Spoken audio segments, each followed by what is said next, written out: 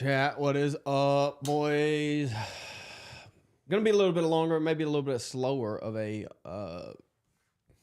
video today, but there's a little bit of action going on last night. It was decent. It was all right. It wasn't the fireworks that I wanted, though. Yeah. Nick, when he's on his monologue show, he's very fiery, but he really he tames it. Makes it real professional for debates and stuff. Oh yeah.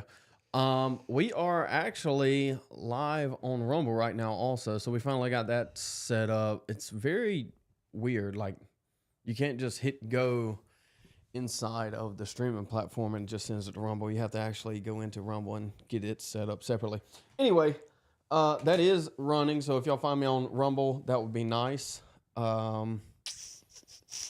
Also, memberships are live if y'all want to go there. I think you actually have to be on desktop to find the memberships, or you can go in through a browser like a Safari or a Google browser, YouTube, and then find that there. So if y'all want to support us, those memberships are live on YouTube, and we'll keep progressing as time goes on, probably faster than I have been recently. Hopefully it picks up a little exponential speed. I don't know. We'll see. But I watched it last night. Josh hasn't seen it, so maybe we'll have a little bit of a give and take here. It was very tame compared to what was expected, I guess. I don't know. Like, usually, so I've watched plenty of Nick's online debates, and he's very cordial, and he really only gets confrontational if they are confrontational. I don't know if you saw his debate with Dean Withers. Did you see that one? Yeah. Where Dean Withers, of course, is just this low tier, gotcha bro type debater. He is a consistent crash out. You talk about somebody that's a walking crash out. Well, he's a baby. That's Dean Withers. That dude is a walking crash out. He needs some testosterone supplements or shots or something. He's very girly. He's he's a little too effeminate. But yeah, if you're respectful, Nick's respectful. That's what I've generally observed about his interactions with people. Welcome today, Mr. Theology says, was it me or now was it just me, or but it did seem like Nick didn't get near as much mic time as on that point. The Susar. I would never. I don't care what it was. Maybe if I were debating 9/11, but I don't see Alex Jones as a good moderator. That was my main concern Alex about Jones isn't a good night. moderator because he wants the mic time. Yes. The moderator doesn't. The moderator just needs to moderate, not engage in the debate. I remember seeing a debate with him, another guy, and Destiny, and another liberal guy, moderated by one of that long-haired dude from Timcast. This was maybe 2 years ago. And Alex just dominated the entire conversation. He was dominating the moderator. He was dominating all the contestants. He was the only one that could kind of throw it back in Destiny's face. And because he just can't help himself. So that's why I think he would be a bad moderator. I'll tell you another thing is he's just a big dude, and when you talk, your words just carry more weight naturally, and so he's able to bulldog people around when it comes to that. But he kept interrupting, which is to send it over to the next person. But he wanted to add these little takes in there that were like, dude, just let the Indian and the Mexican talk, dude. You don't have to keep interjecting. But we're gonna jump into this, chat. If y'all have anything that comes up as we go throughout this, let me know. I'm gonna speed it up. We're gonna the first half of the debate is just a history lesson. I don't even know if they disagreed really on a ton up until an hour in.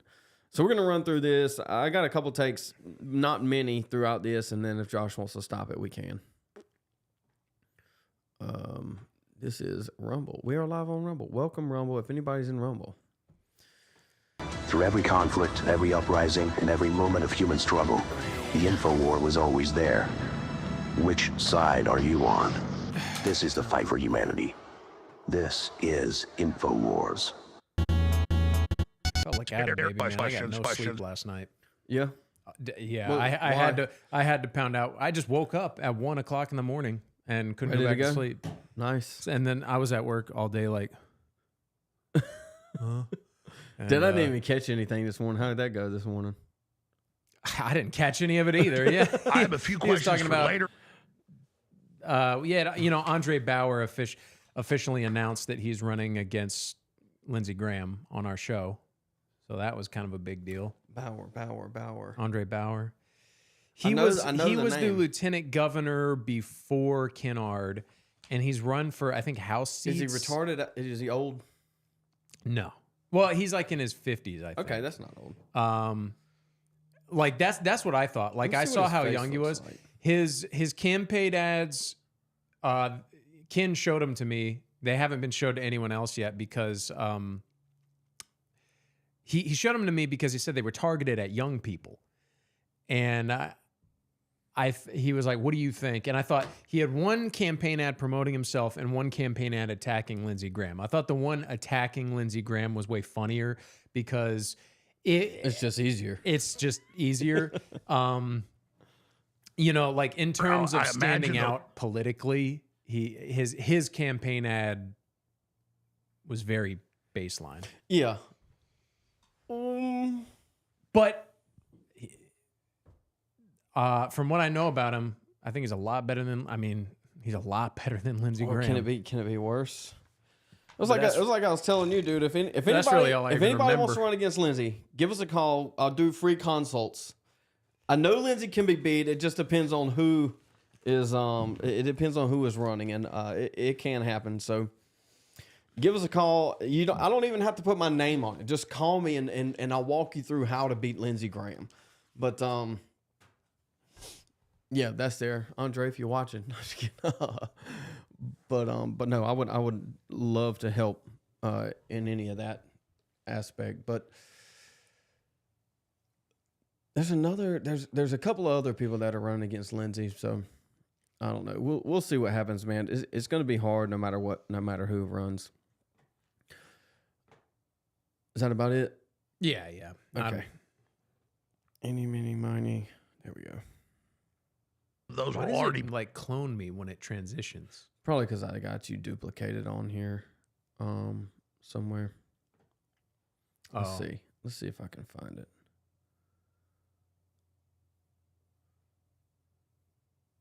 Yep, there you go. That's a duplicate. All right. Fixed it. Yippee. You How many didn't like- people are you didn't watching like real being quick? duplicated?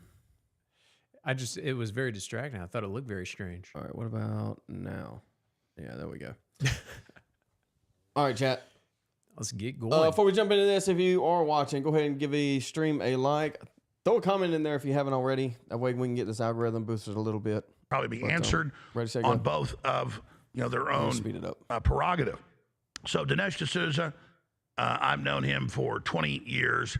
Was watching him and saw speeches he gave when he worked for Ronald Reagan as a cabinet official, best-selling author, filmmaker, former political prisoner, a true American success story. Dinesh, thanks for accepting this debate, and I'm glad it happened. Glad it got done. Thank you so much. You've got the floor for the next 5 minutes. Thank you, Alex. Welcome, Nick. I am looking forward to our debate, and it's I'm thrilled to do it because free speech has been under attack, and you guys, Alex, Nick, Laura tell me Loomer, if and this is too others have fast. been deplatformed. I am a strong opponent of all of this, and for this reason, even though some people were like, "Why do you want to debate Nick Fuentes?" I'm like, no, there are taboo issues here that are being raised. They're not being adequately discussed. Some people run away from them. I don't run away from them, and I think it's a good idea to sort of have it out. And so that's really why I'm here. I want to defend Trump. I want to defend MAGA, make America great again. I want to defend America first. Seems to me we have a big disagreement here about what America first. Okay, I don't want to stop it too much because I want to get through this first half, but they keep hinting at throughout the entire debate, like arguing America first, debating America first, and they never get to it. They never actually get to the America first debate. And that's what I want to talk about. When we talk about making America great again, it's important to think about what made America great in the first place. Now, one obvious answer to that is that America became great by kind of looking inward and attending to its own problems, going back to the founders. But that is not only not entirely true, it's not true at all. Right after the American founding, Thomas Jefferson found out that there were these Barbary pirates in the Middle East. Now, they weren't attacking America. They weren't starting a war over here. But Jefferson basically dispatched an armed force to clobber them, to beat the heck out of them. Why? Because they were disrupting our interests. They were disrupting our trade. They were hurting our position in the world. So even though we had this infant democracy, clobbering bad guys is something that we started doing from the very beginning. Now, fast forward to, Alex, you and I are in Texas. And let's talk about the middle of the 19th century. Again, America's building a strong country. It's focused inward. But guess what? We get into a big war with Mexico. The Mexican War lasted about 4 years. I'm telling you, the first, like there's some extremely obscure history lesson. Mm-hmm. And Nick does it too, which is odd. I figured we just like jump into, hey, here we are. But no, we're talking about prior to the Cold War. We're talking about Thomas Jefferson and the Barbary Pirates. It's like, well, and what's funny about it all is that basically what stood out to me from the offset is he was like, well, what does make America great again mean? Well, what does it mean to be great in the first place? Well, Jefferson dispatched a force to defeat the Barbary Pirates. Like, yeah, I get where you're going because she's defending the war in Iran, but like, I feel like you skipped over a few things. Yeah, you know? just a couple. We just skipped over the most important part. But yeah, we fought some pirates, Josh. You know that? We fought some pirates. We've been the world's police force since Jefferson. Now, hold on. Let me ask this: were they the only pirates in the world at the time? I'm going to say probably not. Why'd we fight these pirates? Because they were attacking us. Who's us? Who's oh, US? Dude. Oh, he uses we and us throughout this entire thing, and it really irks me.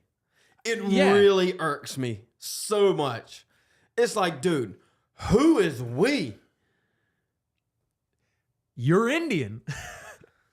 War. We go over there, get our troops into Mexico City, clobber the Mexicans, take a good chunk of Mexico, including a good chunk of Texas, later large parts of the country that were not part of America become added to the country, and we do this basically by force.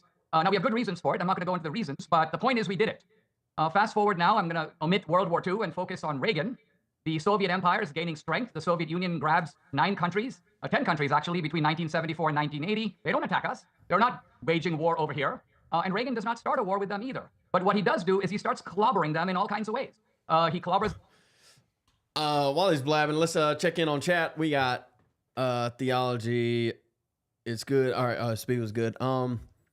Joseph, welcome, Mr. Possum Avatar. Who is this foreigner? Looks like an Indian. He don't look like an Indian. Well, he looks like an Indian, talks like an Indian, must be. Indian. He's Indian. He's Indian. Who let him in my country? Yes, Dinesh D'Souza needs to leave. Dinesh D'Souza, born in Mumbai, India, got a student visa over here and never left. Many such cases, Josh. Many such cases. Bitcoin all-time highs. Is Bitcoin up? It's over what, 110? Is that where we're at? Nice, boys. Theology just became a member. Membership is active if anybody wants to do that. I think there's 3 tiers. One at $1.99, $4.99, $14.99. I set them up. I don't even remember. But YouTube, I guess YouTube said we aren't too far outside of the Overton. Maybe we need to step it up, Josh. Oh, maybe we need to step it up. We irked in this ass. Yeah, we got to make more money to get to BTC. But yeah, he says us and we way too much in this thing. In Afghanistan, he clobbers them in Somalia, in Angola, in Mozambique, in Nicaragua, and we do it by supporting armed forces that are repelling these Soviet armies, and we win the Cold War. Who can deny that the world is better off and America's better off? That is America first, and that is making America great again. So when we're talking about making America great again, it has never meant, and it doesn't mean for Trump, a kind of, isolationism. I would even deny that it means no new wars. And I say that because no president who takes an oath to support the Constitution can make that absolute guarantee. There are all kinds of scenarios, and I'm happy to lay out about 6 of them, in which the United States would be drawn into a war. And so the pledge is made as a statement of principle, but Trump is the commander-in-chief, and it's his decision to make at a given time when the situation is dangerous. He has a perverted view of make America great again, right? We're not make America great again doesn't necessarily mean go back to a specific date and time. Make America means, hey, we need to wall up our house, lock the doors so we can clean up in here. We got to vacuum and dust and wash some dishes. Mm-hmm. And that explicitly means some form of isolationism. Crime is up. Quality of life is way down. Didn't used to be this way. What happened? I mean, we on large part really know, but lack the political will to do anything about it. Correct. So Dinesh D'Souza's assessment of what is America first or what does make America great again mean is it's exactly wrong. Like it's the exact opposite of what actually needs to happen. But that's what these people are. They're warmongers. I mean, Dinesh D'Souza doesn't care how many Americans die, right? Who's this in the background, Josh? Abraham Lincoln. How many Americans did Abraham Lincoln kill? It's like we're building shrines to American killers. Like, sure, Abraham Lincoln was a president. Sure, he was an American. But to enshrine him behind you as you're an Indian in America, speaking on Thomas Jefferson, attacking the Barbary Pirates, it's like you're glorifying the death of Americans as you're advocating for us going to fight a war in Iran for Israel. Here. Enough that there should be a war. Now, there isn't a war going on in Iran, but I do want to say about the Iranians this. They are not a regional power like Iraq. This is, I think, one of the key differences. A lot of people think Iran is Iraq, and Saddam Hussein is the same as the mullahs, and Trump is the same as Bush. He's becoming like Bush. No, Iran has a global ideology, and they always have. The reason that they chant death to America, they also chant death to Israel, but death to America is the main chant, and death to Israel is the secondary chant. Why? Because we are the main enemy. We are the great Satan. Israel may be the little Satan, but we are the great Satan. And we are controlling Israel, not the other way around. At least that's how the Iranians see it. The little Satan is not telling the great Satan what to do. It's actually the opposite. The Iranians go... Again, it's a perversion of how things are, right? And he tries to play it off as, oh, America's big and strong, so therefore they're big Satan and Israel isn't. That's not the case. That's not how things operate. You can have a parasitic body inside of a larger host. In fact, that's how it usually operates. And that's what we're seeing right now. Just because a country is smaller or less militaristic doesn't make it a lesser Satan. Is a global caliphate that obviously involves global supervision, Sharia law, bringing it here, infiltrating this country, terror cells, and the nuclear weapons are just taking this global ideology and giving it enormous power. There's an old saying that says, what do you say to, what do you call a dictator who has nuclear weapons? And the answer is, sir. What that means is that when a guy gets nukes, he's on a completely different level. You've got to, in a sense, be deferential in a way that you otherwise wouldn't. So here's Iran. They are cooking these nukes. They are building this uranium. They're enriching it way beyond any peaceful purposes. And Trump says, look, it's in our interest that they not have this weapon. Dude, it's been like 3 weeks, and I still haven't seen any proof or evidence or anything in that realm that they even had enriched uranium to start with. Like, it just doesn't exist. And you're still having conflicting reports come out that they didn't destroy Fudan Dam or whatever, the facility. You're having conflicting reports out that now they're sending more construction up there to rebuild it and start enrichment again. It's like nobody knows what's going on. Everybody's lying to the American people, and it's all propaganda. You know why, Josh?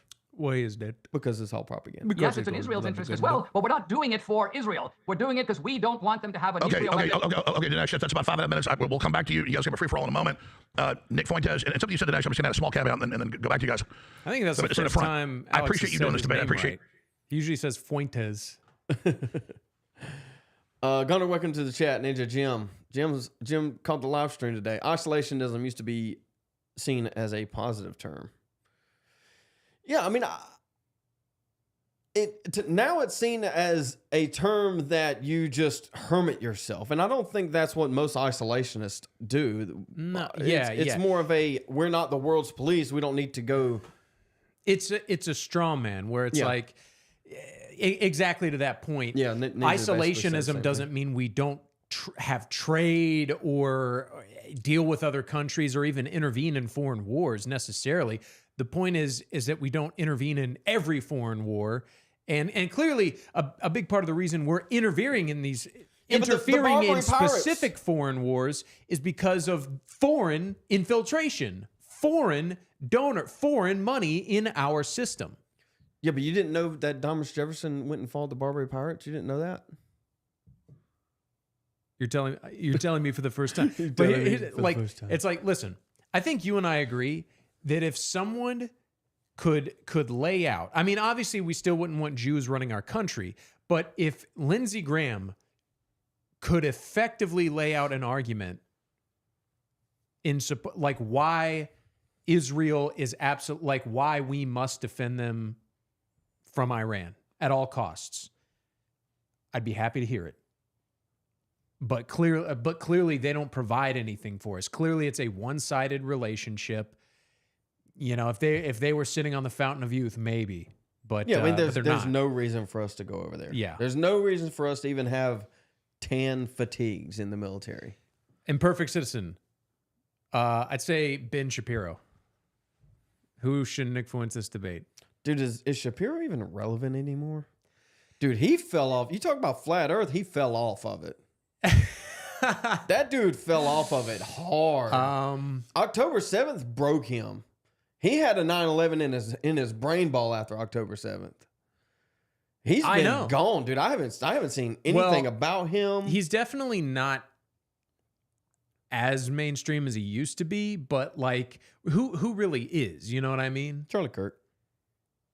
Okay, yeah, Charlie Kirk. He would debate. Yeah, I would. He should debate. He should debate Netanyahu. Yeah, bring Netanyahu Just on make with sure his, you don't with his sit on any translated needles. earpiece. I don't know, man. I don't mind Nick. I just don't. I'm not a groiper like Josh is, but Nick does. He obviously does do well in these type of formats. U.S. has desert and grassland that tan fatigues are useful in. Yeah, it was a little bit of a joke, Ninja. It's all good though, dude. I like the desert fatigues more than I like the grassland. I like, well, as I'm wearing. Nick, and you guys having this idea? I forget who came up with it, but I think if I remember, You like Nick green? challenged you. Yeah,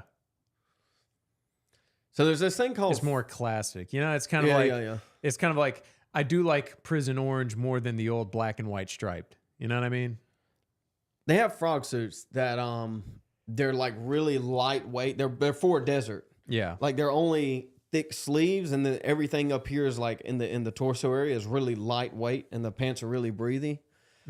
Those are good, dude. Those are nice. Those are desert. I've only seen like one or two pair of green ones. I'm but getting the those are distinct nice. feeling we're not going to finish that. No, we're not going to finish. Sure, this. here we are 2 weeks later. So thank you both for doing this.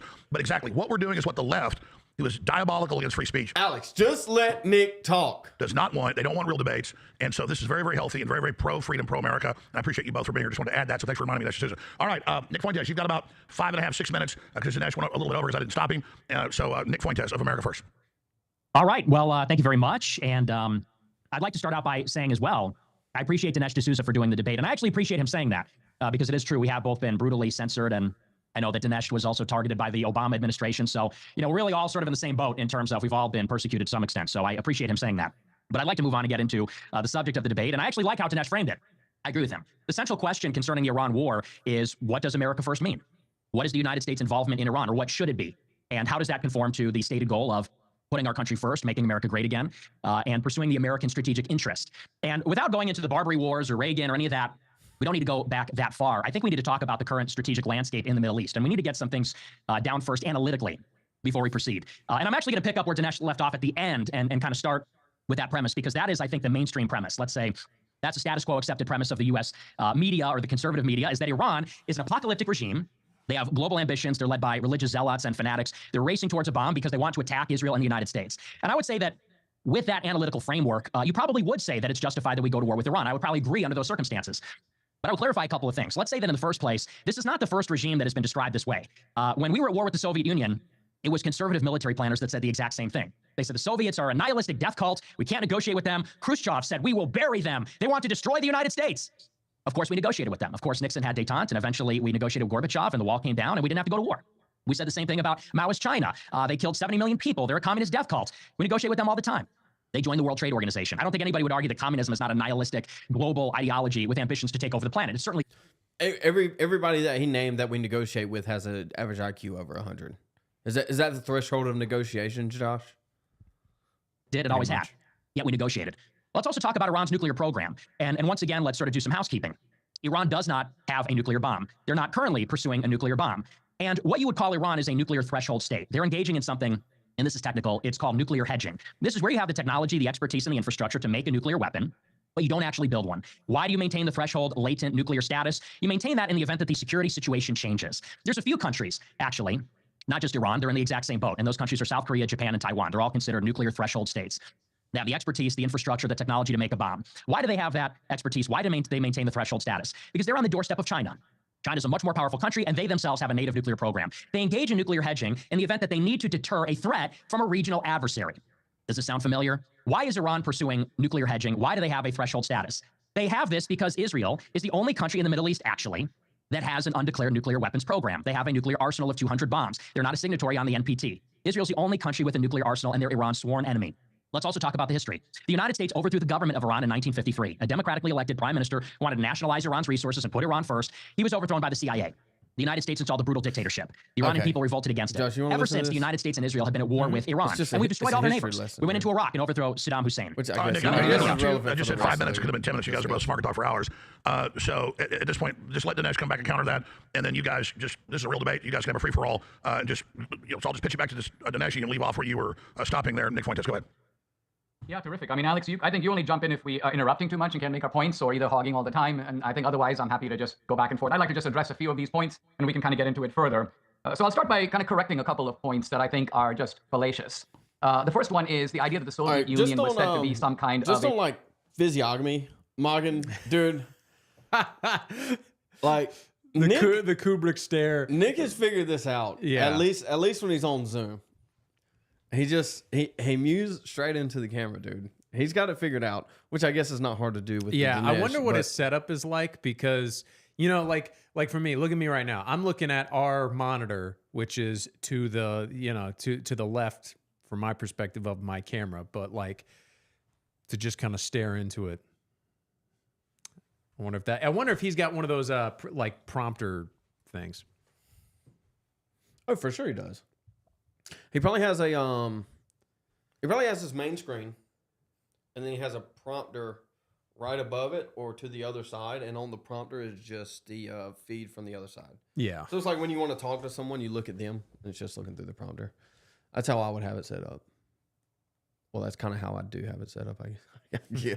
I just don't have the prompter on. Not mine. maniacal nihilistic power. No one ever said that. Not only that, but the whole premise of mutually assured destruction, or MAD, was based upon the idea that you have two completely rational adversaries, and each of them understand that the deployment of nuclear weapons, the one against the other, will meet with catastrophic retaliation. Never once did we dream that Khrushchev was like a suicide bomber, or Brezhnev, or Andropov, or Chernenko, or any of the Soviet leaders going back to Lenin. We knew that they valued their lives. We saw them as protecting their own interests. So the idea that there's some kind of we've heard all this before with Russia and China, that's not true. The idea of negotiating with the Soviet Union was the liberal idea. It was the idea that when you make treaties, people behave themselves. And I think Reagan exposed that to be fundamentally stupid. It misses what human nature is all about. It misses the lessons of Machiavelli and Clausewitz and Sun Tzu. It misses the idea that treaties are simply disguised ways that powerful countries advance their own interests. No one is going to sit down and make it. Basically, throughout this entire debate, Dinesh essentially argues without saying it outright that we shouldn't honor treaties. That's what he says throughout this entire debate, which is insane to me. He says it without saying it. Because I know you don't watch Nick regularly, but one of the main critiques he has of this war, I mean, obviously not one of the main ones, but like a big one that no one talks about is this, like in the international scope, from other country and other leaders of other countries' perspectives, this makes Trump look bad, because he said that they tricked Iran. You know, he's basically sabotaging his own credibility in the eyes of foreign leaders to save face with the American voter, with the Trump base, by like making it appear like Israel didn't go behind his back. Yeah. Yeah, there's another aspect to it that they didn't really bring up in the debate, and that is we had a treaty with Iran on nukes, which Trump got out of. Yeah. And then all this happened. So that was never brought up in this debate. So just keep an eye out for Dinesh basically saying that treaties shouldn't be honored, right? I mean, I wouldn't expect him to say anything else, because he doesn't live in any type of honor culture. Treaty because they want to. You make treaties because you have to. You make treaties by and large in which you concede things that you would have lost anyway on the battlefield. Now let's look at Iran, for example. If it's true, first of all, a word about Mossadegh. I heard Nick use the word democratically elected. Mossadegh was not democratically elected. He was not elected by the Iranian people. He was, in fact, appointed by the Shah. Let's remember that the Shah was in power in 1953. So if you have a dictator who's running the country, how does someone get democratically elected? So I think this is actually taking up a talking point from the left, and a bogus talking point also. By the way, the first thing that Mossadegh did when he... What? I don't... Is that true? I don't know. Did you see I mean, this part? Benjamin Netanyahu is democratically elected, and he's still a dictator running the country. So, well, and here's the point to remember. It doesn't matter whether he was democratically elected or not. What matters is that he was basically was overthrown by a CIA coup. Yeah. Came in, he dissolved parliament. So this democratically elected guy dissolves the very parliament that supposedly put him into power. So he was an autocrat, in some ways no different than the Shah. There was a power struggle. Yes, the CIA was involved. Mossadegh was overthrown. In my view, that was a very good thing. Now, some people will say, well, that's what caused the Iranian Revolution. Wrong. The Mossadegh business was in 1953. The Iranian Revolution was in 1979. Are you telling me that the Iranians were really mad, but they decided to go on a 25-year vacation and then decided, okay, now let's work ourselves up into a frenzy 25 years later? The reason we got Iran is basically because of Jimmy Carter. Jimmy Carter decided that the Shah was a despot. He didn't want to support the secret police. He pulled the Persian rug out from the Shah, and basically we got Khomeini. So this is the nincompoopery of Jimmy Carter. He tried to get rid of what he saw as the bad guy, and we got the worst guy. Okay, and so then we've had a regime. Respond to that, but I'm going to jump in a bunch. This is a great debate, but we're kind of doing a history lesson, debating history. Go as long as you guys want. We go 3 hours if you want. I hope we get into the current stuff, the fatwa, Trump saying they may have a peace deal Monday, the Israel lobby, all of that. I'm going to stop there. Nick, come back. You guys start going back and forth there. Sure, I would come back and, I don't want to turn it into a big history thing about the Soviet Union and communism, but I would say that's simply not true. I mean, it was credible, and this is what the Pentagon believed in the late 60s and early 70s, is that the Soviets thought that they could survive a first strike against the United States. The idea that mutually assured destruction was always the law of the land. There's this revolution in diplomacy because of nukes. It's just belied by doctrine. And during the 60s and 70s, we believed the Soviets were more powerful than us. They had more nukes than us. And we thought that they were going to strike us first. They thought they could survive it. And the rhetoric about the Soviets was the same. They have this global ambition, domino theory. They want a global revolution. It was exact same stuff that they say about Iran. And yet we never invaded the Soviet Union. We didn't need regime. Yo, InfoWars, nice little visuals like mid-debate. I don't know if it's good or bad. It's just like some of them are kind of random if you're just watching it. I guess it's meant to be listened to more so. I think, yeah, I think they're trying to go for like a documentary aesthetic, but it's very hit or miss. In the Soviet Union and to go in and decapitate the regime with airstrikes, it just isn't true. We negotiated. So I would say that's in the first place, but we don't need to relitigate the history of the Cold War. And the second place of Mossadegh is really neither here nor there, the exact particularities here. The point is this. The United States and Israel pursue regime change across the entire region. That's the point I'm trying to make, and I didn't get to finish in my opening statement. We overthrew Iran's government once, and you admit it's a CIA coup in 53. In 1979, the people are furious because of the secret police, because of the white revolution, because of the reforms that were made under the Shah. They overthrow the Shah's government, the Western-backed government, because they saw it as a puppet. And the Islamic Revolution enjoyed broad support in Iranian society. What took place ever since then is regime change, one regime change operation after another. Afghanistan, Iraq, Libya, Egypt, Syria, you name it, whether it's the Arab Spring and it's these soft power color revolution coups or ground wars or it's civil wars. That's the business we do. And we do it no matter who it is. We do it against secular dictators. We do it against people that cooperate with us and those that don't. Gaddafi gave up his nuclear weapons in 2003. We backed airstrikes against him anyway in 2011. We backed Saddam at one point. We oversaw the dismantlement of his nuclear program. We went to war against him in 2003. We said we weren't going to war against Assad in Syria. We did. He's now overthrown, and now you have ISIS in power. This is the history of the Middle East. And this gets to the reason of why Iran wants a nuclear weapon. It's not because they want to kill everybody. It's not because they're fanatical and we can't negotiate and they're trying to bring about the end times and the eschaton. It's because they want to deter the same fate, regime change, would happen to all of their neighbors. That makes them rational. Okay, let me stop you. I said I want to interrupt. You guys are both too polite. Every 2 or 3 minutes, I'm going to make you pause. That goes back to what Dinesh was just saying earlier. He's like, when North Korea has nukes, we say, sir, which I get that, and I don't want them having nukes. They do, and ballistic missiles hit us. But that then begs the question, Iran, if we can hedge and maybe have some hidden, then that speaks to why they want a nuke. Hey, while we're stopped, Lord of the Ring on Rumble. First, a Rumble comment that we got on live stream. Oh. What is up, brother? Rumble chat isn't fed into our system yet, so I'll have to figure that out too. Rumble is a piece of shit. Yeah, I know. Sorry. There's a lot to say here, but go ahead. Yeah, one of the mullahs, right in the middle of all this, one of the key mullahs made a very key admission. He said, this is not about Iran. This is about Islam.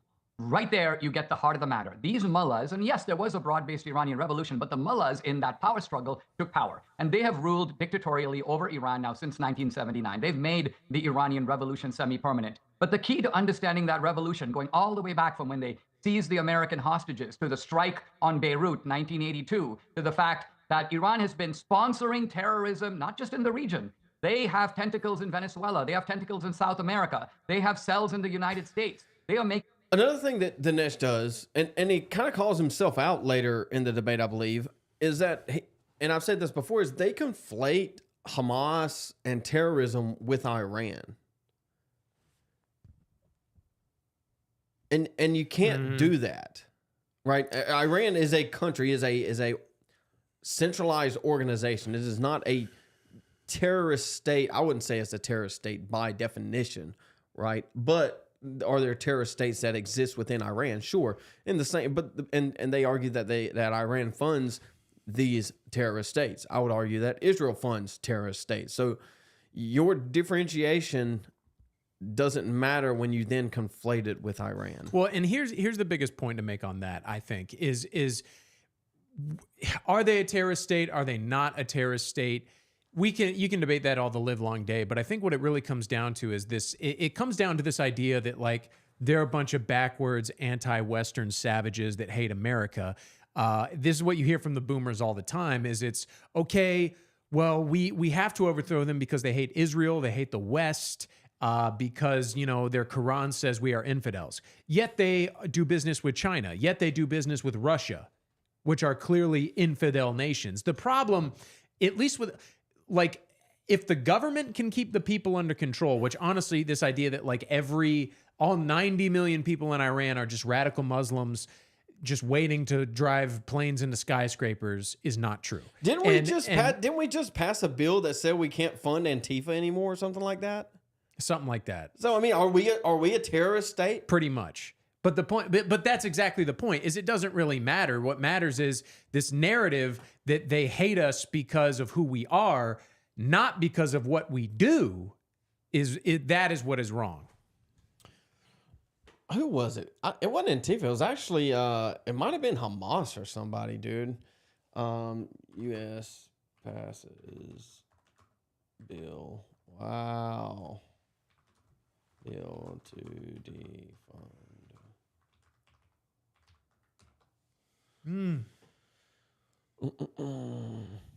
Let's Google AIC. June 23rd, U.S. Known as No Tax Dollars for Terrorists Act, because we were funding the Taliban.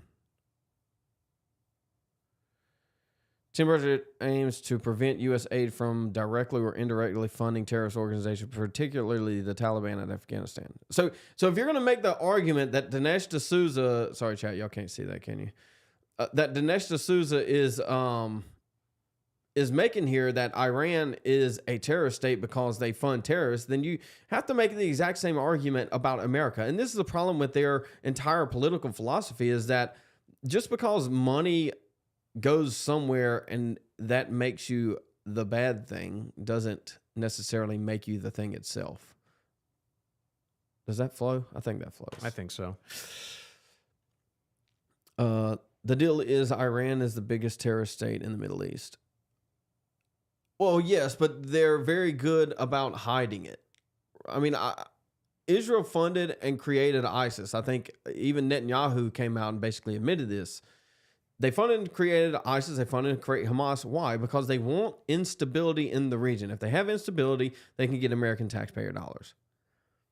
And then they can turn around and buy politicians that then will fund more American taxpayer dollars going to Israel.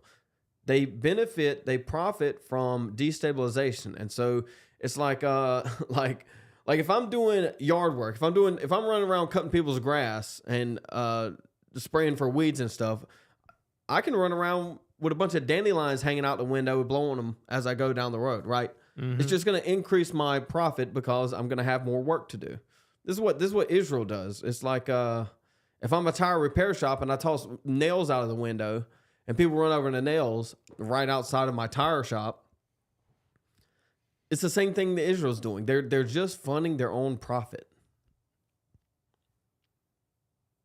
An alliance with Russia and China to create a kind of axis of power. So to the degree, Nick, that you're saying that this is, a global chessboard, I agree. And I think that, in a way, puts an interesting question for us, which is that isn't it a fact that there is a jihadi or radical strain of Islam? This ultimately is what is driving a lot of these radical Muslims, right? They are Hezbollah, Hamas. It doesn't matter whether they're... another side note. I know I keep interrupting. Dude, I was listening to Glenn Beck the other day. I tuned in. You know what he said? Just guess, like the craziest thing you can think of after hearing Dinesh say something. After hearing Dinesh say something, I'd say He's talking about radical Islam. that they are all Satan worshipers, and they're just all looking for a way to come and kill you right now. They're all Well, going to he buy. probably said that too, but no. What he said was, I'm a paraphrase, but this is virtually what he said. He said, What does that mean? We "I keep have getting. no idea." Are we not recording? Yeah, no, we're not recording. Anyway, Nah, he basically said, baby. radical Islam and radical Christianity are just as dangerous as each other. It's cute. He's a retard, dude. I mean, he's he on is. the air after Ken's show, and so I kind of hear it in the background.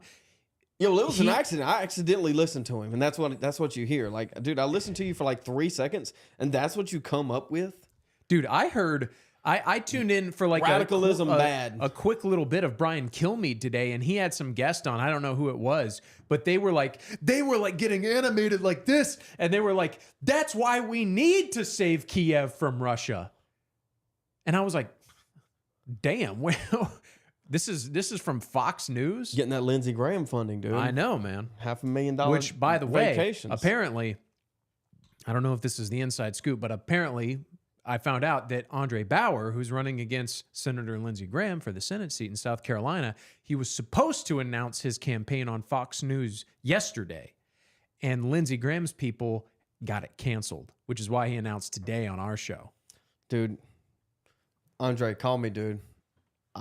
We can fix that. I can fix that. I don't have connections, but I can fix that. Shia or Sunni. Hamas is Sunni. Why is Iran funding Hamas? Because they don't care about those distinctions at the end of the day. At the end of the day, they care about whether you're an infidel, yes or no. This radical Islam is a global ideology. See, this is what I was saying. All throughout this thing, he tries to conflate Iran with radical Islam, and it doesn't exist within the bounds of the state. Sure, just the same way we have mosque and entire Islamist cities, Muslim cities in America. It doesn't equate. It doesn't equate. There's a conflation there that Dinesh doesn't want. He doesn't want to separate. You can say the mullahs keep saying it, I don't believe it, but you should believe it. When the Russians said that they wanted a global triumph of communism, they meant it. We took it seriously. And by the way, we didn't end the Soviet Union through some sort of a treaty. Dinesh? You said Russians. He said Russians, Josh. Did he say Russians? I heard Russians. You think he meant Russians? We ended the Soviet Union by bankrupting them. Reagan ultimately defeated them in the Cold War. It was not a treaty. It was they were out of gas. They couldn't compete in an arms race. We were building MX missiles and putting multiple warheads on them. We were building a missile shield. We were supporting guerrilla revolutions around the world. That's ultimately, Afghanistan became, by their own admission, a bleeding wound.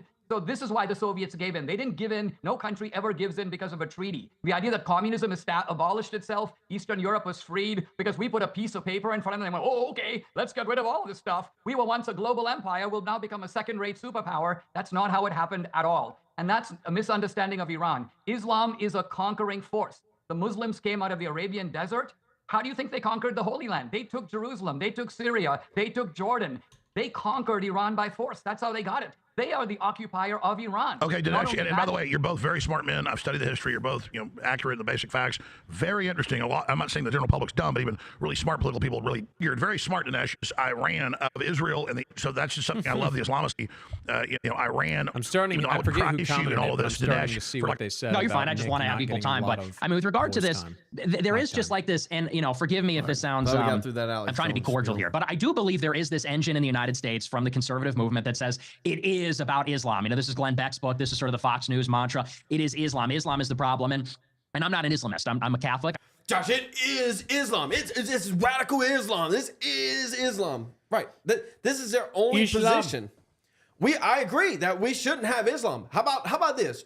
If you agree to deport every Islamist and destroy every mosque in America, I'll be okay with bombing Iran. Oh, Is that a treaty we can make, Dinesh, that you'll hold up on your end, and so we can deport you on the back end of that? I'm not pro-Islam, and I wouldn't even call myself pro-Iran. I'm pro-America. And to sort of narrow the discussion, let's talk about Islamism. Let's talk about jihadism. I agree with you. There is an element of jihadism in the Middle East. There are these radical Muslims that they want to return to the faith of the pious ones, the ancient Muslims, the first 2 or 3 generations of Muslims. They come from Saudi Arabia. Hezbollah, Hamas, the Iranian-backed groups do not attack Americans on American soil. They're not global powers. They're local powers. They're regional powers. They don't attack the United States. They may attack the United States in Beirut or Iraq because the United States is in their territory. We're in the Middle East. We're in their neighborhood. We're backing Israel's brutal war on Lebanon in the 80s, where they commit massacres, castrating people, scalping people, brutal atrocities that are well documented that Israel, their own commission blames Ariel Sharon for this, the defense minister. So, they don't attack us on our soil. The terrorists that do attack us are Wahhabist. They're Salafist. That comes from Saudi Arabia. Saudi Arabia spent billions of dollars promoting Wahhabism, which is the ideology of Al-Qaeda, of ISIS. We backed the Mujahideen in Afghanistan. We backed bin Laden. We do arms deals with Saudi Arabia. And you know what? To some extent, this radicalism is going away. And it came from Turkey, Saudi Arabia, Qatar, these other places. And it's going away because we made a deal with Mohammed bin Salman. We did arms deals throughout. We're allies throughout, buy oil from them throughout. We didn't invade Saudi Arabia and install a Western liberal democracy. We don't like your regime. We're going to drop bombs on you. We negotiated with them over time. And by the way, they were the biggest problem. As far as Iran is concerned, it's important to analytically determine their strategic interest because that's how you determine what we have to do about it.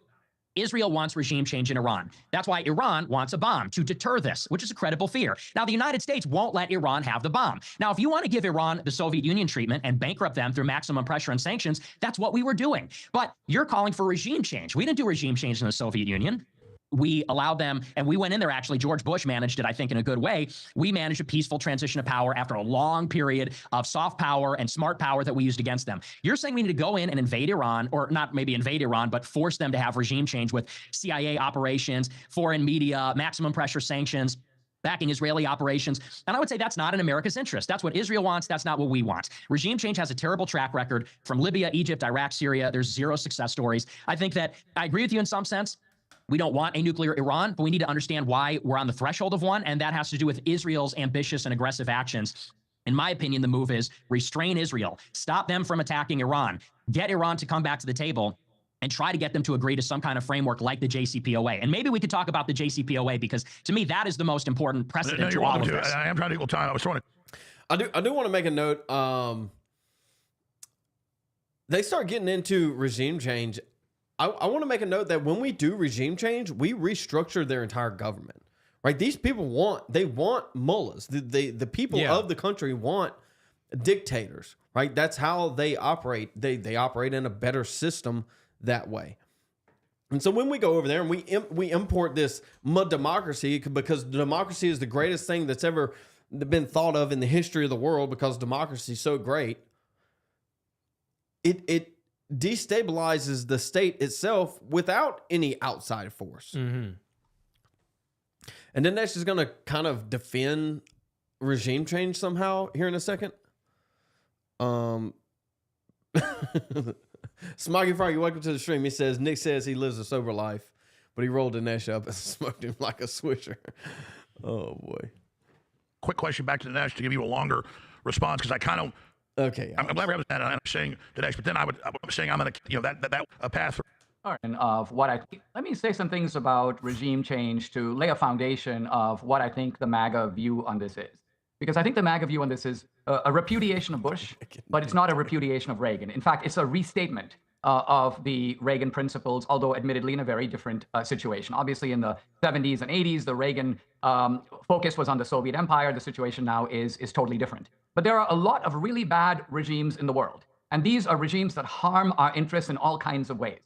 So ask a simple question. Is it in our interest for these really bad regimes, and I'll be happy to go through a list and we can agree on what they are, would it be a good idea for these regimes to have change? For the bad guys who are running these regimes to go, get away, for the regimes themselves to be toppled, and for something else to take their place. So if we look at Iran, for example, I would say, I am willing to take any chance on getting rid of the mullahs, these jihadi mullahs, these people who wish death to us and are building up the means to do it. Oh, and I don't know, okay, maybe Nick's right. Maybe he's wrong. I tend to believe the mullahs over Nick. Dude, he keeps saying us, and I don't like it.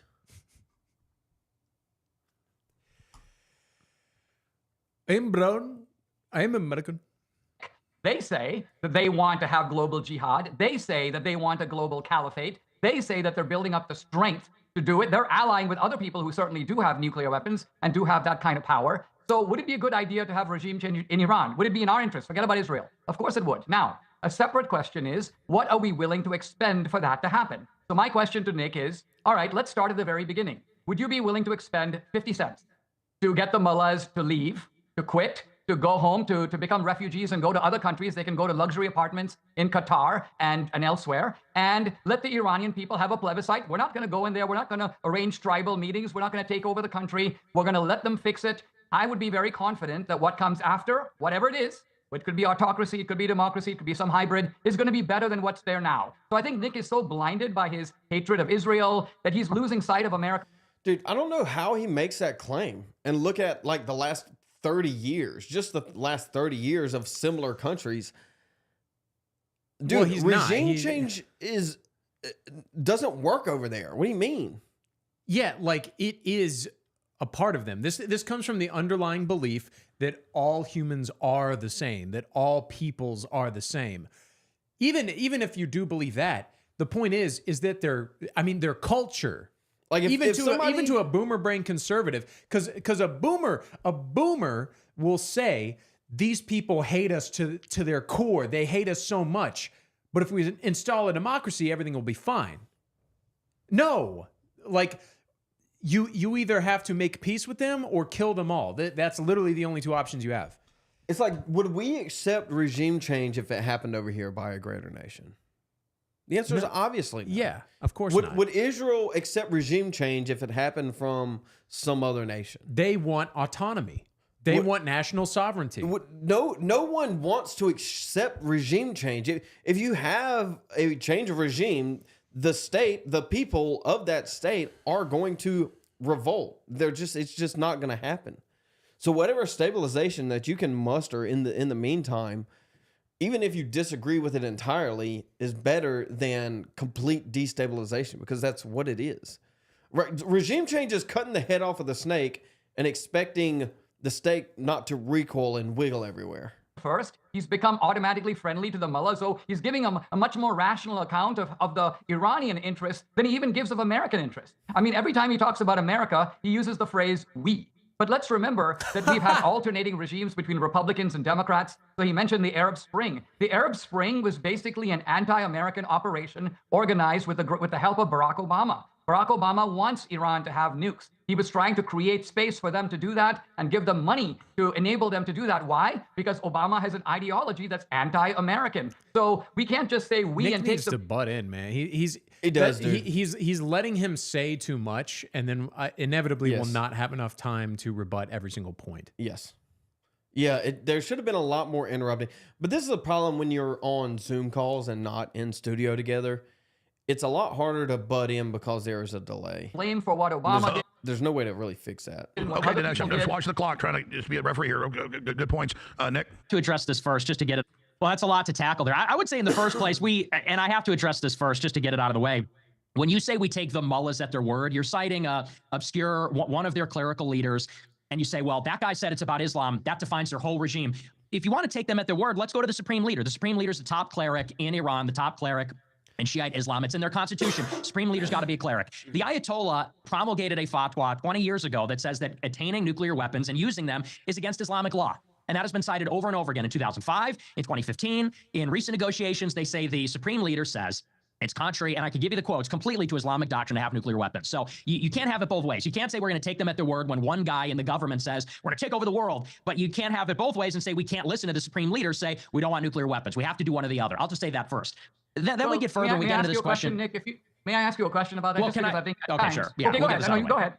Go ahead. Okay, well, so, and then with regard to regime change, I would contend that regime change is just not desirable. You say, well, how much are you willing to expend to pursue regime change? I'm saying I don't think it's desirable. And here's the evidence for this. You say, well, I'm confident something better will happen. There'll be this democratic plebiscite. What is the history of regime change? When Hosni Mubarak was overthrown in Egypt, you got the Muslim Brotherhood, Islamism, Mohammed Morsi. When Gaddafi was overthrown, you get warlords, you get civil war. When Syria was overthrown, You get ISIS. You get this guy al-Julani, who's literally from ISIS and al-Qaeda. In Afghanistan, you still have the Taliban.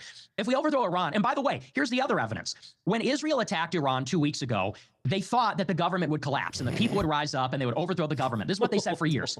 The opposite happened. The people rallied to the supreme leader. Hold on. Oh boy. Let me Ninja said no. Regime change is like beating off your wife's boyfriend, expecting it'll just get it out of his system. You know, I didn't want to say anything because our audience is so small, but when Ninja first started like typing in, you know, when he first started interacting, I was like, this dude's clever. He's got some bangers. Recently, he's kind of fallen off a little bit, but yeah, Ninja, what happened? That was good. That was funny. Never thought of it like that. Gotta be honest. They said we're under attack from a foreign entity. They actually rallied in the streets, and there were major funeral processions for the martyrs, the IRGC leaders that were killed. They rallied behind the government. If anything, if this government goes down, I don't know where you think we're going to get something better. We're going to get something more hardcore. The reason why it matters to articulate Iran's interests is to say, if their worst fear is regime change, which is the credible fear of all leaders, every leader wants to stay in power. No leader wants to meet the fate of Gaddafi. No leader wants to be deposed and live in exile. If their credible fear is regime change, and we pursue that in one form or another, and it's a little naive to say they're going to come together and have a new government, CIA and State Department and Israel will be all over that, just like they have in all these other operations.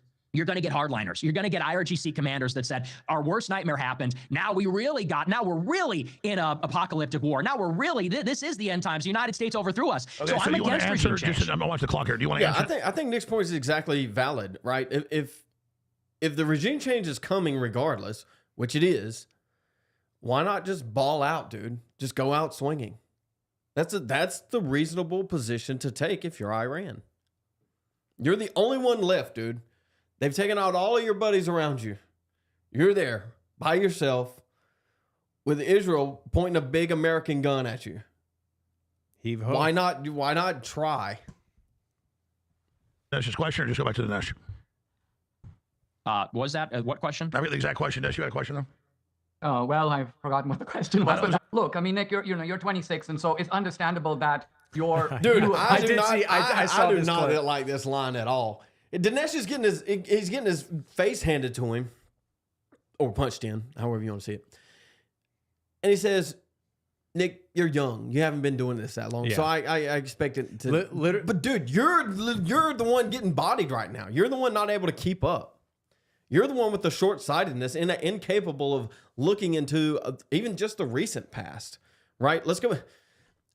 The best you can come up with is Jefferson and the Barbary Pirates. Like this is the problem. And then you say, Nick, you're 26 years old.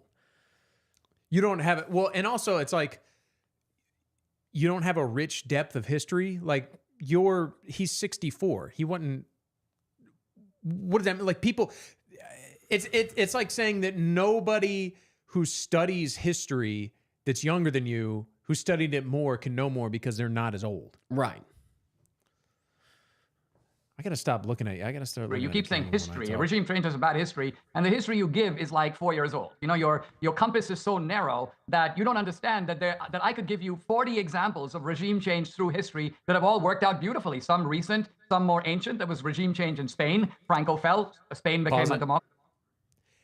And that's fine and dandy, Dinesh. But Nick can give you an example where regime change did not work, and that was Iran. All people are not the same. Regime change in Spain with Franco is not the same as regime change in Iran. If you want to copy and paste as close as you can get, you need to look at Libya, Syria, Iraq, Afghanistan, right? The same sand people across the board, not go across literally the sea to Spain to pull one out of your ass. And I forget who that guy is. I think he's some cleric. I don't even know if he's Iranian, but that you've probably seen the video of that guy who's like, he's talking about America. He's like a total Arab, big beard, big turban thing. And he's like, America of the people, by the people, for the people. Oh yeah, dude, I was about to post that meme today. But the people are retarded. I mean, that's how, I mean, they're right.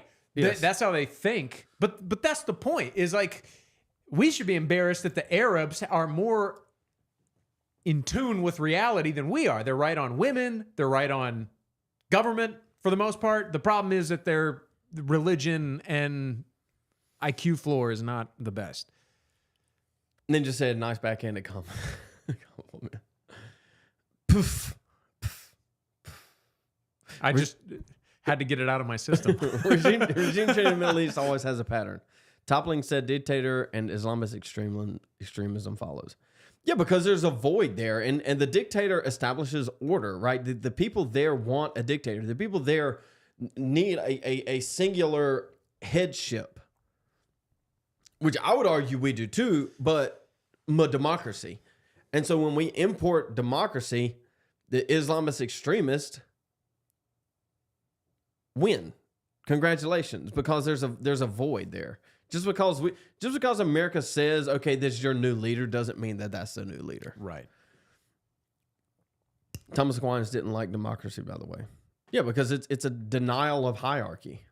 I'm pretty sure that's his position on it. It's a denial of hierarchy, and the denial of hierarchy is a denial of nature and God by extension. You had autocrats all over South America. Those regimes all changed. Many of those countries are much better off as a result. The United States produced regime change in Mexico. There was a dictator named Santana. He was the one who actually came and fought against us in the Alamo and in Texas. Ultimately, Santana was overthrown. That was excellent regime change. I'm not even counting, of course, the Nazi regime in Japan in World War II.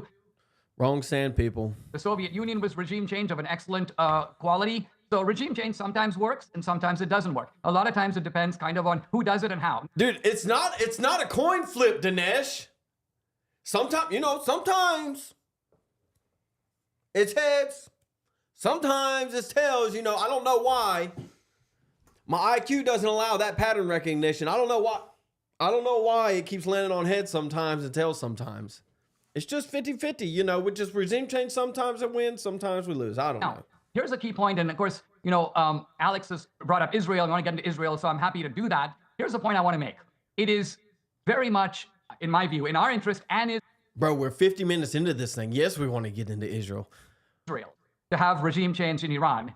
And if Israel is willing to do it, I would say more power to them. I think Trump is stopping them. Trump says, no, I'm going to save the life of Khamenei. And so Trump, in this sense, I think... Who is Bob? Bob, you're not going to last long here, dude. Dinesh is very refined.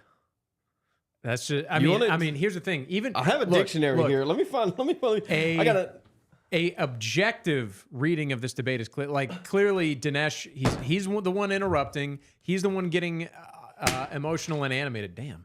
And so yeah, he's not. He's objectively not refined. We have a dictionary here from 1953. We're gonna look up refined just so I can show you that Dinesh is not. I mean, just look at his stupid face. Stupid face. R-E. We'll get there. Bear with me, chat. It's worth it.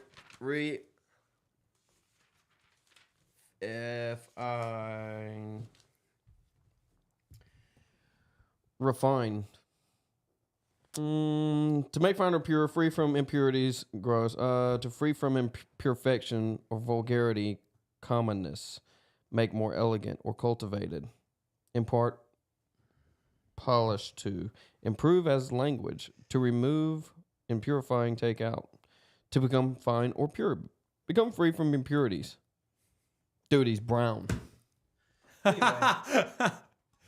Dude, we're getting the conservatards in the chat. Are we? Welcome, dude. Let's go. Terry, Dinesh is an Indian. That's what we're here for. Let's go. Who is the Unless good he's guy? being Where sarcastic. Where am I from? PD area of South Carolina. Bob. You keep using that word. I do not think it means what you think it means. Yeah, dude. Dinesh keeps using the us word, the we word. It's not. It's fertilizer can be very refined. It's still shit. Indian chud, very intelligent. Nick has odd beliefs. You're a Zuckerberg guy. Well, that's kind of all we need to know. Bob, you in the wrong place, dog. You're welcome to stick around. You're welcome to stay, dude. Conservatard, that isn't even a word. King Terry, welcome to the chat. Jim Minshaw. Dinesh looks like he's about to ask for Bob's and Vagine. Send Bob's and Vagine.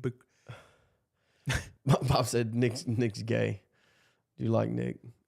I think Bob might be a troll. Anyway, we'll find out in a second. Keep commenting. We'll catch back up with you here in a second. Is more allergic to the risks of regime change and willing to keep the mullahs in power. But what's really important here is Israel is not controlling Trump. It's the other way around. If you leave it to Netanyahu, you leave it to the Knesset, they would like to overthrow the mullahs, and they have the power to do it. And the fact that they're not doing it shows that, again, to use my old phrase, the great Satan is controlling the little Satan and not the other way around. There's another example just from today.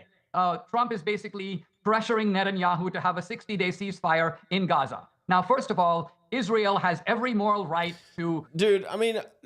Trump just posted a Truth Social the other day praising Netanyahu, saying he doesn't need to be put in this situation from Israel.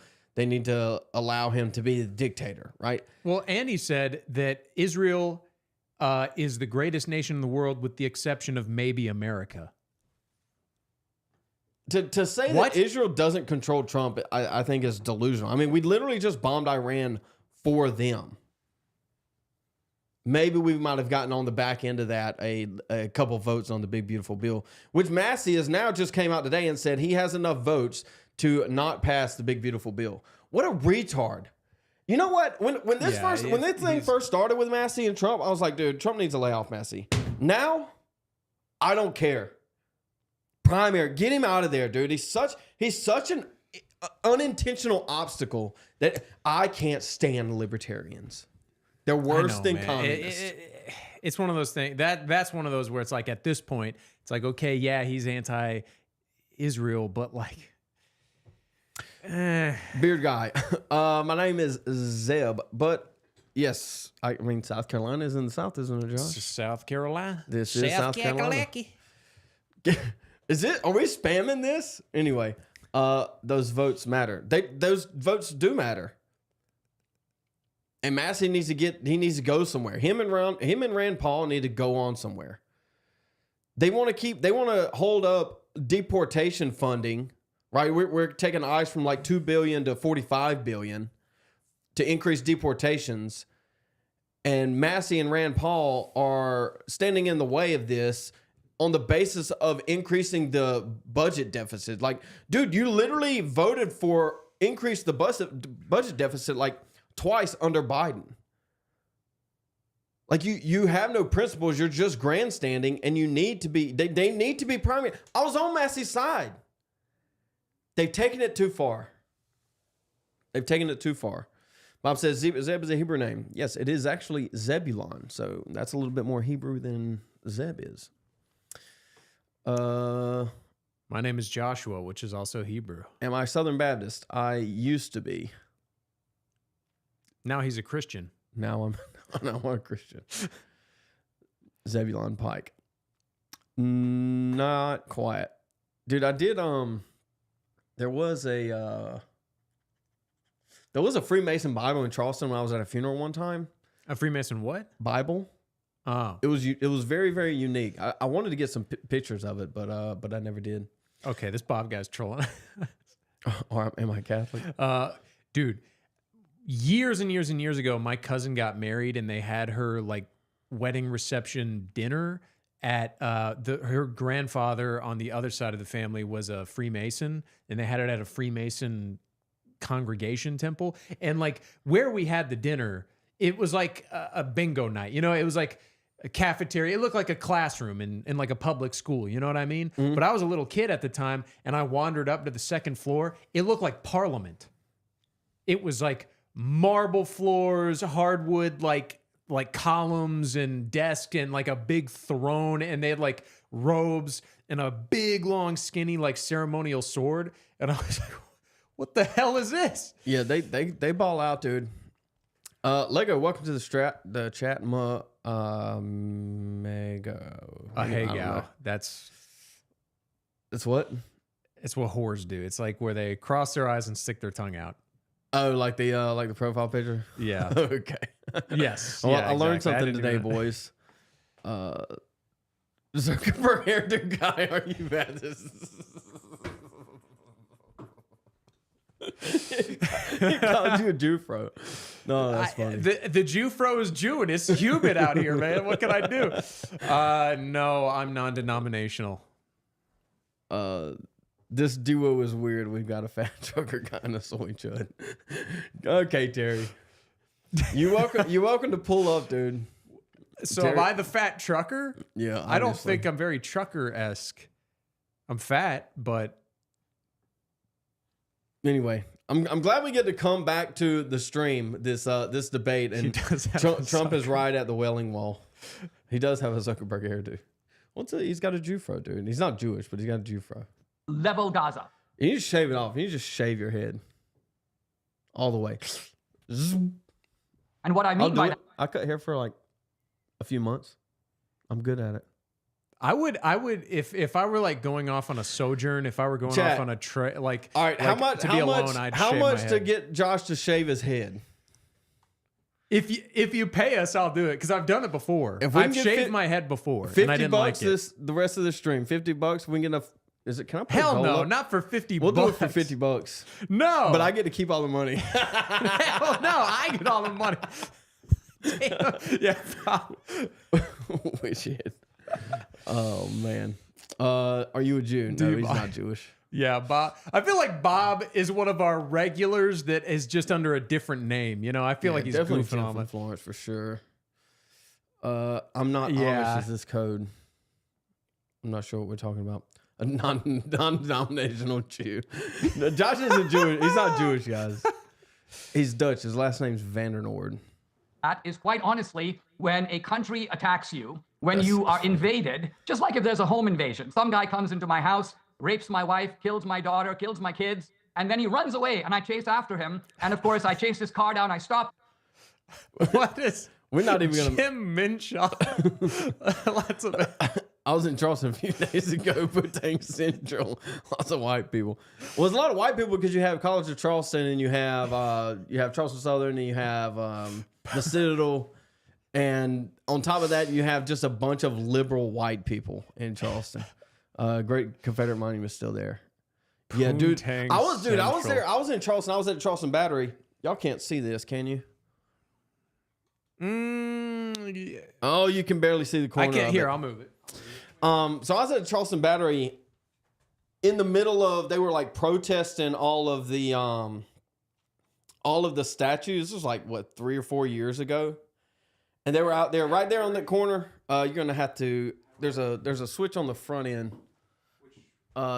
Nope, down that way on the other, nope, on that side. Yep, right down, nope, in the front. Down right there. Flip it. Boom. There we go. Okay, right there on the corner, there's a statue. Anyway, they were all protesting right there on the corner to bring down the statue. I can't remember who the statue was. God, you're gonna be killing me. But anyway, there was a bunch of dudes out there waving Confederate flags trying to stop the protesters from tearing it down or whatever. But I don't think they actually did, which is a good thing. We need to preserve that. Anyway, while we're here trying to catch up with chat, Terry, it's my stream. Watch the debate already. Yeah, we're going to get into it. I mean, you stick around. Are you mocking Israel? Or do you want me to? Love that corner. Yeah, dude. Best corner in America, probably. A lot going on there. Confederate defenders. Yep. Where you from, Josh? I'm from Charlotte, North You keep saying Carolina. Zuckerberg hairdo. That's hilarious. ZH. All right. yeah. That's got to be Jim from Florence messing with us. Let's see here. Let's jump back on this thing. Any, mini, money. He jumps out of the car, grabs his own kids, and sticks them in front of him. And then he goes, "Don't shoot because women and children are in front of me."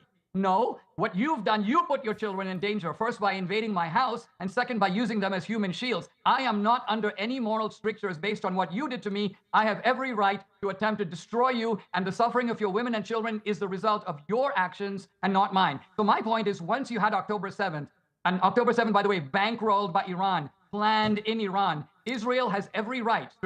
Dude, he keeps going on about this stuff. It's like, dude, everybody knows that October 7th was allowed to happen by Israel. They knew it was coming. They had the intelligence, and they wanted it to happen. Why did they want it to happen, Josh? It's just toss it out. It's just an idea. Why would Israel want October 7th to happen?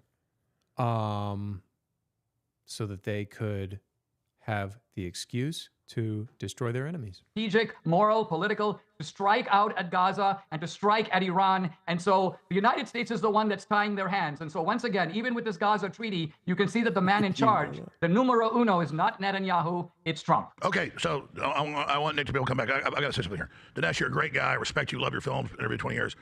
But the analogy of somebody breaking your house, raping and killing your wife and daughter, then you chase them down so he uses his kids. They're still innocent. And look, I can do Alex keeps talking. Alex just needs to stop. He keeps talking. He does not talk. Zeb in academia, we need proof. What, Bob, where are we at? If you guys like Iran, pals, go there, help. I don't like Iran. Yeah. I don't care for them. It's on the other side of the world. They can't reach us with nukes.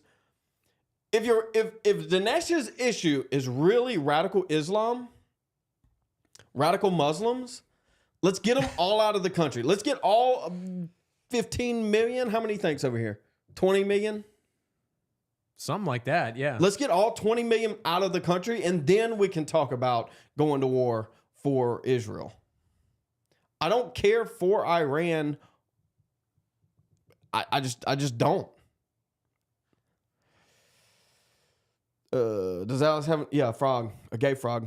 That was good. Bob says no war. Hell yeah, Bob. Hell yeah. Let's see. Oh yeah, dude. He always does this. He jumps in on Owen Schroyer's show every once in a while. I know he did it really when Nick was on Owen's show. Alex jumped in on that and tried to derail it as much as he could. I saw an out of context clip. I don't know if it was from Alex show or probably Owen Schroyer's, where Alex Jones hops on and he goes, I don't think there's proof of Donald Trump sucking a ding dong. but then he goes, but if there was, I don't think it would matter. And then it fades to a wide shot of just him. It was like that was like a close up of him, and then it fades to a wide shot of him and Owen Schroyer, and you just see Owen do like this. He goes like, and then it like cuts out. Bob said Owen is an angry goat. As in greatest of all time, I agree. Stick around. I get a little angry too. We're getting distracted. Yeah, quit. We gotta quit doing what the Opie treatment. Forget the damn comments. Alex Jones' throat issue? The same brain worm that RFK has. Ozempic. Oh, a new government, CIA and State Department and Israel will be all over that. It's just like they have in all these Democracy could be some hybrid. Is going to be better than what's there. Weapons, and using them is against Islamic law. And that has been cited over and over again in 2005, in 2015. In recent negotiations, they say the supreme leader says it's contrary, and I can give you the quotes, completely to Islamic doctrine to have nuclear weapons. So you can't have it both ways. You can't say we're going to take them at their word when one guy in the government says we're going to take over the world, but you can't have it both ways and say we can't listen to the supreme leader say we don't want nuclear weapons. We have to do one or the other. I'll just say that first. Then we get further and we get into this question. Nick, may I ask you a question about that? Well, okay, sure. Yeah, okay, go ahead. No, go ahead.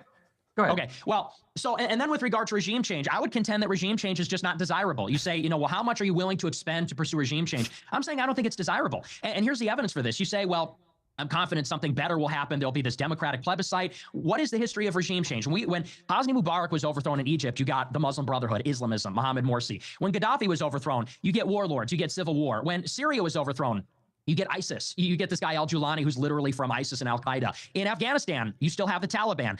If we overthrow Iran, and by the way, here's the other evidence. When Israel attacked Iran 2 weeks ago, they thought that the government would collapse and the people would rise up and they would overthrow the government. This is what they said for years. The opposite happened. The people rallied to the supreme leader. They said, we're under attack from a foreign entity. They actually rallied in the streets, and there were major funeral processions for the martyrs, the IRGC leaders that were killed. They rallied behind the government. If anything, if this government goes down, I don't know where you think we're going to get something better. We're going to get something more hardcore. The reason why it matters to articulate Iran's interests is to say, if their worst fear is regime change, which is the credible fear of all leaders, every leader wants to stay in power. No leader wants to meet the fate of Gaddafi. No leader wants to be deposed and live in exile. I feel like we If listened their to credible this. fear is regime, We did. Yeah, we did. Yeah. We got caught up in chat because Bob's over here spamming, saying crazy things, but he won't like the stream. If you're gonna spam us, at least like the stream, Bob. No, I'm just kidding. Nick dyes his hair. You're coming out of crazies. And Democrats are the real racists. Yeah, dude. Very At true. the end of this debate, Dinesh calls Nick a Democrat, Yeah. which is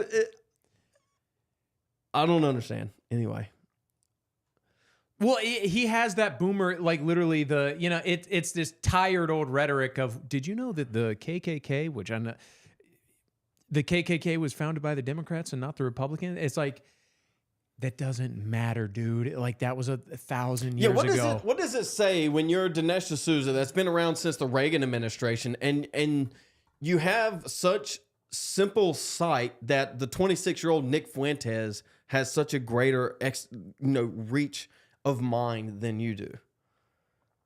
Democrats are the real racists. Nick's a Democrat. Yeah, baby brain. Baby brain. This isn't bingo night. Trump did say it the best. They don't know what the fuck they're doing. Yeah, you don't remember the Barbary Pirates, Wild Andy? You know, the Barbary Pirates that Thomas Jefferson sent because they were attacking American ships, which means we need to go to Iran and bomb them for Israel. Like, his arguments are just so... 2003. Far 4 out, years later, you said the important point about the wars is that 50 million Afghans and Iraqis are free. And for the first time in their history, they can control their own destiny. Liberals emphasize the negative and relish the failures of American foreign policy. Now, there's a lot of other quotes here, but this speaks to the kind of hubris of the neocons, of the interventionists, of advocates for regime change, which is, just like in 2003, there's this alarmism. They support terrorism. They're building nuclear weapons. Now, both of those things turned out not to be true. There was no connection between al-Qaeda and Saddam. Saddam did not have nukes. Then there's this justification after the fact. Well, it doesn't matter because it's going fine. Well, 20 years later, guess who took over Iraq? Iran. Iran filled the power vacuum.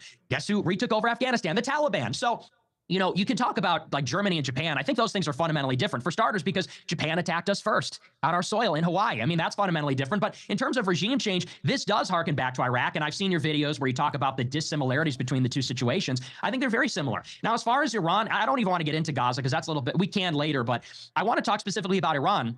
In one of your videos, you say, well, unlike Iraq, where we had to rely on government intelligence, with Iran, we know about their facilities. We know where they are. We've seen the tunnels. We've seen the centrifuges. We know what they're doing. Well, isn't that sort of precisely the point? When the United States made the nuclear deal with Iran, they adhered to it for years. The deal was made in 2015, and from 2015 to 2018, the IAEA said they were in compliance with the deal. They had 24-hour monitoring, they had cameras, they had inspections, and they were in compliance with the deal. It wasn't until a year after Trump pulled out of the deal and forced all the other Europeans to pull out as well, and we reneged on our commitments. We pulled out and didn't give them sanctions relief. We, through secondary sanctions, forced the Europeans to pull out, and they didn't get sanctions relief. It was only until 2019 that Iran started to gradually renege on their commitments. And it went in succession where America killed Qasem Soleimani, which is one of their generals. Then Iran began to enrich without limitations. They enriched and they engaged in all nuclear activities without any kind of restrictions. It wasn't until 2021 when Israel attacked... Chad, y'all can't see these, but they're on Josh's channel. This is when I say Bob. This is who I'm talking about. Bob's in Nick's chat. I mean, not Nick's chat, in Josh's chat, talking about he watched this debate. Bob, okay, I did too. What do you mean? You do know Dinesh went to Harvard. He went to Dartmouth. Did he go to Harvard? I don't think he went to Harvard. Maybe on a trip. Maybe to visit someone who goes there. Cyber attacks and sabotage attacks that Iran began to enrich to 60%. Every action has this equal and opposite reaction. Iran was a partner in 2001. Iran helped us build the Northern Alliance. They helped us put Karzai in power in Afghanistan. A few months later, George Bush calls them the axis of evil. This is how we treat Iran. Now, Okay, I'm not defending... I'm just looking at the clock. You guys interrupt each other just every few minutes. Maybe I should just go bing, and the other person interrupts. You guys are so polite. Dinesh? All right. Well, First of all, I want to do a mea culpa here because I was wrong about the Iraq War. Not because I said Iraq had I'm sorry about the Iraq War. Not because I said Iraq had nuclear weapons. Of course, you remember with George W. Bush, the claim was that they had these so-called weapons of mass destruction. Not quite the same as nukes, but the idea was it could be chemical weapons. It could be a weapon that could kill a large number of people. Now, this information, which was given to us from high levels in the U.S. government, I think was the first case of where we learned that we can't always trust the government. And we can't trust the government because these intelligence agencies have their own agenda. And this was a neocon scam. And I got to say, I might have been a little too deeply in the neocon world. I went for it. But unlike a lot of the neocons, Dude, he was. Oops, my bad. Oops! I started a war because I was too deep into the neocon world, but now, now I'm not too deep in the neocon world, and I still want to start a war. It's just like Here's the thing. No. Hey. Here's the thing. I might have gotten a little too deep into. Might have. Can't even admit it. Maybe I might have gotten a little too deep in the neocon world and wanted to start a war.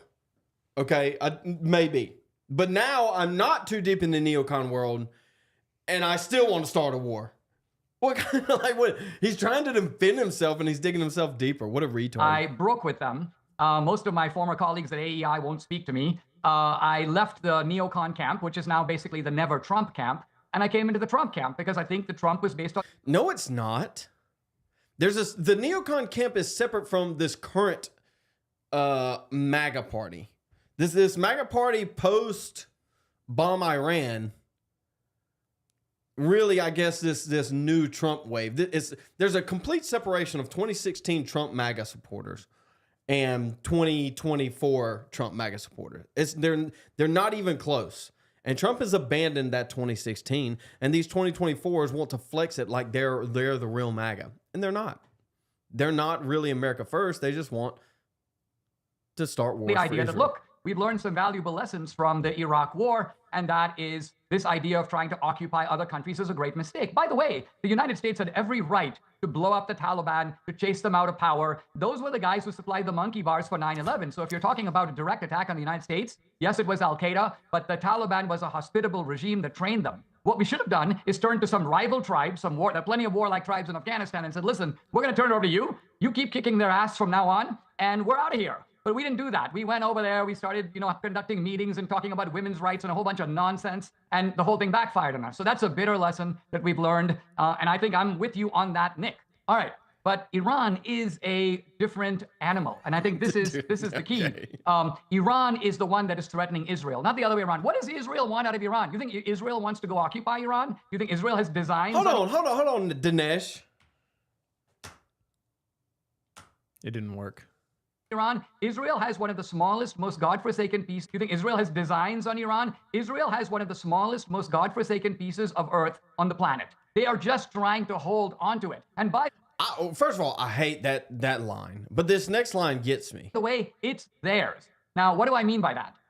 This is a very important issue because how do you get a country? I mean, how do you get the title deeds of a country? There are really only three ways. You fight for them. One way is you're the original inhabitants, right? Like the Native Americans are the original. Well, maybe I didn't get it. It basically says that, oh man, Israel doesn't want this war. Iran does. Israel bombed them first, dude. Total. I mean, like you can't. They just straight up lie. They just straight up deny it. Preemptive. It was a preemptive strike. I justifiably punched you in the face because I knew you were going to punch me back. Like what kind of sense does that make? Oh, he's going to punch me back, so I'm going to hit him first. That's the logic here. Happens, they go, it's ours. That's one way. The second way is there's some sort of a negotiation, a treaty. If someone gives it to you and you get it that way. A third way is conquest. That's how we got large parts of Mexico. That's how the United States now reaches from one end of the ocean to the other. We took a lot of it by force. So that's the third way. Most of the boundaries of most of the countries of the world are established by war and by nothing else. Now, interestingly, with America, you could say that on one side, the Native Americans have the right. They were here first, so they have the title deeds. And then you can say on the other side, well, we conquered them, we fought a war, they lost, that's that, so it's ours. But with Israel, all the arguments benefit Israel. They were the original inhabitants. They were there for 4,000 years, going back to the time of Abraham. Number two, they were awarded Israel by the United Nations in 1948. And number 3, they have fought. That spam wasn't Indian. It was Automatic Boys. Let me see if I can catch up real quick. Dude, y'all been popping off in the chat. I didn't get to some of them. They just said they didn't nig it up right the first time, so they got to re-nig it again. Oh, did you see that one? Which one? That's a banger from Ninja. Oh, yeah, I did see that one. Good job. We're back on it. We're back on it, boys. Michael Hoffman, Aliens, We Americans. What's my beef? Why am I anti-Israel? I wouldn't say I'm anti-Israel. I'm pro-America. I couldn't care less about Israel. But that's what makes me anti-Semitic, isn't it, Josh? Mm-hmm. Okay. I was gonna say, see, somebody else posted something.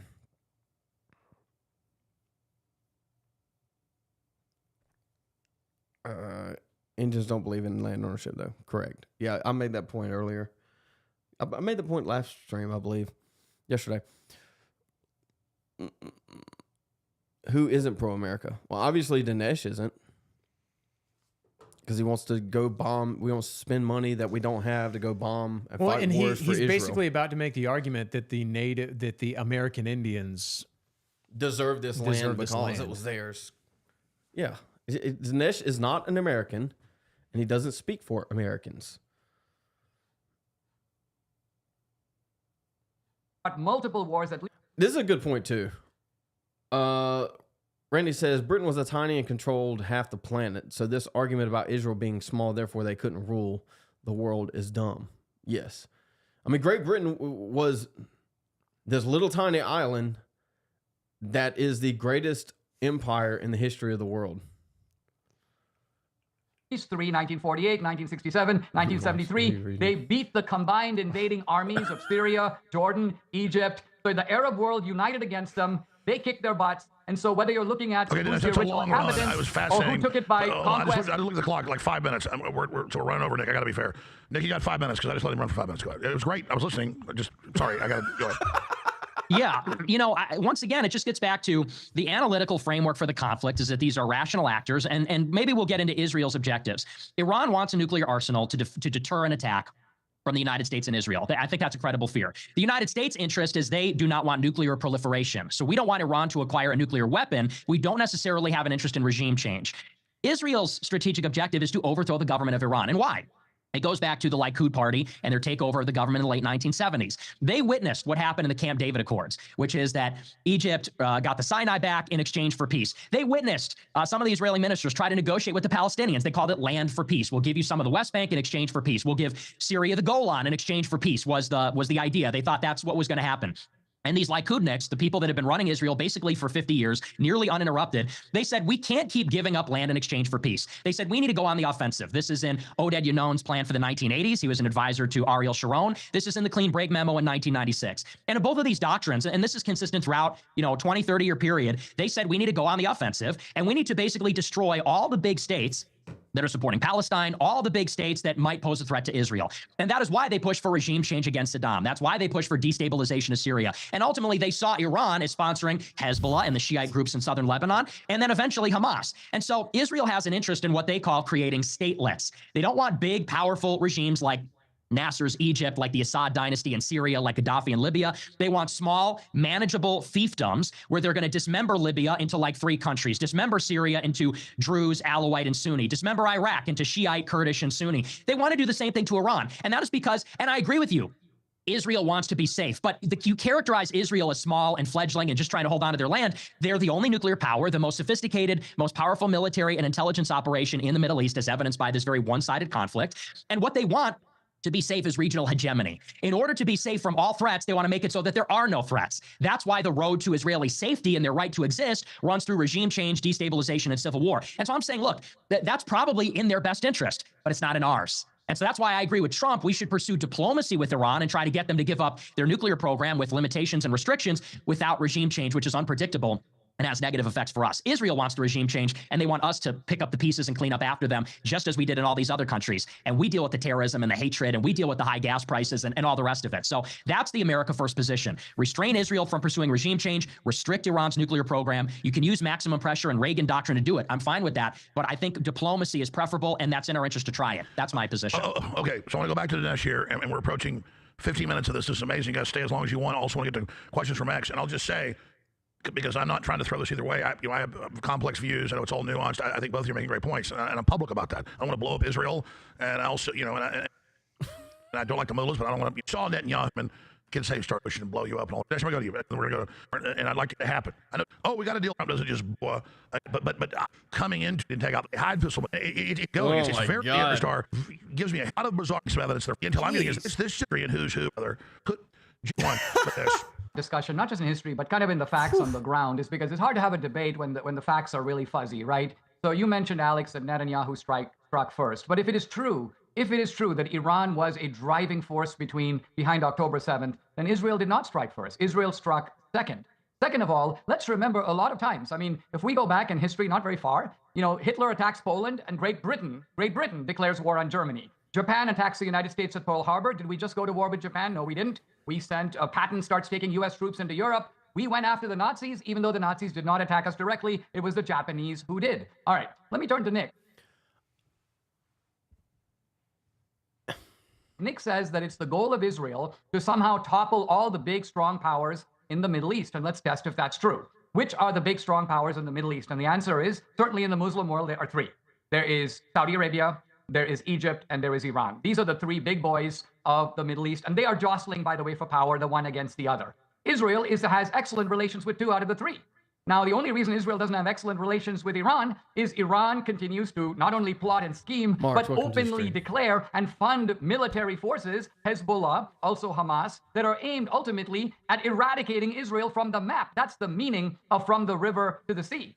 So Israel is willing to get along with powerful forces in the region. It's made friends with some of them. It gave back land to Egypt. It's on good terms with Saudi Arabia. I think it would be on good terms with Iran if Iran wasn't driving the aggression from its side. So I completely reject Nick's idea that somehow Iran is fighting a defensive war. Nobody wants to invade Iran, least of all Israel. Israel would like to have nothing to do with Iran. They've got a successful society on their own. Now, you're asking about Trump and kind of where...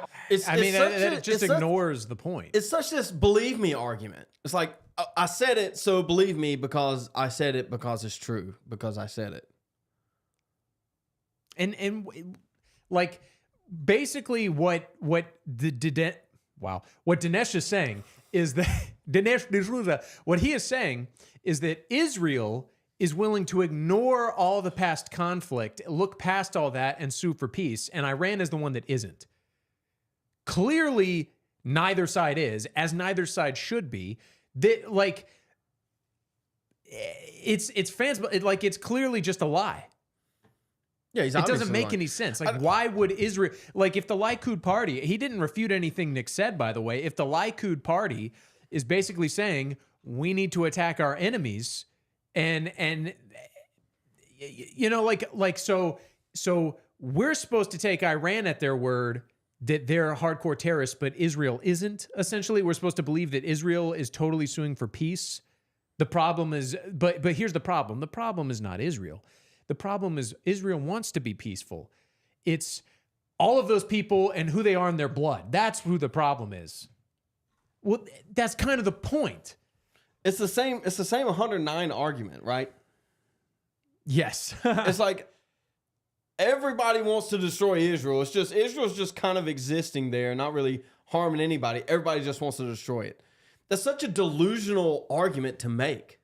Like, at some point you have to realize, oh, maybe all of these wars for the past 30 years have something in common. Mm-hmm.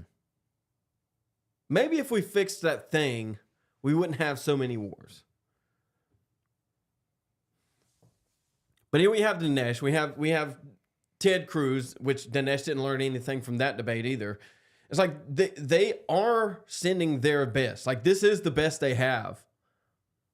And it's not working. The believe me isn't working. All of this is anymore. going. And I think I want to highlight the simple point that, look, Trump is actually a kind of master.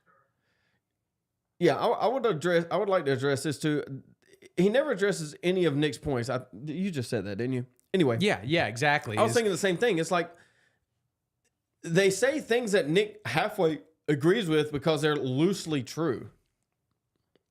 And they never address any of the points, because what happens when you address the points is you get clipped like Ted Cruz in Tucker Carlson.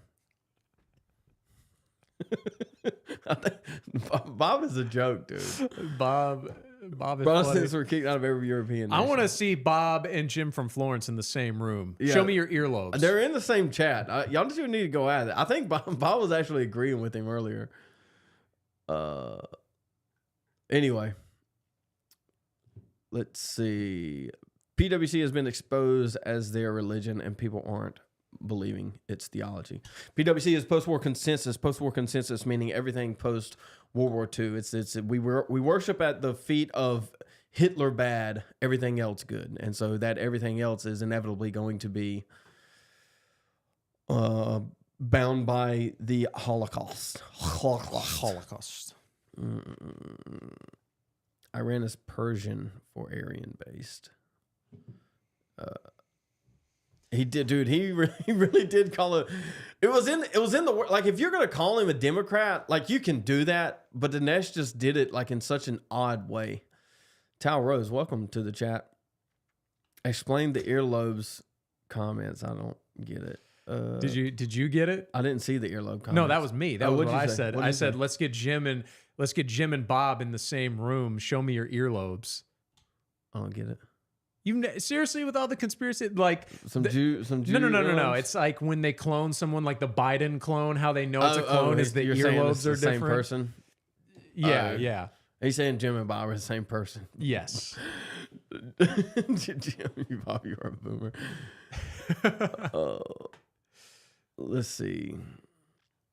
Of this kind of, well, I'm going to call it mafia diplomacy. By that, I mean that he acts like Don Corleone. He twists people's arms. He basically tries to pull everybody into line. And sort of this idea. Number one, when Trump basically even started talking about the idea of striking the Iranian facilities, there was a massive scream on the part of the, let's call it the Nick Fuentes camp, but there were many others in it. This is disastrous. We're going to be in a war. We're going to have tremendous casualties. The Iranians are going to strike back at us. Just wait for it. None of this actually happened. So if I'm going to show a little modesty about Iraq, it would be good for Nick to admit that he and so many others were completely wrong about what the effect of Trump's strikes were going to be. Number two, Israel is a country of 10 million people or 12 million people. The United States is 350 million plus. Are you seriously telling me that Israel is controlling America? Let's stop there. Dude, that's such a poor argument. Like, if you're gonna make a numbers argument, tell me how much overrepresentation they have in different industries in America. Like, if we're just gonna start throwing numbers out there, let's make that argument. And then we'll take all the dual citizens and count them as Israelis, because that's what they are. They're Israeli spies in America. He's got 4 minutes. Let's let Nick, and then we're gonna go to break and come back. I've got questions, and then listeners have questions from X. Nick, responding to that. Sure. So to address the first point, Saudi Arabia is not a major power in the Middle East. We give them a lot of weapons and things like that, but Saudi Arabia has a small population, mostly foreign workers. It's held together by this weird dynasty from 100 years ago because they sell oil. They couldn't even defeat the Houthis in Yemen. I mean, they were at war with the Houthis for 10 years with American backing. They said they were fighting Al-Qaeda in the Arabian Peninsula. They couldn't beat back these guys. They're pirates, effectively. So Saudi Arabia is not a major power. And what's more is they're effectively in a relationship with Israel already. They, like the Emirates, like Bahrain, are going to enter into the Abraham Accords. They're submitted to Israel. And that's the fate. If you are against the West, if you're against Israel and the United States, you get overthrown, you get regime changed, you get invaded, civil war, or you're like Egypt and Jordan, where you get bribed and become a Western puppet to Israel, and Saudi Arabia wants to follow suit. So I would just say that, and that's obviously the case also because Netanyahu and other ministers in the Israeli government have said for 30 years they want regime change in Iran. That's just not even disputed. In the mid-1990s, they're calling for regime change. In 2006, Netanyahu's calling for regime change. They're publishing videos all the time in Farsi and English saying the Iranian people need to rise up. It's just not even a question that they do want that. And they want that because Iran is a rival. Iran has one of the largest populations. It's often said about the Middle East, you've got 3 countries, Turkey, Egypt, Iran. The rest are tribes of flags. Iran has a big middle class, big economy, oil wealth. They have a lot of intelligent people. They're a threat to Israel's security and hegemony in the region. And that's why Israel wants to depose that country, along with all the other ones with ambitions, whether they be Islamist or pan-Arabist. With regard to Israel, and we can maybe get into this topic because I think we sort of settled a lot of this other stuff. We're looping a bit. But to get to the question of Israel driving U.S. foreign policy, it's pretty clear. Trump initiated diplomacy with Iran in April. He had Netanyahu at the White House for talks about the tariffs, and he announced that he was going to engage Iran in negotiations over the nuclear program. That same day, Netanyahu went on TV and said the only deal we will accept is if we get to blow up Iran's nuclear program and if they follow the Libya model. The Libya model is where Libya gave up their nukes with inspections, and then we regime changed them 8 years later. And that was obviously a poison pill to blow up the talks. They've said repeatedly, just last week, the defense minister came out and said, we are pursuing decapitation of the supreme leader. And when asked, did you get permission from the United States? He said, we don't need permission on such matters. And I believe, of course, you absolutely do. I wish it was as you're describing, where we are in control of Israel and they're our client. This has never been the case. Israel was the driving force behind the road to the war in Iraq. They're the driving force behind the road to the war in Iran. And the question of, and this is the last thing, just briefly, was I wrong about the strikes in Iran? We're not in a war in Iran. Of course we're in a war in Iran. Trump killed Soleimani in 2020. He comes back into office and picks up where he left off. Israel attacks Iran, and then we bomb Fordo. And this is going to be the case in the future. Iran says they're not giving up enrichment. The United States says you have to have 0% enrichment. It's setting the stage for more strikes. We've been in a state of hostilities. Nick Fuentes, stay right there. Before Alex interrupts again, I have a super chat on Rumble. Is that what it's called on Rumble? I don't know. Ooh. We have some donations. A $2 donation. Lord of the Ree says, Lord of the Ree. Knew it. Haven't you heard... If you don't want your country to care more about Israel than your own people, or you don't want innocent Christians murdered in Gaza, you're a woke right anti-Semite. Say it again? Here, let me just read it. Yeah, you read it. You're the reader guy. Lord of the Ree. I'm a literate. The man who carries this show on his back. Haven't you heard that if you don't want our country to care more about Israel than our own people, or do you want innocent Christian? Yeah. It's hard to read. There's no punctuation. Yeah, it's a super chat. It's a chat text. What are you basically saying? If about? You are America first, you're anti-Semitic, and I would say yes. I think it is a necessity. It's a product of being America first is being anti-Semitic, right? If you're not completely Israel first, ethno-state, Jewish ethno-state. Give everything to them, then you are, by extension, by their definition, anti-Semitic, which I guess they get to define it because that's what the government says it goes. The ADL defines how anti-Semitism is defined. Where's my mouse? Jews can't have a homeland until they accept Christ. Amen. They'll never do it, dude. They've had 400 years, 4,000 years. Woke right is the dumbest astroturf boomer buzzword I've seen in a while. Yeah, well, it's like they were saying this. If I say a thing is a thing, it makes it that, right? But the same people that are saying woke right are the ones that are using leftist tactics to cancel culture everyone. Bob's getting angry over here. He's saying, no, you can be anti-Israel and not anti-Semitic. I think that's kind of his argument. No Christians harmed in Gaza. Okay. What was it? They just slaughtered an entire village, a Christian village, like 3 days ago. Hold on. Just for you, Bob.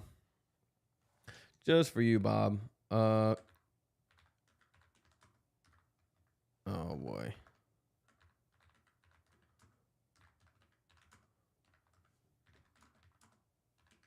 Started with a T. I can't remember the name of it. 6 days ago. Israeli settlers attack a Christian village in West Bank, leaving 3 dead, homes burned. Yeah, no Christians were harmed, for sure. I wonder if this will work.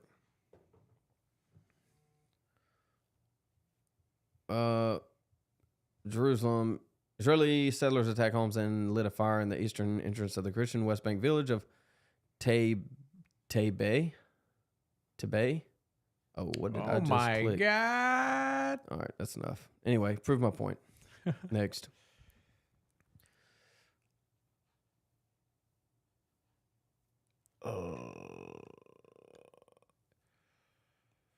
We're getting a lot of dude. Bob randos. doesn't count. Bob doesn't know what he's talking about. Wait, who was harmed in the village? The whole village.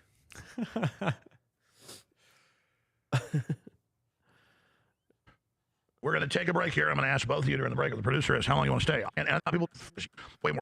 It was what he thought would get shocking. Oh, dude. This is another thing. When you live Israel, hate them, they get cornered. The whole world's turning against them. This is going to get Israel destroyed. I'm kind of like one. I've got an issue here. He was saying he couldn't find any questions that were pro-Israel. I've got an issue here. I saw the clip sitting here of this. whether you love Israel or hate them, they get cornered. Samson option. So, I'm sitting here telling the crew, Did give me he a name drop pro-Israel comment on Samson X. I missed that. And, last night. literally, they found like one. I've got an issue here. They're all, it's out of control. Dinesh is a great guy. I'll put him in jail. He was put in jail by Obama for supporting Trump. So, and by the way, I'm very thankful for Trump overall on domestic policy, economy, everything. I think he did what he thought was best with the Iran strikes. I hope it works out. And we need to be adults about this. We don't be like the left that calls for arresting anyone we disagree with. And I'm just being honest here. I think it's shocking. Everybody's on X saying arrested Dinesh D'Souza. Don't worry, it's already happened to him. So this is and I'm not trying to. Sorry. You get 2 minutes before we go to break. Go ahead.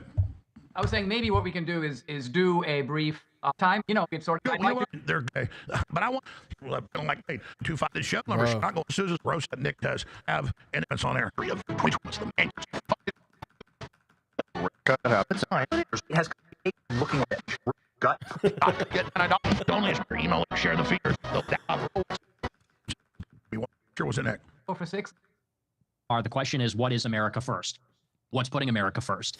I'm not pro-Iran. I'm not an isolationist, or I'm not even necessarily opposed to the United States engaging other countries abroad. What I am opposed to is a policy that isn't in our interest. And I think that regime change is something that historically in the Middle East never goes our way. It leads to chaos, civil war, ethnic cleansing, failed states, worse regimes than we got before. I think the U.S. interest in Iran is to prevent them from acquiring a nuclear bomb. I don't think they're pursuing one right now. I think they have a latent threat to deter regime change from Israel. I think that on the flip side of that, Israel's been... Kosher right. The term for Shapiro, Peterson, James Lindsay are kosher right.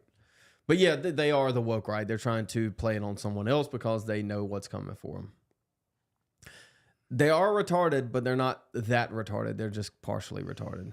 Pushing for regime change or bomb. I don't think they're pursuing one right now. I think they have a latent threat to deter regime change from Israel. And I think that on the flip side of that, Israel has been pushing for regime change in Iran like they have in virtually every other country for 30 years. That's why the America First position, how do we balance these two competing states, which are, they both have their religious zealotry, they both have their share of terrorism.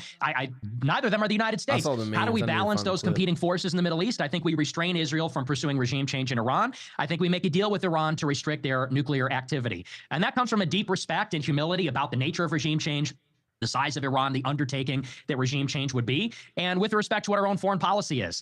I think that we had a nuclear deal with Iran, and it was going well. They were abiding by it. We had monitoring. We had 24/7 cameras. We knew what they were doing. We have engaged Iran in good faith before. They've demonstrated by telegraphing strikes and through calibrating them that they're rational, that they can be patient strategically. And I think that we should attempt to do that again. I think that Trump and Biden both tried to do that over the past 12 years. They've been repeatedly sabotaged by Israel. Their dream is to drag us into a confrontation where we fight their regime change war for them. And I think that's something that serves only the interest of Israeli hegemony and not the interest of American strategic withdrawal and removal from the Middle East so that we can focus on our real rival, which is China. So that's kind of my big picture view. And it's based on fundamental assumptions about the nature of Iran's regime and what Iran wants. And the same is true about Israel, what the nature of the Israeli regime is and what they want. And so that's a summary of what I think the America First position is in this conflict. All right, so you only went for...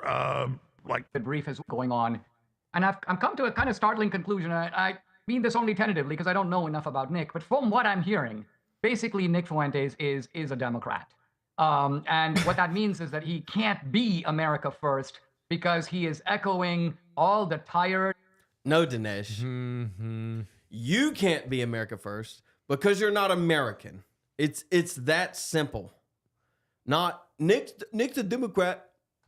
Do your Indian accent, Josh? I can't. Nick Fuentes is clearly a Democrat. He is not to America First, like myself. I've been America for a very long time. I know what it is to be American, and I'm going to tell you. Have faith in the goodwill of our enemies. Have faith in treaties. This is what Democrats said throughout Reagan, throughout the Cold War. Let's trust the Russians. They're trustworthy. They want peace too, don't they? And now, we have Nick, and he's like, we had a deal. Well, it was Obama's deal, remember? You think Obama was a good guy? You think Obama was America first? What do you think Obama was up to? America last. Obama's idea was, let's strengthen our enemies and undermine our friends. Why do you think he got rid of Mubarak in Egypt? Because he was an ally of the United States. And then we got the Muslim Brotherhood in power in Egypt. That was not, Obama is not the same as Jimmy Carter. Jimmy Carter was an idiot. He was a nincompoop. We'll give him the Presidential Nincompoopery Award. Obama's malevolent. Obama represents, ultimately, if you follow what Obama says, it's basically what our enemies want and not what we want. And so notice, Nick, how close your position is to Obama. The Iranians are reasonable. The Iranians don't have any imperialistic ambitions. They don't have any real ill will toward Israel. Their militarization is purely defensive. We can make a peaceful deal with them. The only thing you didn't say is we should give them a whole bunch of money. I guess that's your one difference with Obama, is you wouldn't give them the pallets of cash that Obama turned over. But otherwise, you're saying pretty much the same thing. Now, here's what I'm saying, which is the opposite. In the world, America has allies, and we have enemies. Our enemies, our rivals, their adversaries, they wish us ill. They would do regime change over here if they could. And who are some of those people? Well, China, to some degree, Russia, certainly Iran. And so if you read Clausewitz, Sun Tzu, Machiavelli, the whole idea is you want to weaken your enemies and strengthen your friends. That's what America First means. It means promoting American interests in the world. And you seem to be promoting the opposite. You seem to be saying, well, enemies aren't that bad, and our friends aren't our real friends. Why don't we put some pressure on our friends, and why don't we trust our enemies more?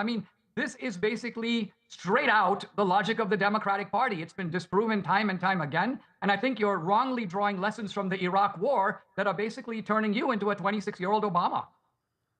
Okay, so I said 6-minute closing comments, but Nick went less than 3. You just went less than 3. So let's keep going here. Nick, I'm sure you want to respond to that. Yeah, I didn't really expect where you were going with that, but in retrospect, I should have. When you said this is tentative, and I just met you, I thought maybe it was going to be positive, but I should have known it was going to be he's a Democrat. It's just a very strange thing that the moral universe you live in seems to be based on partisanship. It's Republicans and Democrats, like the KKK. Nick kind of goes into a lot of that here in a second, and he's exactly right. These people, like Dinesh, the boomers, these conservatives from Reagan era, they can only think in one way, and that is it's always binary. It's always Republican, Democrat. It's always words have a positive or negative meaning, right? And in this aspect, it's both at the same time. Democrat is a negative meaning, and it's also a partisanship thing. And so you apply it to Nick because bad thing bad, give it to Nick because Nick bad. Right, that's the only processing that happens in their minds. In the same vein of calling people nincompoops. The Nazis, Iran, like every ideology that's against like America and Israel's interests can be kind of molded into this like Democrat Party narrative.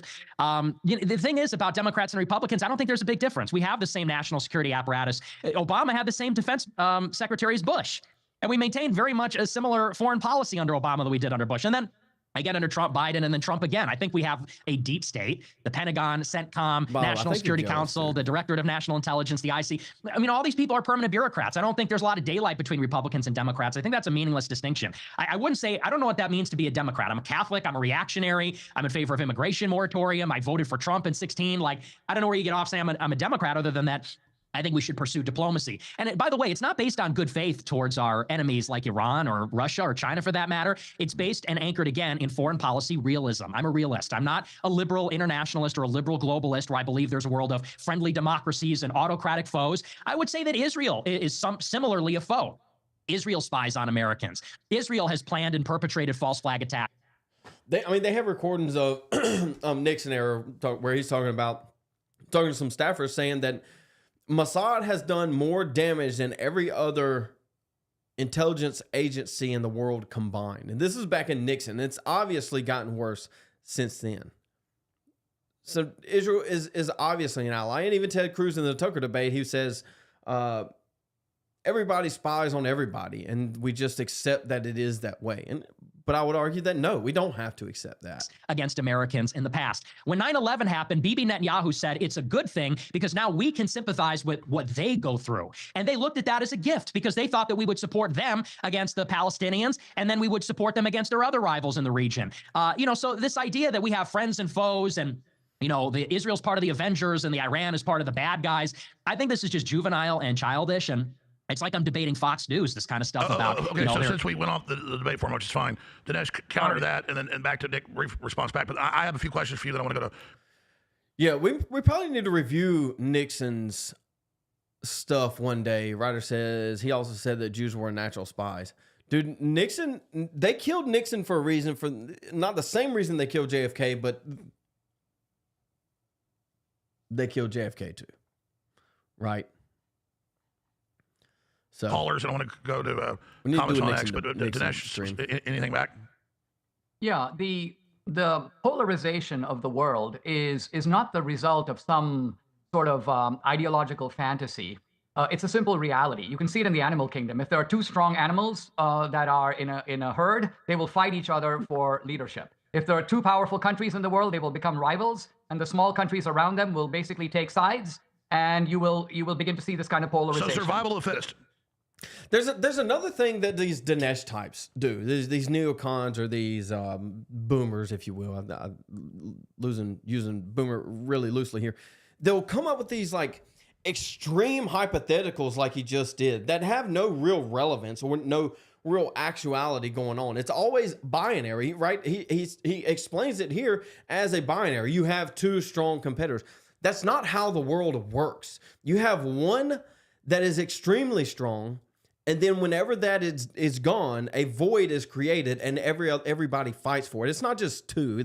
It's never just two going head to head, right? Look at the two world wars. It wasn't just two going head to head. It was a vying for a void in the space. They misunderstand reality as it is. It's not survival. It's a description of a power struggle that drives international relations. And you'll be very naive if you don't see that force is at the bottom of international politics. Now, domestically, American politics is divided generally into two camps. Now, I realize that Nick wants to say, oh, they're just the same. But just think of the stupidity of saying that, because if they're just the same, it would make no difference if Jimmy Carter or Ronald Reagan won the 1980 election. I honestly believe that if Reagan wasn't in power for 2 terms, the Soviet Union might not have collapsed. In a sense, dude, they are, man. They are their own worst enemy. And it says, I don't know if I can even say that on YouTube. I know Twitter doesn't like it. Really burning up their future social capital. They are. It's an all out. I think they know that they're at the end of the rope here. And so they're trying to do everything that they can. But the problem is it's just making it worse. Especially with like decentralization of media when it comes to eggs. I mean, even me here on YouTube hadn't kicked me off yet, so here we are. And so they're just being exposed. They can't control it anymore. They don't have the levers of power of Fox and CNN and MSNBC through the TV box, the stupid box, or they don't have the complete leverage of power when it comes to New York Times or whoever else through means of newspapers from the 50s or the radio stations or whatever, right? Everything is decentralized. Everybody is a journalist now. And so they can't get around. They can't control everything. Nick is saying he voted for Trump in 2016, but it didn't really matter. It wouldn't have mattered if Hillary was president because Hillary would have been pretty much the same as Trump. And similarly, Nick is saying now that he wouldn't mind really if Kamala Harris won the 2024 election, because after all, the country would be pretty much the same because the two parties are a uniparty. And as to quote him, these are meaningless distinctions. Well, I think the whole idea of America First, of MAGA, of Trump is based on the idea that, look, yes, there are common forces. The intelligence agencies have been a malign influence in both parties. And there is a kind of drinking at the swamp establishment. Jed, I know y'all can't read this. Bob, if you want to debate people in the chat, you need to go to my channel. My channel is Zeb Boykin, ZEBBOYKIN. I'll post something here in the chat if you want to here in a second. Bob asked Ninja, define synagogue of Satan. Cletus. Is Terry taking a deuce? I don't know what Bob's doing. He's over in the other chat. Anyway, Jeets versus Groiper Daddy. Basically. Zeb, you do not read New York Times. You are partially correct. I'll read it sometimes, depending on what they posted.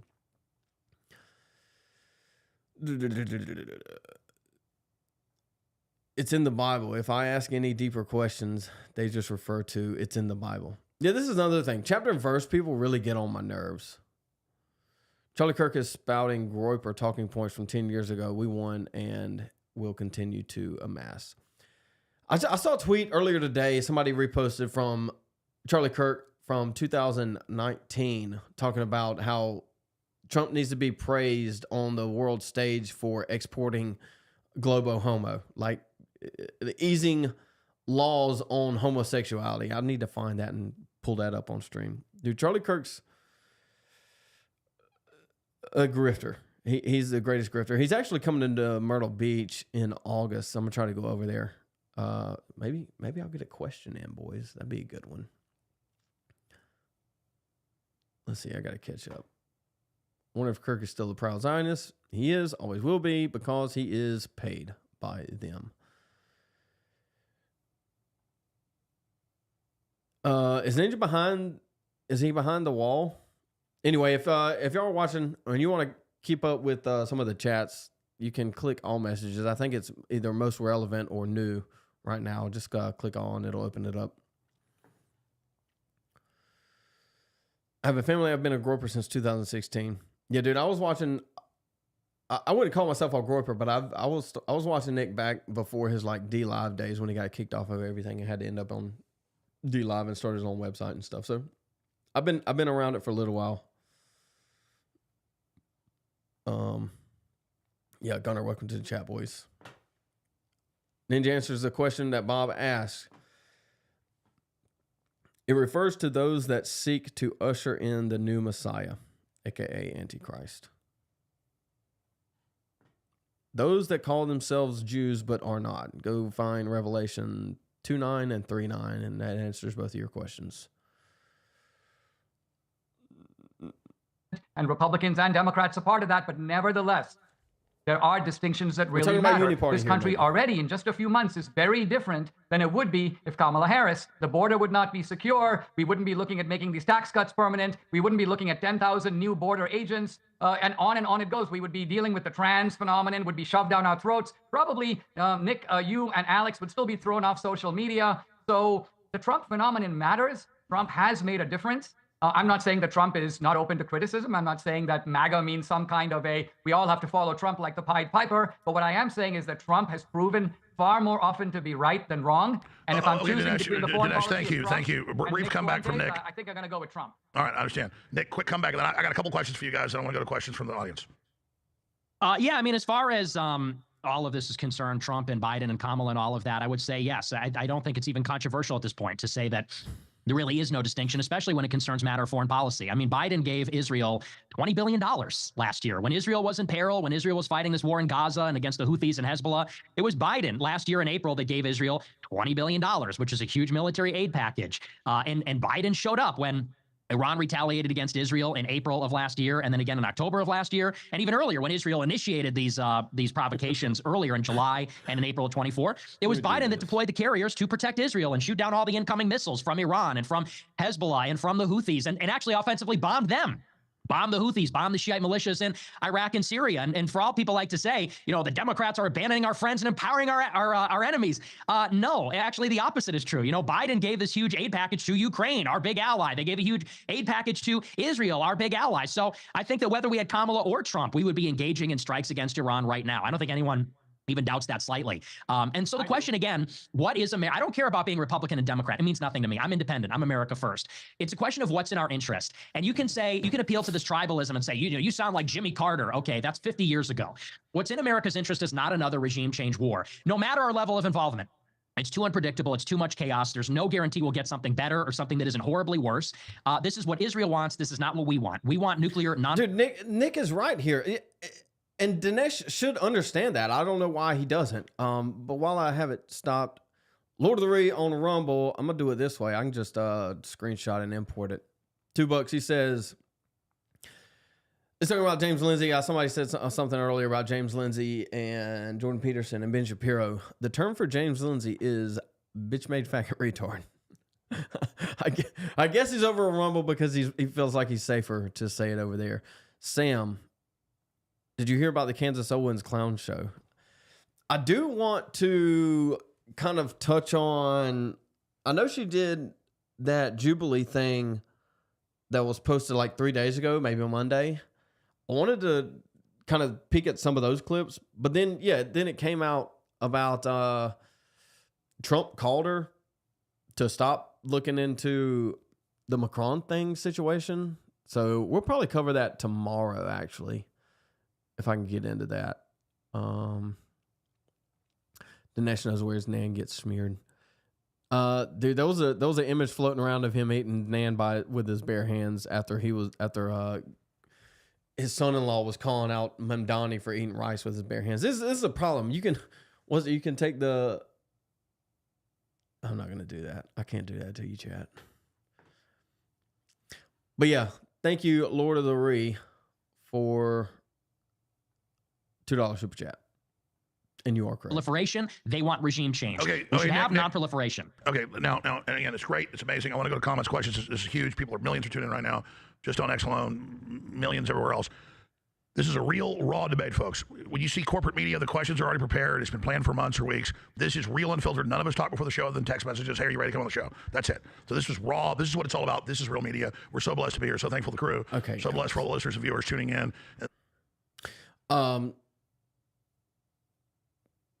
Mr. Mark says, entire debate, G. Brown Wade says, let me tell you about your country. This is actually correct. This is where I was pulling up saying hi videos yesterday when we were doing a preview. I don't care about debates anymore. I don't want to convince you. I just care about my people. I don't need some Brown telling me what an American is. And Sam Hyde is exactly correct when he says that. Tours Fire, welcome to the stream. Are spending money trying to shut Candace up. You know she over the target. Yeah, I watched a little bit of the documentaries that she did on Macron. And I've seen some other stuff outside of those documentaries. I don't know how far I would go, but she's definitely got something there. I do think Bridget Macron is a tranny. I don't know how far down that hole I would go into some of the other stuff that she dove. But I would also go on a ledge and say that, I had to sneeze. Anyway, that she's not the only one. I think we all know this. You can look at it and tell. Everybody knows what a dude looks like and what a chick. And the clips of this going viral everywhere. This is what it's all about. Let me ask you both this question. I know you're both pundits and both analysts, and you have your views, and I think you both come from a position of, but we believe what we're doing. You know, last time predictions come true. Level down, Mullers are saying that feeling about where see Iran and I think the move because people can do to have this end in a peaceful way. All right. I think that the Trump strike on the 3 nuclear facilities was a brilliant move because it was basically what it was is essentially an overnight job. We fly over there, we clobber their nuclear facilities, we don't suffer a single casualty. They don't even know we're there. They have no control of their own skies. We had all these fighter planes, by the way, accompanied. Dude, sneak attack is brilliant. Let's just go find somebody and punch them in the face real quick. Just real quick. They won't know and run away. Dude, it wasn't brilliant. You're even if it worked perfectly, you're still flirting with starting a war. It's not brilliant. Iran is no threat to us from a nuclear missile perspective. They can't reach us. They can barely get outside of their own continent. Those B-2 bombers, because B-2 bombers can't defend themselves.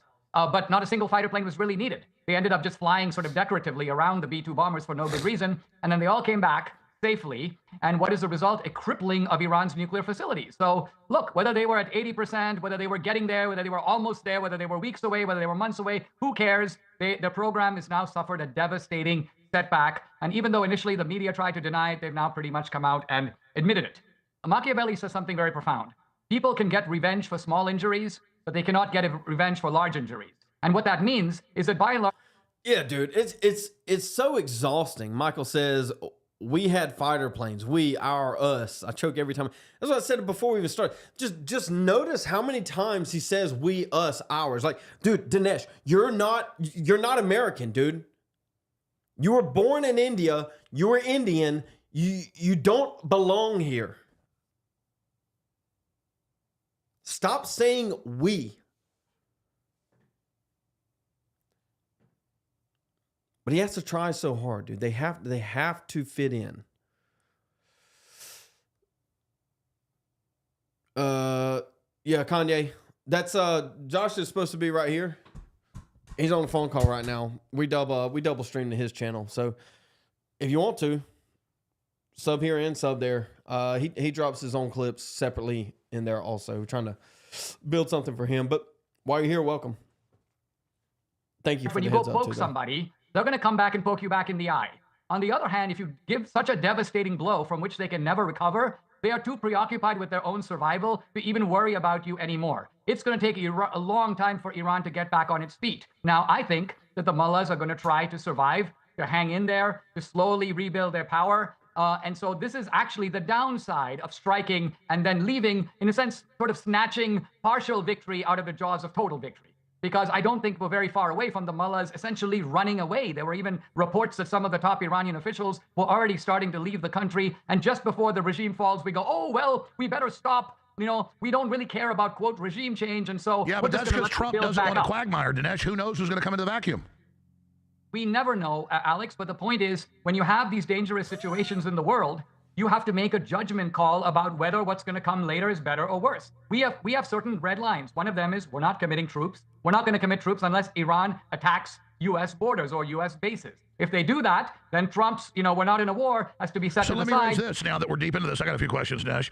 If the mullahs are so insane and they just put a photo out, which goes to that side of the equation, on the other side, they did like in 2020 when they attacked the Iraq base and called Trump before and said we're going to launch 18 missiles in the desert, and they did as a face-saving event. They did that again this time, called ahead when they were going to hit Qatar, and did that. So they're so crazy. Why did they then telegraph all this and try to de-escalate? Quote from Machiavelli, when somebody is down on their back and you're standing on top of them with your foot on their chest, they're going to behave themselves wonderfully. They're going to be see, Iran did not actually want to strike us because they realize, of course, the logic. If they strike us, we're going to strike them 10 times harder. And so they were like good pussycat. They basically were like, we'll behave ourselves. We'll pretend to attack you and you pretend to go ouch, ouch, ouch. I mean, this is actually the definition of total victory. If you get into an MMA fight with some guy and at the end he goes, listen, I want to convince my family that I'm not a wimp, so I'll pretend to throw up. Chat, over or under on Dinesh ever being in a fight ever in his life? 0. 1. Over under on 1. Has he ever been in one fight, chat? Give me a 0 for 0 fights and 1 for anything over 1. Dinesh hasn't fought anything in his entire life. Except the mirror. Punch at the very end and you pretend that you're bending over even though you've clearly won the fight. What does that tell you? And so you say maybe the fatwa is that as well? How do we know some of their followers don't follow that order? We don't know that, and I think we should take preparations to. I'm not a believer as Nick is in Iranian. Dude, I like Brandon Gill until I found this out. Dude, I didn't know Gill was married to Dinesh's daughter. Like, the question I have is, like, you couldn't find somebody else? I don't know. Oh, boy. Rely upon the United States to deter attacks from North Korea and China. If that changed, it would be in their interest to develop a bomb. So it has to do with their level of confidence. It has to do with the current security situation. So they have the ability to make one. Getting one would invite aggression. Not having one makes them vulnerable. Now, we had a chance to make a deal that was based on mutual trust and assurances. We blew up that trust. That's why Iran started gradually increasing their stockpile of highly enriched uranium in reaction to cyber attacks, assassinations against their scientists, their generals, attacks against their nuclear plants. Nick, and then, wait, last thing, super important. When we bombed Iran, that's their worst nightmare. So that's why now they might be contemplating, oh, well, the breakout time is here. The security situation has changed. We need a nuke. We're imminently in danger of being overthrown. That's really important. I want to be clear. I've been very good for the last hour and 45 minutes. You guys are doing a great job, by the way. I agree with you, Nick. And the CIA came out months after I said this and said attacking them may accelerate them towards finishing their bomb with nuclear hedging. So let me ask Dinesh D'Souza that, and we got to go to these questions and comments. I'm making you guys stay. We have to do it. Bunch of callers, bunch of comments. What about that issue that this accelerates them into that? I think that is common sense, Dinesh. Yeah, but there is a little bit of unrealism to it, and some of the times I think what you have to understand is these neocon Dinesh types they're unintentional accelerationists. They don't understand that the consequences of what they're doing accelerates the timeline across the board. Now, I'm not entirely against accelerationism, but I am when you do it blindly, like a retard. Demonstrous, what's up? Help me, sir. I'm Indian. Please, sir. Do not we get redeem, caught sir. in Do this not spider redeem. web of analytics. This is Iran's motive. They're hedging. They're, as if we're listening to some stock trade. I got a hedge here. I need It's very Josh to simple. do impressions. If I you can't had a do guy that lives down the street whose official doctrine is death to Alex Jones or death to Nick Fuentes, and that guy in his basement is making a bomb that always can come take up out with your these home, stupid- take these you stupid out, take out your whole analogies. family. The guy down the street. No, the guy isn't down the street. He's on the literal other side of the world. Like as far away from America as you could get. That's where he's at. He's not down the street. They come up with these hypotheticals and they're just disingenuous. You're not going to sit around and go, well, what's the computation going on in their mind? You're going to say that, guess what? If that guy has the intention, which is to say the motive, and he has the ability to deliver this bomb in a catastrophic way, then guess. Well, he doesn't. He doesn't have the ability, Dinesh. He doesn't have the ability to deliver the bomb. They can't even get outside of their own continent. Like I said, they can barely make it into the Mediterranean Sea, much less the U.S. It's delusional. They have no ICBMs. I'm not even convinced they have the enriched uranium. What? If I've got some friend in the neighborhood, let's call it Israel, and they go, listen, we're happy to go do the job for you. We will go clobber that guy. But guess what? There's one part of the room we can't get to. If you will lend us a plane for one night, we will bomb that part of the house, and that'll be the end of that guy. No more debt to America. You'll be able to sleep safely at night, you and your family. Who wouldn't take that deal? Who would sit around going, well, we have a relationship based on mutual trust. They keep saying debt to America, but we don't really believe them because lots of other people say similar things. And so therefore, we're going to do an Obama-type deal in which, by and large, we kind of look the other way. The problem We is don't they even never have good ask ways to fully why they monitor say death to America.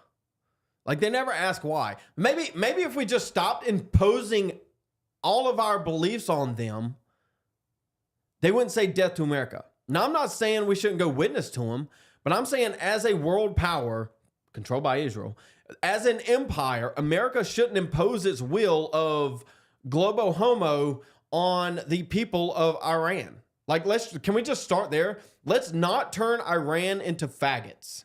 I feel like that's a good starting position. And then see how it goes from there. They're doing under the guise of liberation. Conceded they have the motive to do it, the interest in doing it, and they can do it pretty much whenever they want. And you're saying we should rest at ease when we have people like that with essentially dangerous weapons? Okay, Dinesh, I want to go to comments and callers now. I just want to ask you guys one more question. People can look at it from Israeli perspective, American perspective, Iranian perspective, but we've seen this whole chain, and we've seen Wesley Clark, 15, 20 years. Yeah, dude. The person leading this is Lindsey Graham. And like Josh said earlier, Andre Bauer just came out this morning or yesterday, maybe it was this morning, to announce that he's running against Lindsey Graham. So I'm not saying he's got my vote, but I will help him defeat Lindsey Graham in any capacity that I can do that. So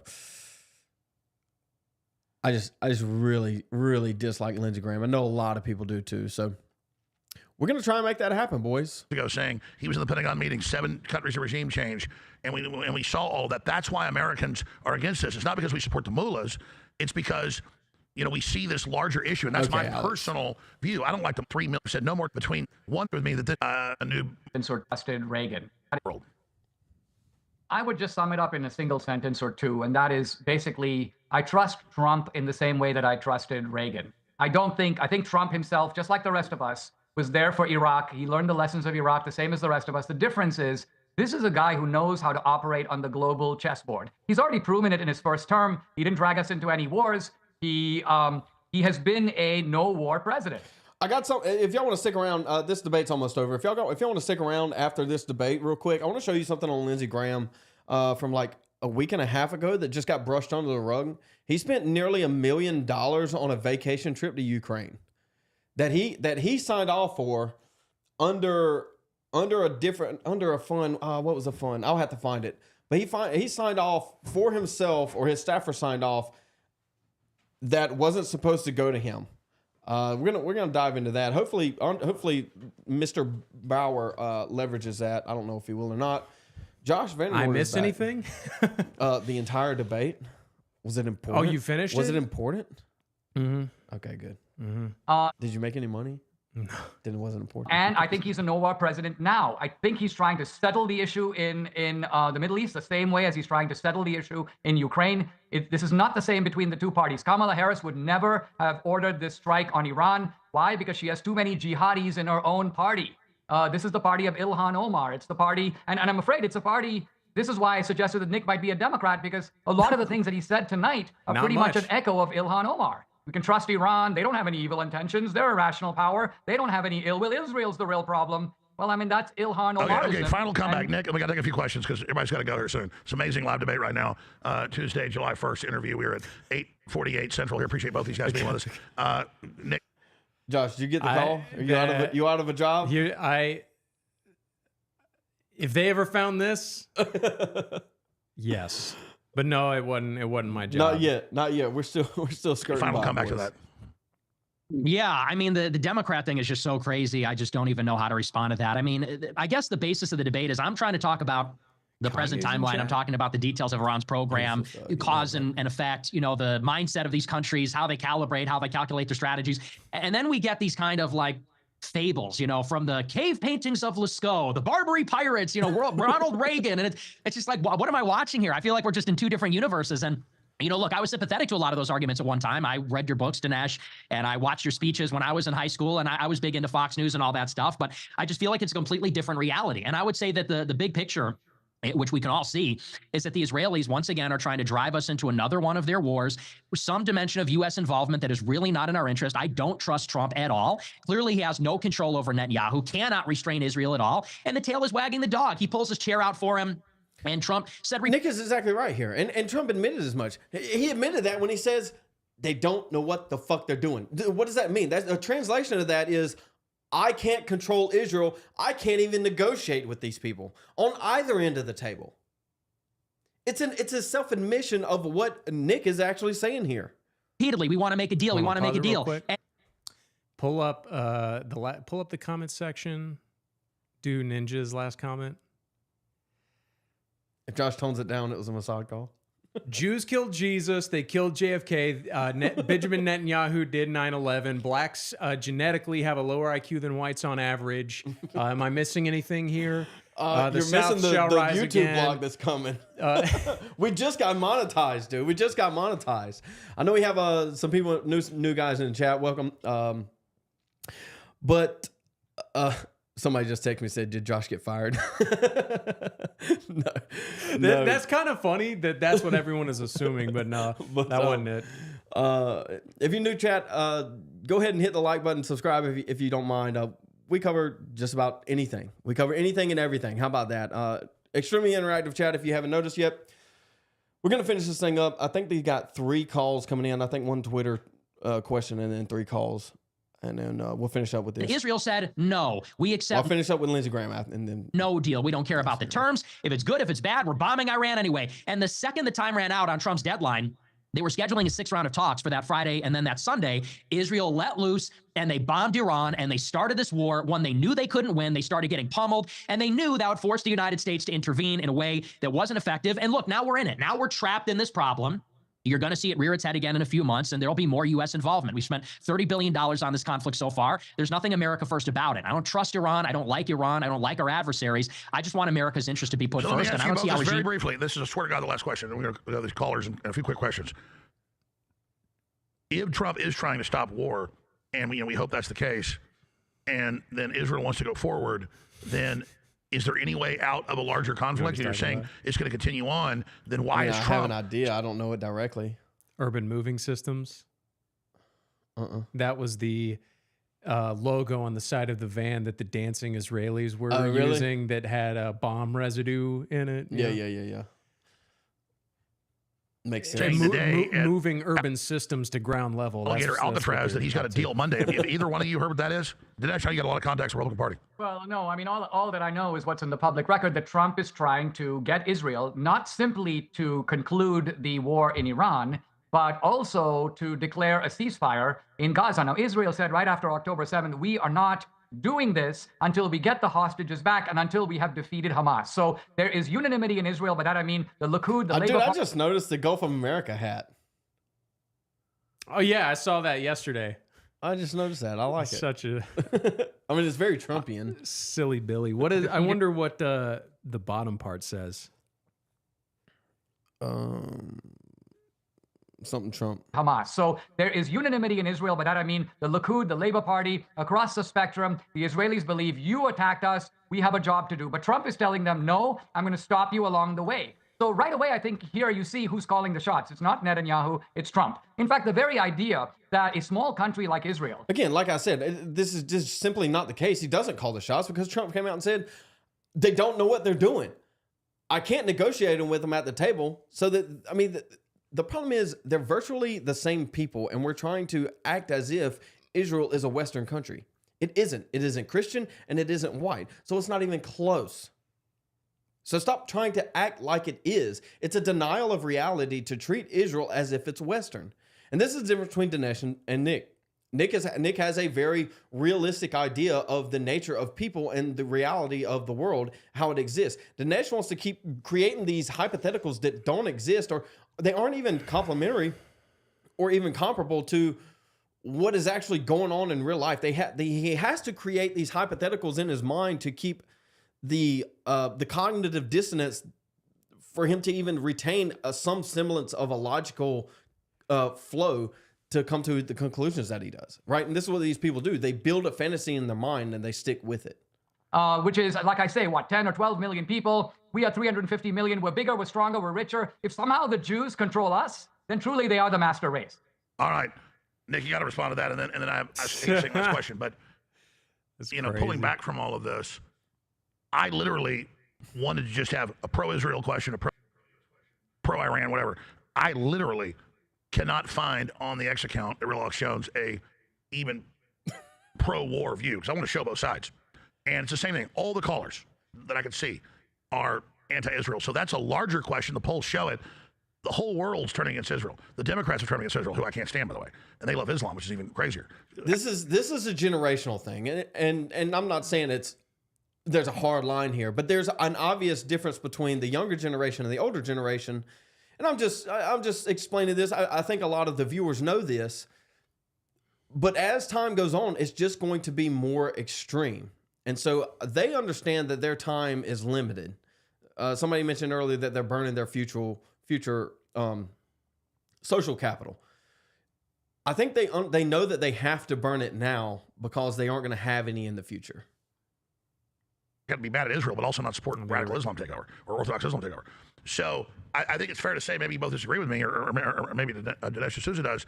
There is definitely a hyper accelerated anti-Israel movement. And does Israel realize that? Even Michael Savage was on my show Friday, and he said, look, I'm pro-Israel, but I want Netanyahu to go because he's turning the world against Israel. And now they expel the few Gazans that are left alive, and the image of them being marched off in the desert, to Libya or wherever. I mean, here's a simple question. Do you agree, Dinesh D'Souza and then Nick, that Israel is at its most unpopular point since it was formed in 1947? I would say, to me, it's it doesn't even matter. Why? Because I'm not Israel first. I mean, I'm America first. And so Israel's popularity or unpopularity is not at the forefront of my concern. Now, I will say that my experience is that in the Republican Party, and I'm talking about the mainstream of the Republican Party, Israel is very popular. Israel is not, in fact, it's not that the Republican Party is turned against Israel. And this is why no, actually you're right. Trump... That's the only place that is popular. I know, I said that. Well, I mean, it's popular by and large, I think, among the majority of practicing Christians in this country. Why? Maybe part of it is for biblical reasons. Maybe it's partly because we have a Judeo-Christian heritage. We have a Western civilization based on Athens and Jerusalem. And Athens, of course, refers to classical reason. Oh, dude, he starts going down this rabbit hole too. He says we have a... What did he say? It's so retarded. Maybe it's partly because we have a Judeo-Christian heritage. We have a Western civilization based on Athens and Jerusalem. And Athens, of course, refers to Western civilization based... Jerusalem isn't Western. I don't know how else to explain this to you. It's not white and it's not Christian. I mean, unless you're it's not even democratic. It's any the analogous of Western. There's no analogy between the United States and Israel. On Athens and Jerusalem, and Athens, of course, refers to classical reason. The only link to Athens we really have is a type of republic. I don't know why he's pulling that. the vast majority of everything that the America and the West is built on Great Britain, not Athens. This pull from Rome is delusional. But what is Jerusalem if not the land and the promises of the Bible? So for a lot of Christians, that is important.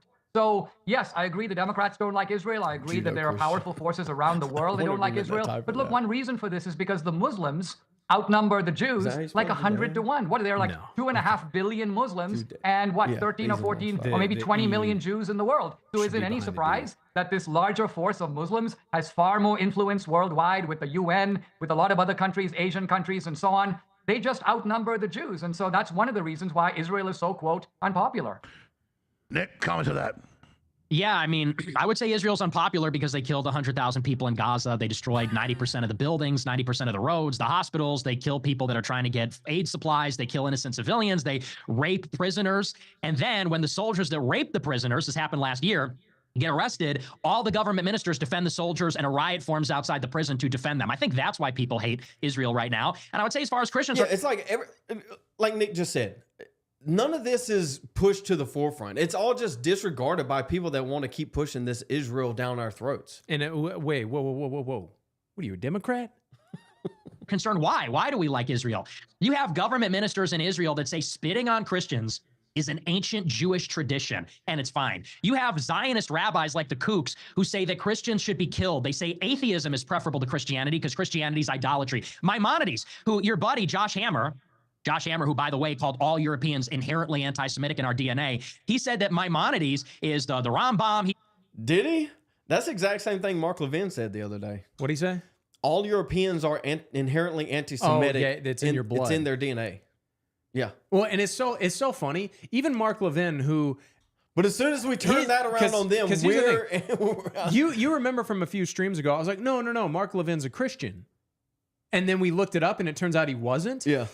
He talked enough, like me passively listening to him at my old job, the way he talked, he presents, it's the true like chameleon thing. And then it only takes a little bit of prodding for them to reveal their true face, which is that they think anti-Semitism is inherent.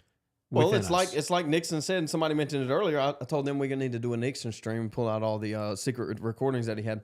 It's like somebody said earlier, they're inherently better spies because they are chameleons, because they are subversive by their very, very nature. They get away with it more because they are naturally more paranoid.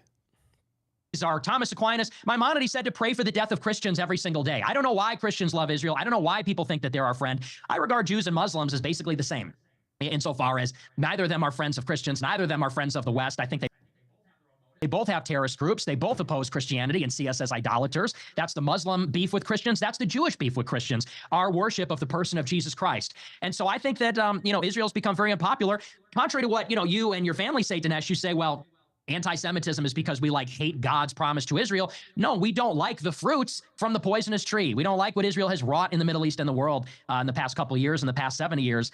And it's just, it's not even a question they influence us. The AIPAC money, the Adelsons, Chabad Lubavitch, all over the White House, brought in by the son-in-law, Jared Kushner.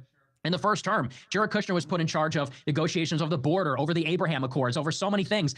He's a donor to the Lubavitchers, and they ran that White House. They were all over the place. Okay, this could go all night. Real fast, I swear to God, we're going to stop and go to calls, but just two minutes. Just on this issue of influence, here's the thing. I think that, it's Miriam Adelson gave $100 million. Oh, dude, when he started ripping out the Adelsons, I was like, dude, why? Messed up. Why would you walk into this trap? You set the trap and then walked into it. What a retard! Trump for the 24. He's never even thought about it. He's never even thought it I don't through. think he knows who Nick is. I know who Nick is. He's heard of him, but he doesn't know anything. Like he's probably never watched it. He's probably seen one or two clips where he made fun of black people and thought. Well, he says at the back end of this that he was completely caught off guard. And you can tell he was. Who would bring up Adelsons when you're debating with Nick? Like, you can't defend that position. Why would you bring it up? A great deal of money. However, Trump is worth somewhere between $4 and $8 billion. So what that means is that for Trump, for sure this kind of money is trivial. It's kind of like saying I'm a multi-millionaire and someone's giving me $100, and then along comes Nick Fuentes, that guy owns you. We gave you $100, Dinesh. And people actually say this. My son-in-law is a congressman in Dallas. people say, well, AIPAC gave him $10,000. Well, Brandon Gill spent well over $1 million in his campaign. You think he's going to sort of change his position on Israel because someone gave him 10 grand? I mean, this is madness. So similarly, I think there's a lack of perspective here about AIPAC. You think AIPAC is more influential than the pharmaceutical companies? That's you think another AIPAC is more important influential point than to the make French company Airbus? Is you showed a guy who got like $9 from it. $9.44. It's these people seek out AIPAC. They're either like they don't either realize It's a merit badge. Yes, exactly. But It's not just Israel pays for like. Okay, so it's like this. This guy spent over $1 million on his campaign, but he only got 10,000 from AIPAC. And they go, well, see, that's proof that AIPAC doesn't control it. But they spend way more money on way more important people that have power over that guy. Who's the pressure? Gun, who's the gun it's not YouTuber? Simply donation; it's also pressure. They spent like $10 million to oppose Brandon Herrera. He's a gun YouTuber. They spent $10 million just on that one race. Yeah, and it's like. Okay, so they didn't pay for his full campaign because probably he was going out there and saying, I support Israel before they even had to give him money. Yes. Well, here's what you also have to understand. The money that AIPAC gives isn't for coercion. The coercion is from blackmail. The money is to retain seats. That's what the money's for. The money isn't to get you to do things, get you to vote. The money, that's not what the money's for. That's what the blackmail's for. The money is to retain seats. That is to retain influence. That's what it's to retain. And people need to stop conflating these two things because they are separate. Which is powerful lobbyist influences and getting contracts all over the world, by the way, not just in America. So there are lots of interests. A lot of our own tech companies are far more loyal to globalist interests than they are to the United States. They may be headquartered in Silicon Valley, but they don't care about America. They care less about America probably than Israel does. So the point is we can't be naive about all this, and we've got to realize that Trump is big enough. He's enough of a mammoth figure that for these relatively trivial sums by a billionaire standards, he can't be bought. Okay. You both been very gracious. Let's do a few calls and a few comments off X. But I'm telling you, it's all anti-Israel overhead shot. And then we have a few weeks ago with Tucker Carlson. I submitted an AIPAC question too, so I guess they pulled one. We have Senator Cruz saying, oh, no, they don't have any authority. That's what makes people freak out. Just admit it's a powerful lobby. Don't sit there and say, no, they don't really lobby. Dinesh, you want to respond to that? Wait, can I take that? Sure, go ahead. Oh, yeah, sure. Go ahead. So, yeah, I think that, of course, AIPAC should be registered under FARA. And no, they should not be able to influence our politics. The way that... Oh, dude, this is a delusional take from Dinesh here in a second, Josh. All right, let's see it. Well, I guess it's not delusional. They all have this same take. So the question is, should AIPAC register under FARA? Yes. All right. AIPAC came about is they sprung from the American Zionist Committee, which was a foreign entity. It was foreign money pouring into the United States. JFK said you got to register under FARA because it's foreign money lobbying for a foreign country. And all they did was basically a trick to reorganize how that money is spent. They changed how the money is spent and said, well, we'll take AIPAC and we'll make that a U.S.-based chapter, and then they can spend the money in the United States. So it is a foreign lobby. And this is basically whataboutism, to say, well, what about this lobby? What about that lobby? What about, they're not the only one. They are a foreign lobby.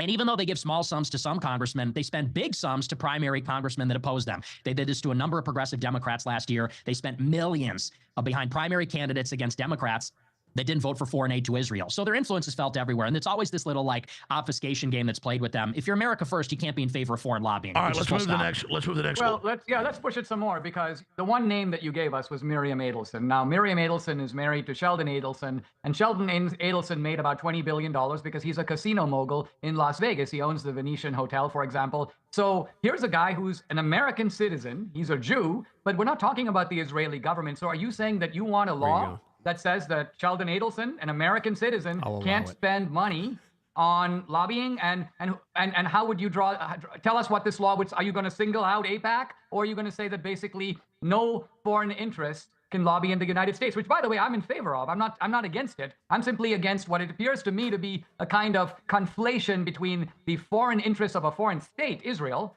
and American Jews, who are no different than Irishmen, who, by the way, are very involved in Ireland's politics. You have all kinds of societies, German societies, English societies that promote friendly relations with England. As I mentioned, there are corporate interests abroad. There's a Swiss billionaire, Hans Weiss Jordan, I think is the guy's name is. He plows tons of money into the Democrats. George Soros is a massive influence, a lot of money that's made abroad, now being deployed within American politics. So yeah, if you want to have some restrictions on foreign money, I say more power to it. But weirdly, you seem to be wanting to restrict the one money that's actually coming to benefit MAGA against these left-wing Democrats, as you say, and you've not said one word about foreign money that's going That's what I was talking about while you were out response. there on the phone. I was like, dude, they have to create these hypotheticals that are a fantasy world to validate their position because they don't want to accept reality as it is. And so they have to create these, they're not even anecdotal. They're just delude. They're dreams. Mm-hmm. They're not real. And so they have to, they create that and then they establish their position on that and then they defend that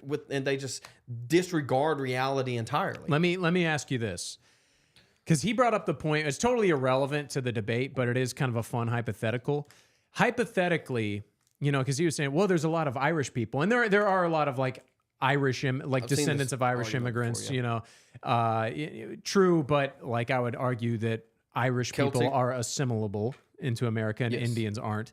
However, if Ireland was at threat of destruction because of overwhelming Islamic and third world immigration, and the native-born Irish people were requesting military help, like basically the natives, they were almost like the Afrikaners of the Boers. It's like they are now? Yeah, exactly. But if like they were in one voice saying, help us, and the government was taken over by third world, and the Irish people in our government were lobbying to go in there and use the army to expel all third worlders and only leave behind the Irish, would you support that? Absolutely. Me too.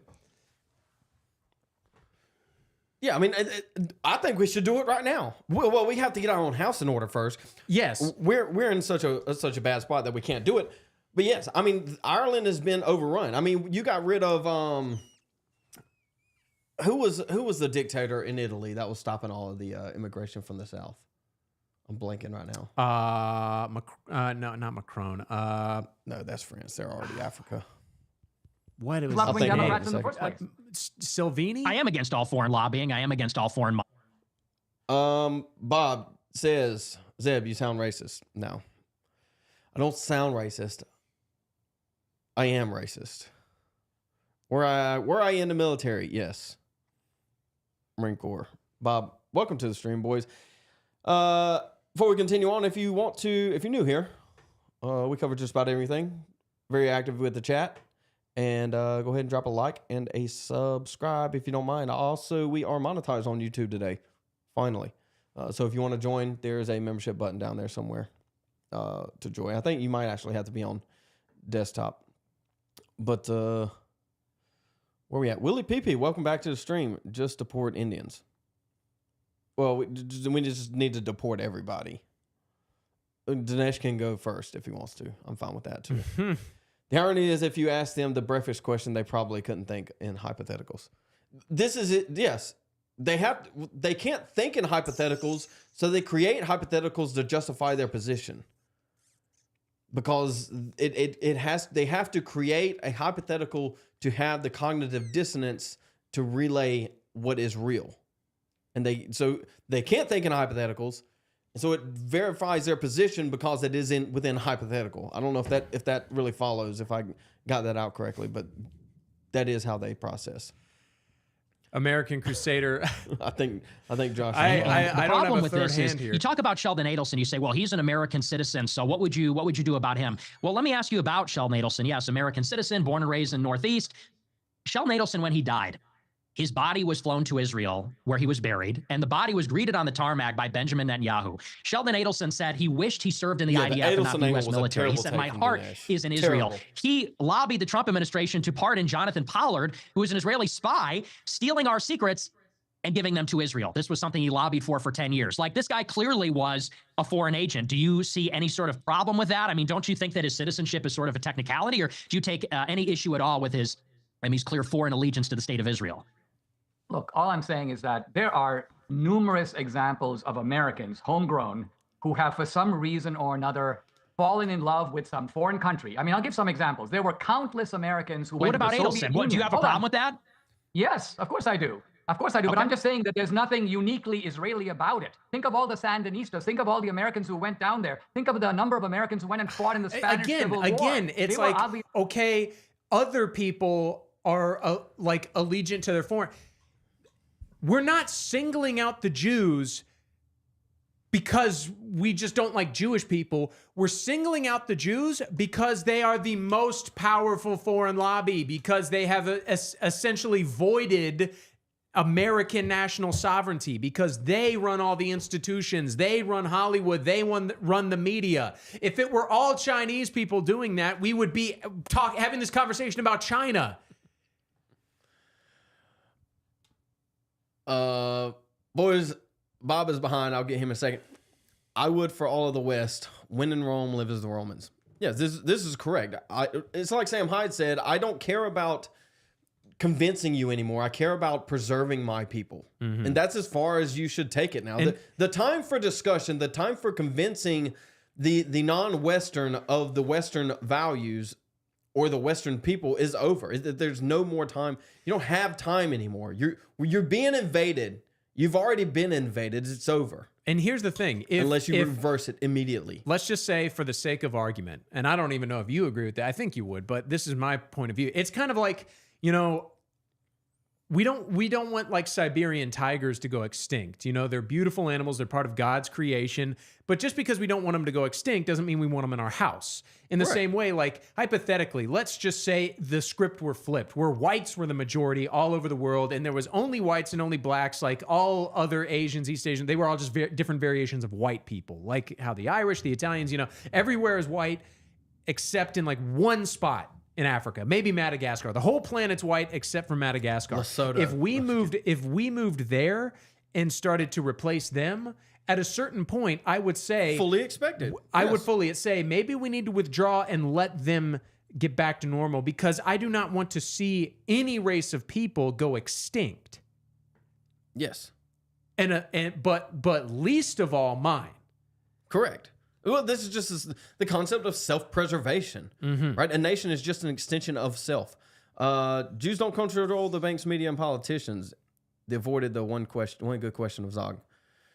Yeah, they did. They avoided. Dude, Dinesh avoided a lot of the debate that was actually going on today. They talked too long to address each other's points specifically.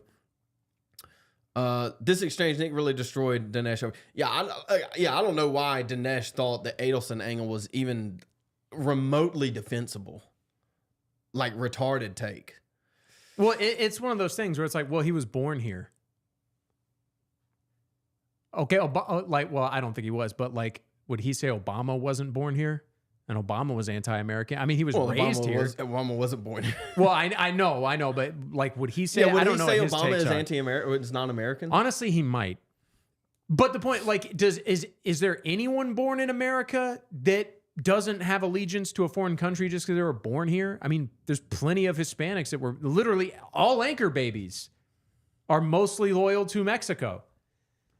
By their nature. And I'm not saying that they shouldn't be. They should be. But that's the problem. They should be loyal to Mexico. But they shouldn't be Mexico. here. Yes, they shouldn't be here. Correct. Bob says Zeb is anti-gay but loves Nick. Oh, he asked what global homo is. Global homosexuality exportation. I don't love Nick. I'm not even a groyper. Would I say I'm a fan of Nick? I think Nick's right on a lot of things. That doesn't make me, in the context of love Nick. He said, I don't like the shoe. I would have never guessed that by your name. Tim Bob. Who is they? Who is they? Josh? You don't have to answer that. I like you too. We just got monetized today. Let's keep it that way. No straightforward answer to your question, Zebulon, which is a Hebrew name, by the way. Trinity. I don't like either group. I don't care for either group either. Yeah. We are American first, and that is a position in itself. Because I have that position doesn't mean I have to defend Israel or defend Iran or defend Jews or defend Muslims. I'm a Christian American that wants America to be Christian. Is that so hard? Wow, chat. We are getting it going. All right. I think we're at a place where we don't need to go through every single chat. Yeah, we too active Especially on the chat. especially with Bob in I'm about there, to yeah. ban Bob. That's what we're going to do. We're going to ban Bob. He keeps spamming. He's in the other chat too, which makes it even worse. Putting other countries first. There were many Americans. Look at the Rosenbergs. They spied against the United States for the Soviet Union. Klaus Fuchs. So what I'm getting at is there's an American tradition of Americans who, for whatever reason, sometimes ethnicity, sometimes ideology, they start putting another country first. Are you asking me if that's wrong? Yes, it is. And I think when they break the law, they should be punished, as the Rosenbergs, of course, were put to death. Klaus Fuchs was arrested. So we have laws and we should enforce them. A lot of times, a lot of this bad stuff goes on. Yeah, Dinesh, we have laws and we should enforce them. Like going to prison. Dinesh. For campaign finance violation. Dinesh. Because you're a felon. Dinesh, that got, what's the word I'm looking for? Pardon by Trump. Because people in this country, our own people, allow it to happen. How did we get 10 million illegals? Our own because people. the Biden-Harris people Stop went to the saying border that. basically and said, wink, wink, wink, come on over. So Well, do they I didn't say like wink, the wink, wink. illegals? No, Biden said when but I we win. did let him in. When Biden said I win, immediately surge the border. So I think that's not open for debate. You guys are gracious. Let's hit a few phone calls and we'll end this debate. This is amazing. Thank you to Dinesh D'Souza. Thank you, Nick Fuentes. We got loaded phone lines, hundreds of questions. Let's just get to a few of these real fast. So when I go to these callers, ask your question or make your statement. We're going to go to the next person. Ronan in Texas. You're on the air with our guests during this debate. Go ahead. Yeah, I'll make this brief, and hopefully, Nick, you go on Rumble after this. But this is a question framed to Dinesh. The entire Middle East hates us because of us acting as a proxy since around 48. We've laid waste the entire region, and Israel is always crying out as they strike others as usual. But my question is, what is your solution to this entire problem that is in America's interest? Because clearly supporting Israel is not in our best interest. So what would your actual solution be moving forward with this Iran problem that stemmed from us backing Israel? I think the question is, what is the American interest in controlling the Middle East? Dinesh D'Souza. Yeah.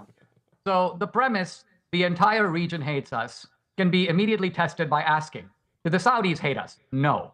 Do the Emiratis hate us? No. What about United Arab Emirates? No. What about Jordan? No. What about Egypt? No. Basically, the everyone hates us theory has been exploded right here because the majority of people I just mentioned, probably the majority in the region, don't hate us in the first place. So who hates us? Iran hates us. The jihadis in Syria hate us, granted. And the reason they hate us, I would suggest, has somewhat to do with Israel, but far more. Iran doesn't care about the Palestinians. Iran cares about the United States. They use the Palestinians as a pawn. Now, what's the solution? When Trump first said it, I couldn't even believe it, and it's taken me some weeks or even months to get my head around it. When he said, turn Gaza into a resort, it sounded kind of crazy. But what Trump is really getting at is that many of these places in the Middle East, when they were centers of tourism and trade, they were extremely prosperous. Look at even Lebanon. Beirut used to be a tourist destination. Why? Because people loved it. It was beautiful, great food, lots of interesting things to see. Then it became a war zone. It went kaput. Trump is basically saying, if we can take some of these places, give these people an incentive to live a different kind of life, maybe the jihadism will be melted over time, and what we will have is prosperity and trade and tourism. All right. Not much time left here. Nick, you want to respond to that or go to the next caller? In principle, I agree. In principle, and you and I, Alex, have talked about this. In principle, I believe that the alternative to war is prosperity. And I think that we should achieve that through diplomacy. But I think that when you start doing regime change in Syria, Libya, and then in Iran and these other countries, it leads to these long-term problems where it becomes basically impossible. So that's why I'm a little bit more reserved when it comes to any kind of U.S. intervention, especially regime change, because I think that, that's what Steve Witkoff on some level, to the extent that we can trust him, when he says make a deal with Iran, it's because he has business interests in Qatar and Saudi Arabia. He doesn't want missiles flying over the Persian Gulf. Let me ask you both that question. We'll take a few more calls in this. This is amazing. I wish we could all night, but I'm going to respect you guys. Let you go soon, like 10 minutes. What about Russia? What about China? What about North Korea saying we were thinking about giving nukes to Iran? Pakistan talking about it, Dinesh, and then Nick, you haven't talked as much in the last 10 minutes. Well, let's do that, Nick, first. Nick, what about the escalation ladder here of these major powers that see it the last domino to fall? My bigger concern is that people go, well, you're a wimp, like Rabbi Shmuley. You're just a wimp. No, I'm not a wimp. I'm a realist. What about Russia? What about China? What about North Korea? Your response to the Dinesh D'Souza. Well, there is another frame to look at the bombing of Iran, and let's just analyze it from a bit of a different perspective. It was a major blow to Russia, no question about it, and I'll tell you why. Russia is attempting to make this comeback. They're trying to become a global or regional, at least, power again. And they've done that by selling their weapons in Syria, building bases in Syria, giving their weapons to Iran, other countries. And Iran had this idea that Russia was their strategic partner, and they were going to get missile defense systems and fighter jets from Russia. When Israel attacked Iran, those systems were completely null and void. I mean, they were totally ineffective, and Russia would not intervene on their side. Russia basically abandoned them. This is a major blow to Russia's credibility and to any potential client state. They're all going to look at Iran and say, well, what about Iran? How did that go for the Iranians? You know, you were supposed to be their patron, and now Israel wiped the floor with them. So although I think there's more acute ramifications in the Middle East, without a question, this is, I mean, let's just be honest. That goes to Dinesh's point that it's the U.S. is the dog and Israel's the tail. But I don't think that's why the United States did it. I think that that was a byproduct. And I think that, again, that's what we can say in this narrow timeline right now. I think that we're trapped in regime change in Iran. I think that's going to be extremely negative in the long term. But one of the byproducts, because, you know, like we invaded Iraq, that is what forced Iran to stop weaponizing. We invaded Iraq. Syria and Libya abandoned their WMD programs. Like, sometimes it has byproducts that you can say are positive, but you have to take it all together. Okay, so I think that's a good byproduct. Well, I mean, I think it's kind of it diminishes Trump not to recognize that he's thought of this, right? I mean, if China is more reluctant to invade Taiwan, if Russia is more reluctant to take on a second conflict above and beyond Ukraine, I even saw Putin say something very interesting where he goes, not only do I have my hands full in I want to address this comment a second ago while Dinesh is kind of talking about the same thing. I think it might have been the first comment that they've put on here. Michael said, most of the world fears America. And I don't know that if that's necessarily the case, right? This is the same reason I would say that Russia invaded Ukraine during the Biden administration. It's not that they fear America, it's that they fear strong leaders within America. Right. If I actually believe Trump when he says that Putin wouldn't have invaded Ukraine had he been in the White House. Yeah, I think, yeah, absolutely. Right. So you can think America as the weapon, and then you can think the leaders as who they fear. It's just like if I give a 3-year-old a 20-pound longsword, right? I'm not scared. But if I give that to somebody that actually knows how to use it, yeah. Right. So just to kind of make that point, but I mean, I think you're largely correct. There's a little bit of nuance there. Bob's going off in the other chat. I don't know what he's on. But he goes, there are 2 million Russian Jews living in Israel. And he says, I got to take that into account. So this was an angle I hadn't really thought of, which is the number of Russians who emigrated to Israel. And apparently Putin has some thought for those guys. So I'm saying that I think Nick thinks, well, we did it because we're pawns of Israel and we got some good benefits out of it. I'm pretty sure that Trump had those benefits also firmly in mind when he did what he did. Let's show the world that this is not the Biden-Harris regime anymore. We're not the world's patsies. We're not going to be sending pallets of cash to you. If you misbehave, we're going to clobber you the way Reagan did, the way Thomas Jefferson did. And that is America first. All right, Sailor in Florida, on the air with Dinesh D'Souza, Nick Fuentes, this historic debate. Go ahead. Sailor in Florida. Go ahead.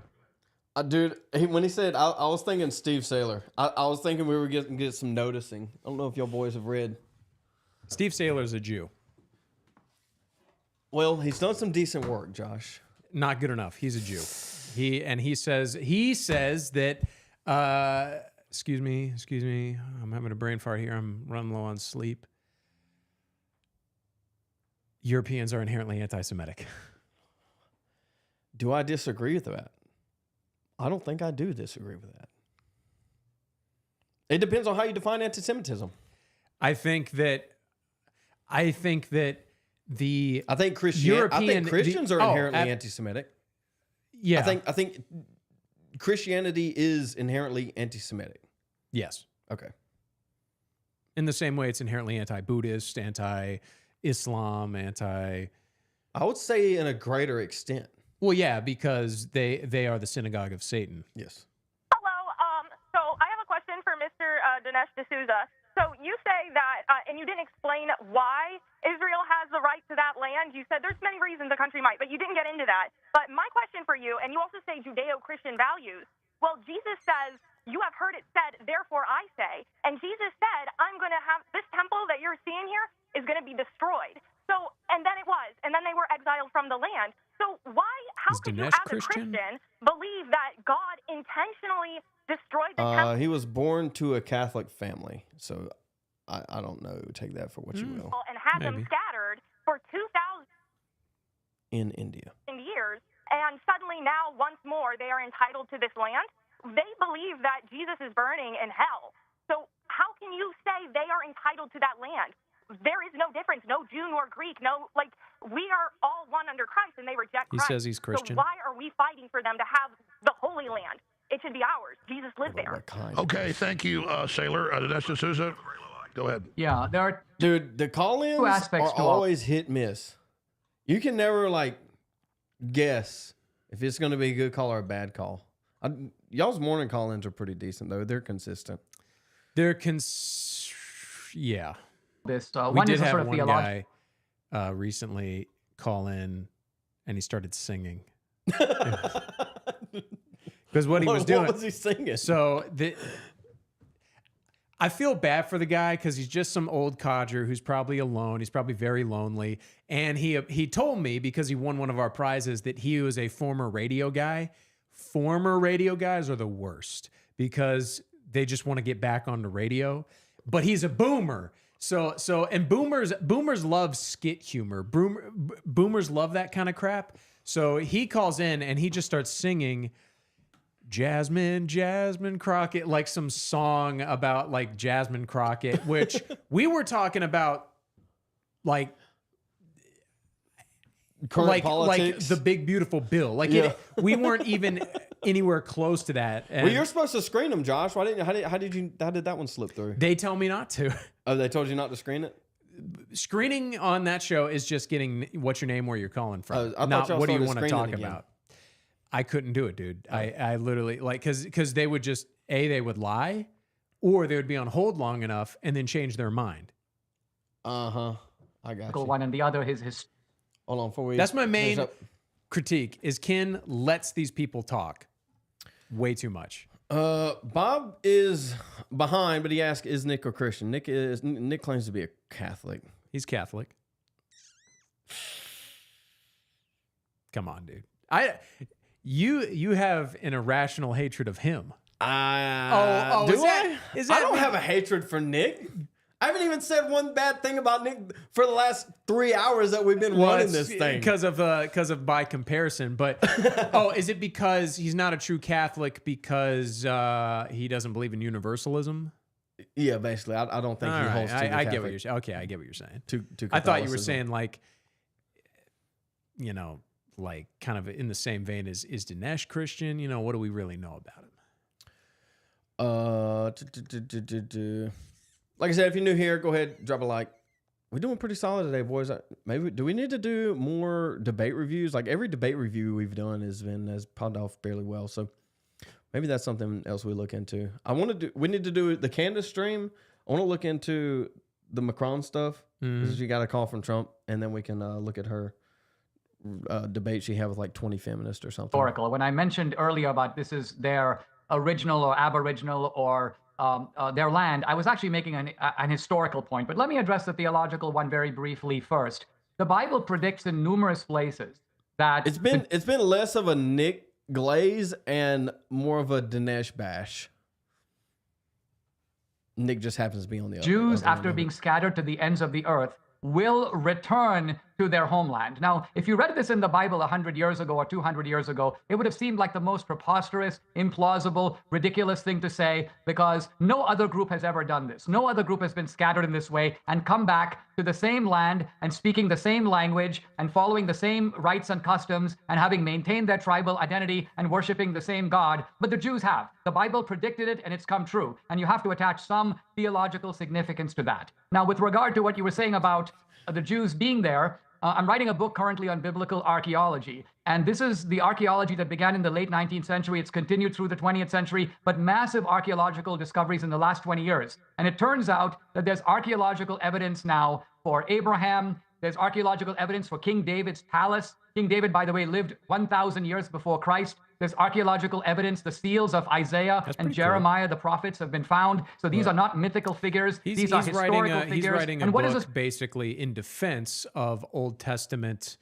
because obviously anthropology. I don't think not anthropology, archaeology. Archaeology. Yeah, because I don't think we deny any of that though. Well, we don't, but the point, like in the skeptic world, sure. there's not, like, obviously there's not as much evidence for the nation of Israel as there is for ancient Egypt. You know what I mean? Yeah. Because they were a dispersed people so often. It's coming, Willie PP. It's coming, Willie PP. Willie PP. It's coming. He knows nothing of Jew theology. Yeah, I think that's the problem with most of them is they're ignorant to other positions. They only know their own position, which in itself isn't necessarily bad or wrong. But then when you try to act like you do and you don't, you just come off as retarded. Prove that the Jews, even though you have like a 95 Jews IQ. were there. They were there in 2000 BC, 4,000 years ago. So whose land is it if not theirs? Okay, so let me just say this. Dinesh, where are you at right now recording this video, claiming to be? Whose land is it, Dinesh? The American Indians. The American Indians. Romans wrote about the Jews there in the history. It's such a garbage take. It's a retarded take. And so did the Babylonians and the Egyptians. So the Greeks. I don't think it's debatable that that went on. Solomon, King David, all that. Nick, comment to that. Yeah, I don't disagree with Dinesh about the archaeological record, and I believe I'm a Catholic, so I believe that King David and King Solomon were all real and they lived there. But I don't take it as a good omen. When you say there's like a theological significance to the Jews retaining their religion ostensibly and then coming back to the Holy Land, I see it as actually a very dark omen because, of course, we talk about Iran's eschatological views about the 12th Imam and the Mahdi and all this. We don't talk about the Jews, which is, in order for them to practice their religion, they need to reestablish temple worship. In order to have temple worship, they need another temple. And this is not exactly a fringe idea in Israel. They talk about sacrificing these red heifers, these perfect red heifers. And then ultimately, one of the goals of the religious Zionists is to take out the mosque, the Al-Aqsa Mosque, and rebuild the third temple. And this is sort of terrifying because it undoes what the caller said. It undoes what Christ did, which was to destroy the temple because there's a new sacrifice, which is him, the Lamb of God. There's a new temple. There's a new church, new priest. This one? You're right. The land does belong to me. Yeah, Dinesh's boomer Q-tard. Yeah, I mean, these guys the boomers do not understand. They're going to get left behind before they die. It's not on him. Before they die. Oh, gosh. Bob is so behind. There's a new law, and then they were sent out. Now that they've returned, it's almost like it's working in reverse. They've returned to the land, and then, it might point towards maybe they're going to rebuild the temple. And who will inhabit the temple? The Jews say that our religion is dead because Christ is dead, they say. They say their religion is alive, and their Messiah is yet to come. Who will inhabit the third temple and sit in the Holy of Holies on the site? It sounds like the Antichrist. So, and this is just sort of my speculation on this, but I mean, I sort of agree in a sense that you can't say it doesn't have theological significance, but I sort of tremble and fear what that represents. I don't see it as a good thing. And, okay, Dinesh, comment on that. I'm going to go to Jeremy and Daniel. We're going to shut this debate down because I want to respect both of you. I'd go for 10 hours, but you guys have busy schedules here. We're live at 9:16 Central Time. Dinesh, go ahead. Well, I don't want to go too far down this road, but the Bible is a document that not only celebrates things, but it's prophetic. And by that, I mean it anticipates events. Here we go. And this doesn't mean that these events are by themselves good or bad, or the people who involved are good or bad. It just means that this is what's going to happen. And so when the Bible says the Jews will come back, this is not a moral judgment. It is a prediction. And all I'm saying is it has come true. The interesting thing to me about the Bible is even some of the figures of the Old Testament are morally not only ambiguous, but are just downright abominable. Starting with David, by the way, because this is not just about him taking up with Bathsheba, but having Bathsheba's husband deliberately sent to the front where David knew he would be killed. So David is not only an adulterer, he's a murderer. But nevertheless, he is also a chosen instrument of God. And so you have this very interesting duality in understanding the Bible, where on the one hand, you have figures who are dubious in their own right, and we would not admire them in any way. And as Nick says, they're a little scary, but they are nevertheless instruments of God. Nick? Yeah, I agree with that, actually. All right, amazing. I can go for 10 hours. 2 more callers. I swear I'll let you everybody go. But this is amazing. We got to do this again. I'll do more debates. Pause it real quick. By the way, just brief. That is, to me, one of the best arguments that the Old Testament specifically is divinely inspired. I mean, all scripture, the Bible's divinely inspired, but that the Old Testament is because it is so contrary to the Jewish nature. Yeah. Which is, it was so contrary to all other religious texts at the time, which was basically to admit defeat. which is like, to me, that's why, you know, it's like the woman at the well, you know, like, why did God pick the Jews to be his chosen people during those ancient of days? I think it's because he's like the woman, they're like the woman at the well. They were the worst. Yeah. Sorry. Joseph commented this comment. He says, that's why they switched importing Indians over Arabs. The Indians are Judeophiles. They are. India is the most Israel defendant, if you will, or Jew defendant, if you will. So, wait. Yeah, India. Anyway, that's something I haven't really thought about. But, I mean, I don't know if they switched. They're still importing the Arabs, but they definitely started importing more Indians over here. And the Romans knew what to do with them boys. A lot of people did. Sorry, the Bible is divinely inspired according to what authority, Josh? The Bible. The Bible is divinely inspired because of the Bible. I should both of you. Because I forget. Oh, it's circular logic. Like 3 weeks ago, I heard Nick says, hey, will you let me, the point being would is, you do a debate with us? How did this debate happen? How did it start? Well, as far as I know, what it is that I saw on social media, it's probably some of Nick's super fans, and they kept saying, these people in Con Inc. are all wimps, they're scared to debate Nick, and they won't debate him and stuff. And I just replied to a couple of those guys and go, well, I'm not scared to debate him. I'd be happy to do it. And then I just left it at that, and somehow kind of the snowball gathered more snow. And to be honest, you know, I got to say, I mean, Nick, you know, I've seen some of your funny routines on social media, and I expected a very different kind of debate. I thought you'd be basically talking about how, you know, Indian people smell bad and things like this. And I had no idea where this was really going to go. I want to commend you for keeping this very professional, focusing really on the topic that we agreed to. I also want to commend you. I mean, I don't think I've met too many 26-year-olds who could speak with the confidence and kind of background knowledge that you have. So it's been a pleasure for me to engage with you in this debate. And I'm very glad I'm here. And I think that's an illustration, before we go to Nick, of populists, common sense conservatives. We will have debates. It was about. Well, I really appreciate you saying that. And yeah, it started out a little contentious. You know, we said some things on Twitter, but I appreciate you saying that. And, you know, I've been watching you for a long time. I mean, I am a younger guy, so I grew up with your movies and your books. I read your books. I watched you on Fox News, and I know we disagree, but I do think you're a brilliant guy. I always have. I think you're good at arguing, and I've argued this subject with a lot of people. And I think you're a pretty skilled debater yourself. So so I appreciate it too. You know, you could have taken it a lot of ways. You could have hit me and called me an anti-Semite and, you know, really railed on me. So I also appreciate that, you know, we kept it cordial, and we, you know, there's a little flair and things, but we kept it about the issue. And I had a great time too. I think the audience learned a lot. Good. 2 more callers. We're going to let the crew get, some of the crew's been here since 6 a.m. So have I. But I'm having fun here, but we got to stop at some point. Who did I say was going to the last 2 callers? Oh, hello. Am I on? Yeah, you're on. Go ahead. Awesome. Go ahead. Okay, so it's a real honor to be on with you guys. Nick, as a young man, you've been a huge inspiration to me. Seriously, you give me, like, people like me a voice. Dinesh, you're a total staple in the movement. Your work's been foundational for years. I think you're amazing. And Alex, man, people call you crazy. You've been right more than wrong, of course. And history just keeps on proving it. It's grateful to be able to speak to all 3 of you guys. But well, sure. Thanks for the comments about us, but you want to talk about boots on the ground, which is a good question. So go ahead. Well, yeah, absolutely. Real quickly, I just wanted to, and I when I got on the line, I mentioned that, but I noticed when Dinesh called Nick a Democrat, I just wanted to point out something to Nick. Nick, when you debate Dinesh, stay sharp on history. Don't let him shift into abstract moralizing. He's great at sounding principled while dodging the core issues. Keep him pinned on specific dates, policies, outcomes, and don't let him reframe your position. All right, listen. I took your call off the question.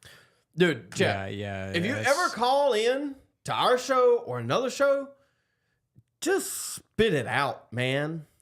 Like, I know we do our Zoom calls. That's a little bit different. But if you do like a phone call in and it's like specific, hey, give me a question, don't glaze for 5 minutes and then start on something else, bro. Well, and I get that, like, because here's the thing. Here's the thing I've learned being in media. And here's the thing you need to learn. The fact that we have a platform is all the thanks we need. Or money. Yes. You know, like the glazing, you know, like the only acceptable thing is if it's like, I don't know, we made like a Christian argument and you're like, oh, you helped save my faith or you brought me back to it. Like that would be nice to hear. Yeah. But how good we are, we know. we don't worry about it. Here at Globo Gym, we're better than you, and we know it. Zach, welcome to the stream. He says, I definitely think they debated in good faith, which you don't get many of Israel versus Palestine or Iran type debates. Well, it's like Sam Hyde says. We talked about this yesterday. It's like Sam Hyde says. Most people, the vast majority of people don't care about good faith anymore. They don't care about being convinced. This idea of capitalistic thought processes of this. What am I thinking? What am I thinking about? The free marketplace of ideas. Like nobody cares about that anymore. They never did. It was just a ploy to steal your country from you. And so I'm not a huge fan of these debates in general, but if it is going to be had, then yes, I'd prefer it to be in good faith, which this one was decently so, which, I mean, Dinesh has been doing this so long. This is the thing. They send in Ted Cruz, they send in Dinesh D'Souza because that is the best they have to offer. And if that's the best they have to offer, we win. Do not redeem, sorry. Yeah, it's coming. Did you see that clip yet? The new Do Not Redeem calling? I did. Imperfect Citizen says, does the concept for the separation of church and state not apply to foreign policy? It's a good question. Obviously not. I mean, if it has anything to do with Jews, they have free reign, dude. Yeah. And here's the thing. Even if it doesn't even have to do with that, to be honest, it's about our right to exist. Our It's the right tolerance. to exist. More our Constitution. right to exist. I'm going to have a philosophical about shifting debates. What is your comment? Well, I was just going to tell Nick, in the future when debating Dinesh, just say, do not redeem the cow. All right, enough. I know it's all big joke. It's all big, whatever. Exactly what we're talking about. At least Dinesh hire him as he a took it debate well. coach. I don't think Nick really needs them, to be honest. Yeah, I don't think so either. Okay, let's see another serious here's the caller here. thing. Daniel in Alabama. Go ahead, Daniel. We have a real Pause it, question. please. Yeah, he probably eats with his hands a little bit. He eats all their silly foods and whatnot. But he's not an American, but he is domesticated. That's a good way to put it. And I'm sure he's a nice guy. Yeah. Well, I'm sure he is too. But this is the problem is. But like we were saying yesterday, again, I'll say it again. The good ones aren't enough. I have an Indian friend, and he's done it about as good as you can. But at the end of the day, you can't treat them as individuals, because this is exactly the problem. If you treat them all as individuals, you have 100 million Dinesh D'Souzas over here. At that point, it's not America anymore. It's India, right? And so you have to treat them as a whole, and you treat a group as a group and individuals as individuals. And that's the only way to move forward. And when you start conflating those two is when you start running into issues. Daniel. Yeah, thanks for taking my call, Alex. I love how this debate came right on the heels of the Tucker Carlson, Ted Cruz debate, where Cruz was defending Israel's war against Iran. So my question is for Dinesh D'Souza. How much of this war attacking Iran, defending Israel, do you base it upon Christian Zionism and dispensationalism, which is an erroneous view of the scripture? Without getting into the issue of sort of biblical exegesis, my views about politics are entirely secular. And by that, I mean, I see the world as a dangerous place. Why? I think that there are lots of bad guys in the world, and it's naive to think that we can make treaties with all of them. What we have to do is realize that occasionally a good thrashing is very necessary to put people in their place and keep them from their nefarious designs. Sometimes we have to ally with smaller powers. We're doing this all over the world, by the way. To check the growing power of China, the U.S. will make alliances with India, South Korea, Japan. This is the most normal thing in the world to prevent China from getting out of control. We did it with the Soviet Union. We allied with all kinds of countries, including a lot of European countries, by the way, to block Soviet power. And similarly, in the Middle East, we've got a night watchman, and it's basically Israel. I don't think we should make a single decision regarding Israel that's not in our interest. I don't think we should give Israel 1 penny of money that's not in our interest to give them. If we give them the money, it should be because it benefits us. I want Nick to have a 1-minute comment. We're taking final caller from Douglas in New York, and then we're going to shut this debate down. It's been amazing. I want to thank you both for being here. We'll tell people how to find you. DineshD'Souza.com, Nick Fuentes on Rumble, Nick J. Fuentes, and more. Nick, comment to that last statement. Well, yeah, I mean, I'll sort of meet Dinesh halfway here. If he's willing to say, we shouldn't do anything, spend 1 cent, do anything that's against our interests and for Israel. I will say, for anybody that misunderstands my position, I agree Iran is an adversary. I'm under no illusions about the fact that our State Department, our Defense Department compiles this sort of information. And look, Russia, China, Iran, they are our adversaries. They are forming up a bloc or a posse, whatever you want to call it, to challenge U.S. power. Iran does not trust us. They don't like us. And they do back groups that I don't support their tactics. I don't support terrorism and hostage taking and these types of things. You don't support a theocratic dictatorship? Correct. I don't support, I'm not a Muslim, so I don't support that either. And I think, to be fair to Dinesh, I think it just comes down to, I think we both love America. We have different experiences. I think we both articulated we want America first. And I think neither of us are ideologically isolationists, actually, or necessarily even total pro-war people. I've seen Dinesh, he was against overthrowing Gaddafi and Assad. It's just a question of... I mean, Nick was far more charitable in this debate than Dinesh was. Far more. Yeah, absolutely. You're a Democrat. In each case, you have to evaluate the facts and determine what the best course of action is. And I think that's what the debate was. So I think this is a there's real debate. I want to thank you there. both. One last caller. 2+ hours, 2 hours, 10 minutes. This is for people that never saw one on CNN or ABC News, this is a real debate. You just saw it.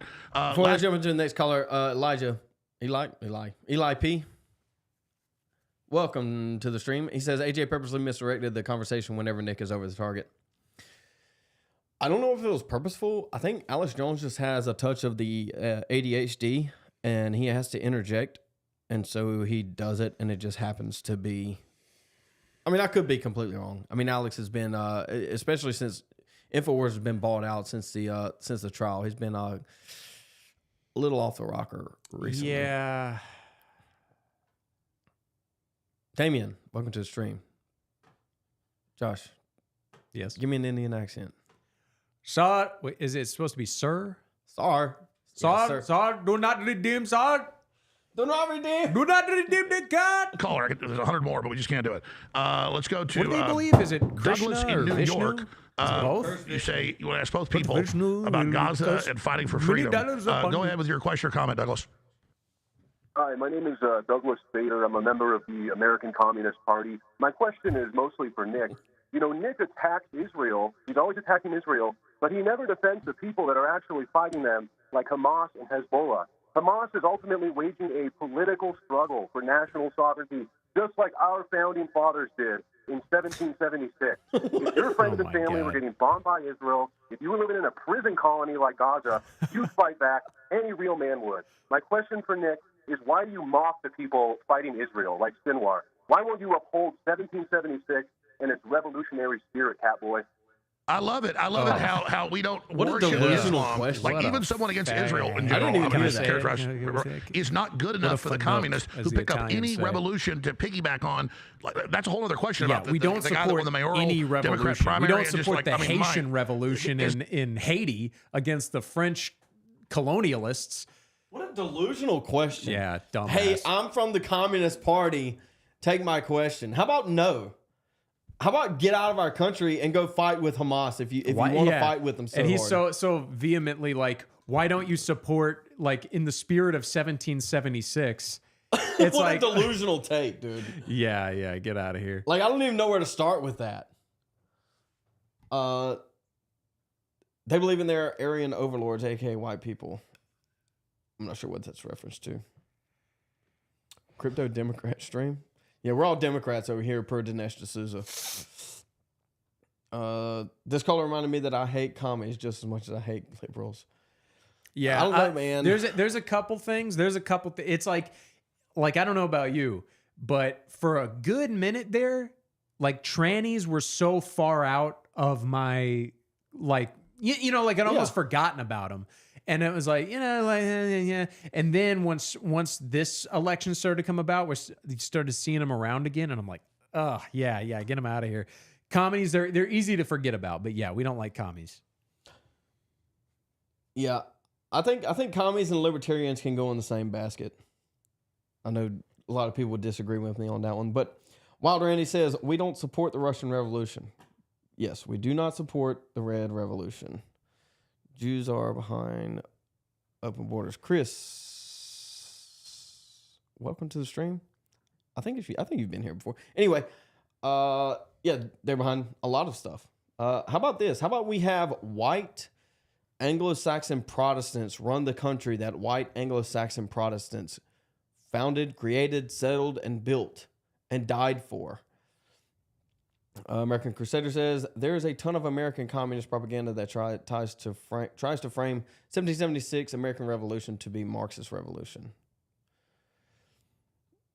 Yeah, it's all Jewish wordplay, man. They think they can take revolution and apply it across the board, and you'll just support a revolution. It's the same thing with regime change. They want revolution, or they want regime change, so they'll frame it as revolution. They try to. You got a John Doyle reference here, Josh. Dude, the Gaston stuff's been blowing up too recently. Jackery Thompson. Welcome to Streams. Dinesh was on his back foot the whole time. Yeah, he stepped into this. I don't think he completely understood what he was getting himself into. Norton News. Welcome to stream.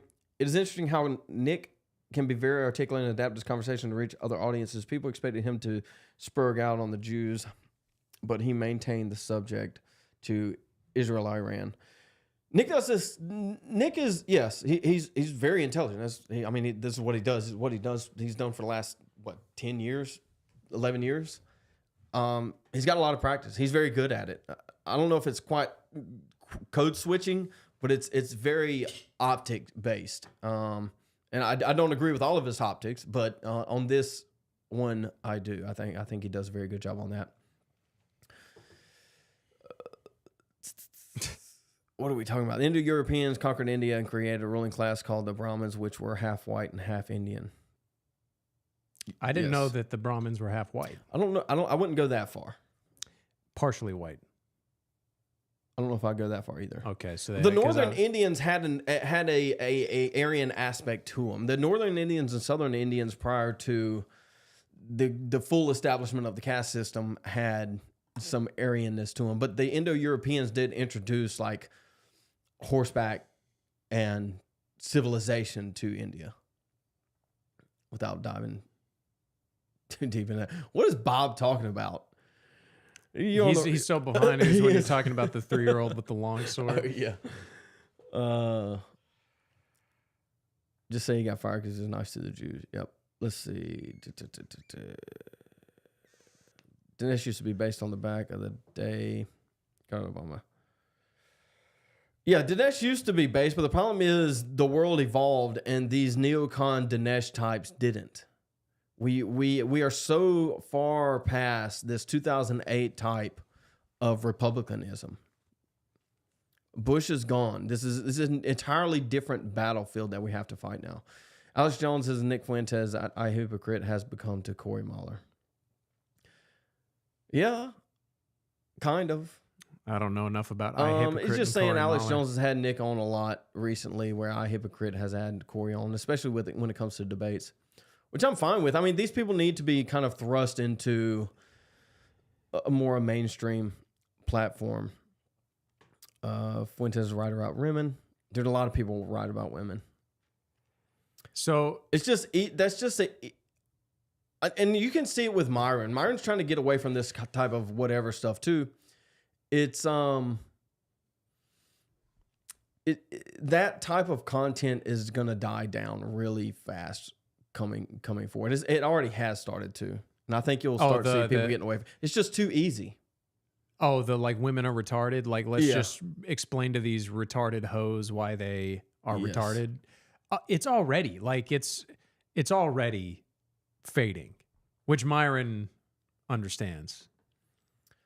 Ninja said nothing ever evolves. I think things evolved. I mean, we won the woke wars. The woke wars are over. I mean, even like yesterday, you just had the NCAA, or it might have been UPenn, come out and say that they're going to remove the awards they gave to Leah Thomas or William Thomas.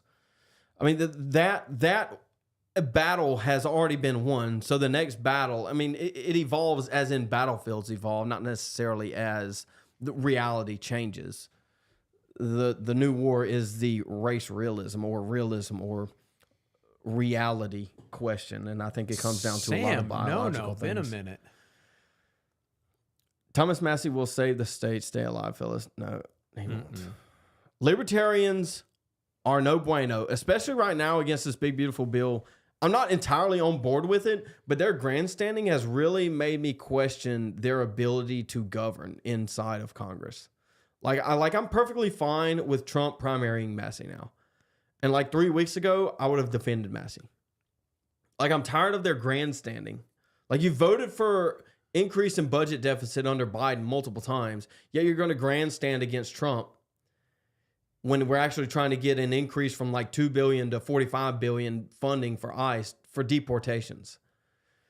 Dude, just stop being an Ayn Rand libertarian. Stop it, Rand Paul. As much as I don't like what Israel does, I look at the left and their wedding to Islam.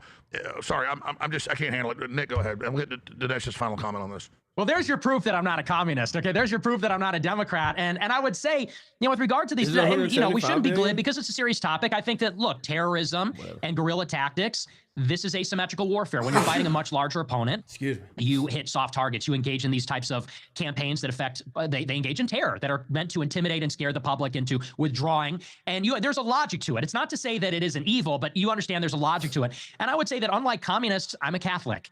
Christians do not do suicide bombing. We just don't believe in that. We don't do hostage taking. We don't do that. And I would, by the way, condemn the Christian militias in Lebanon who carried out the genocide in that war in 1982. I just don't believe in those things. Christians endured persecution, and people say, well, any group that's oppressed, that's a man. Is this the first 4-hour stream? No. Have we done a longer stream? No. Well, we've hit 3 hours several times. But we're not going another half hour. I got to leave now. It's going to fight like Hamas. That's not true. Christ bore the suffering on the cross, and so did the apostles, and so did the martyrs. You go now. That's our religion. So I'm not a communist. I don't believe in this power theory. Rest in power and power to the people. I'm not a communist. Well, that's another question to close this out for both of you. Then I swear I'll stop. Yeah, let me say just a word about this, if I can, Alex. Yes. And it's this, because it's in reference to what Nick said earlier about the fact that Christians are somehow like equidistant from the Jews and from the Muslims. And I think that is wrong on two separate counts. Catch a break, the first one is that as Christians, Dude, are actually really hard this stream. Dude, I know. They're calling me fat. They say I need to work out, and I'm like, hey man, I need to work out. And you're like, no, we have to stream every day. And I'm like, I'm being torn in 6 different directions. Just quit. What do I do? Just quit. Chat. Here's what we need to do. I need to be able to pay Josh at I just need a couple bucks a stream, and we can pay Josh for his time.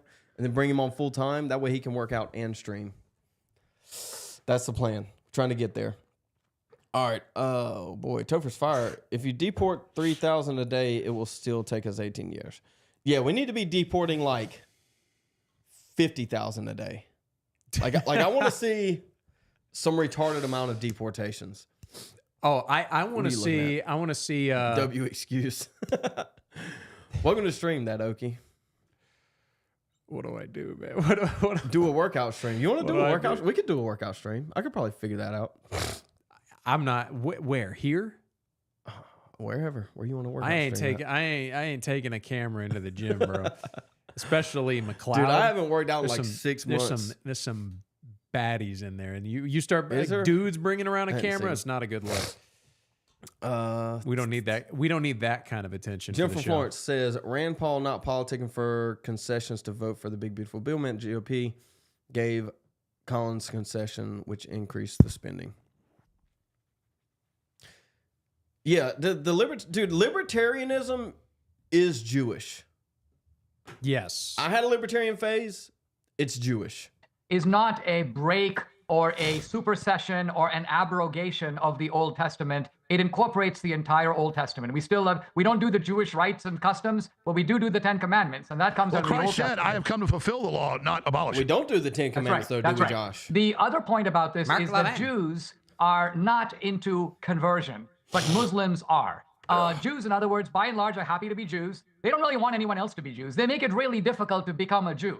But on the other hand, Muslims are not only so eager to convert that they want to talk to you about it, but they're perfectly willing to hit you over the head. Well, Islam means submission. It means submission to them.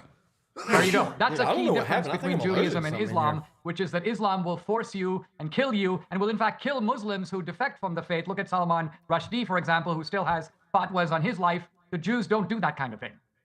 Wow. Final comment and then final debate. I want to thank you both. Nick, Fuentes. Well, that's a whole can of worms, so we don't have to really get into that. But I would just say that it is true that Jews don't try to convert people, but I am a supersessionist. I'm Catholic, so I do believe that the New Testament does supersede the Old Testament. And I would say that if you look at the modern Jewish religion, there's no basis in the Bible.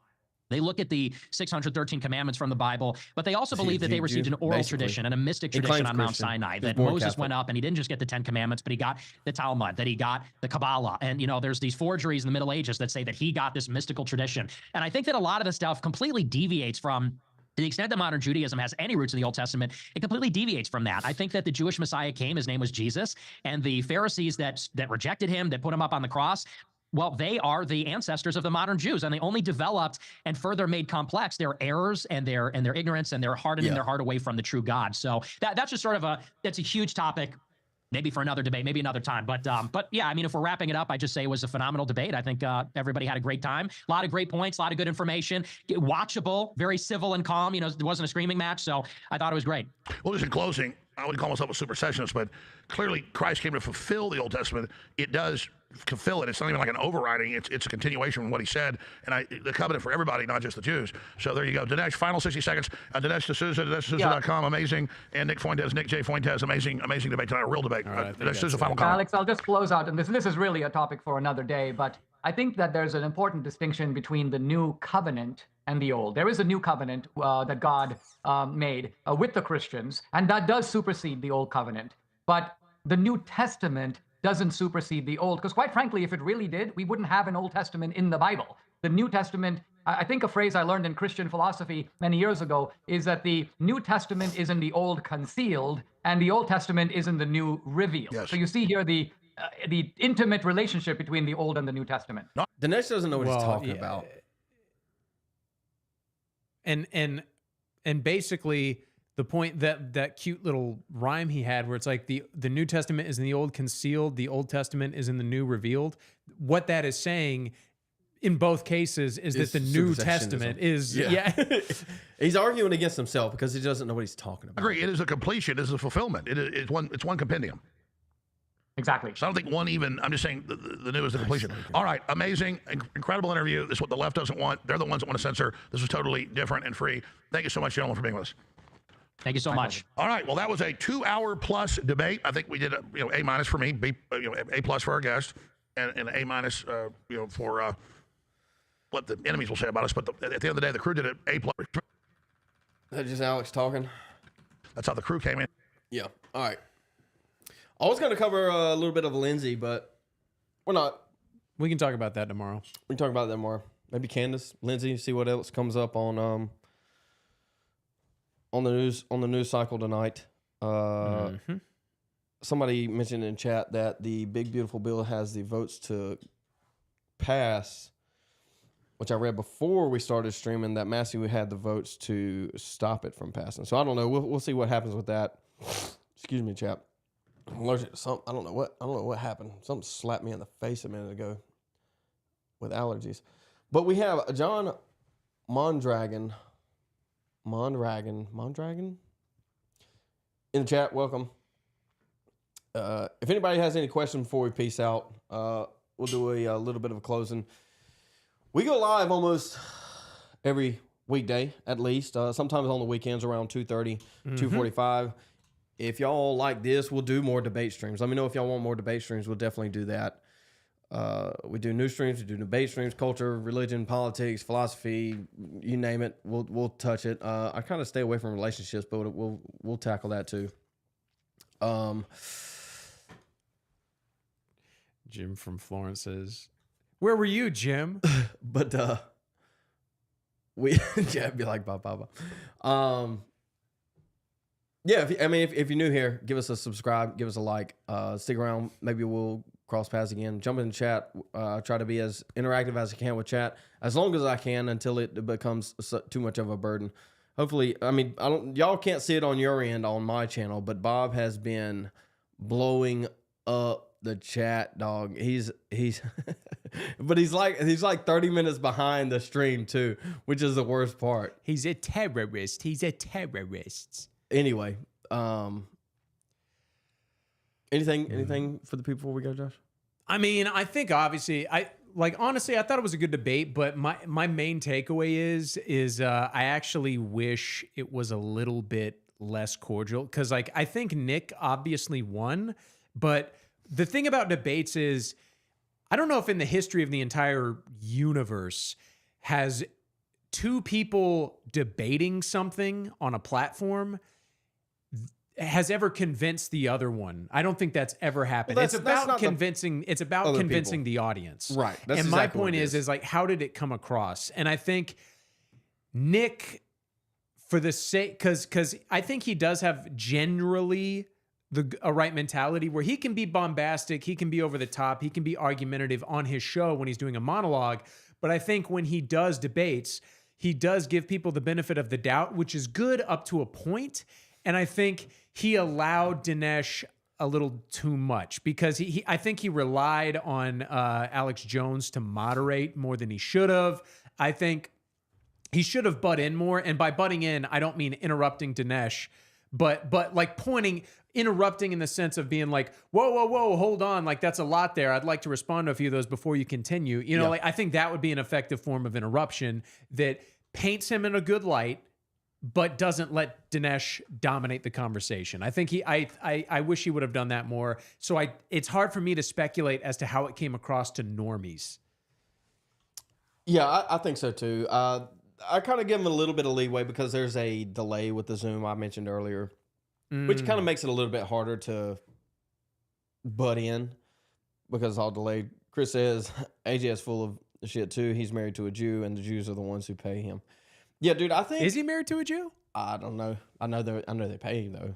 I mean, they obviously pay him. I'm pretty sure they're the ones that bought him out after the Sandy Hook stuff. Because I mean, that would explain a lot because, I mean, like you saw clips of Alex Jones after 9/11 basically like saying what Nick was saying today. Yeah. Yeah, he's toned it down. He's toned it down since the court case. But, ladies and gentlemen, thank you for stopping by. This is Outside the Overton. Like I said, if you haven't, drop a like, drop a subscribe. The memberships are up on the channel if you want to join. We will have members-only content coming up here pretty soon.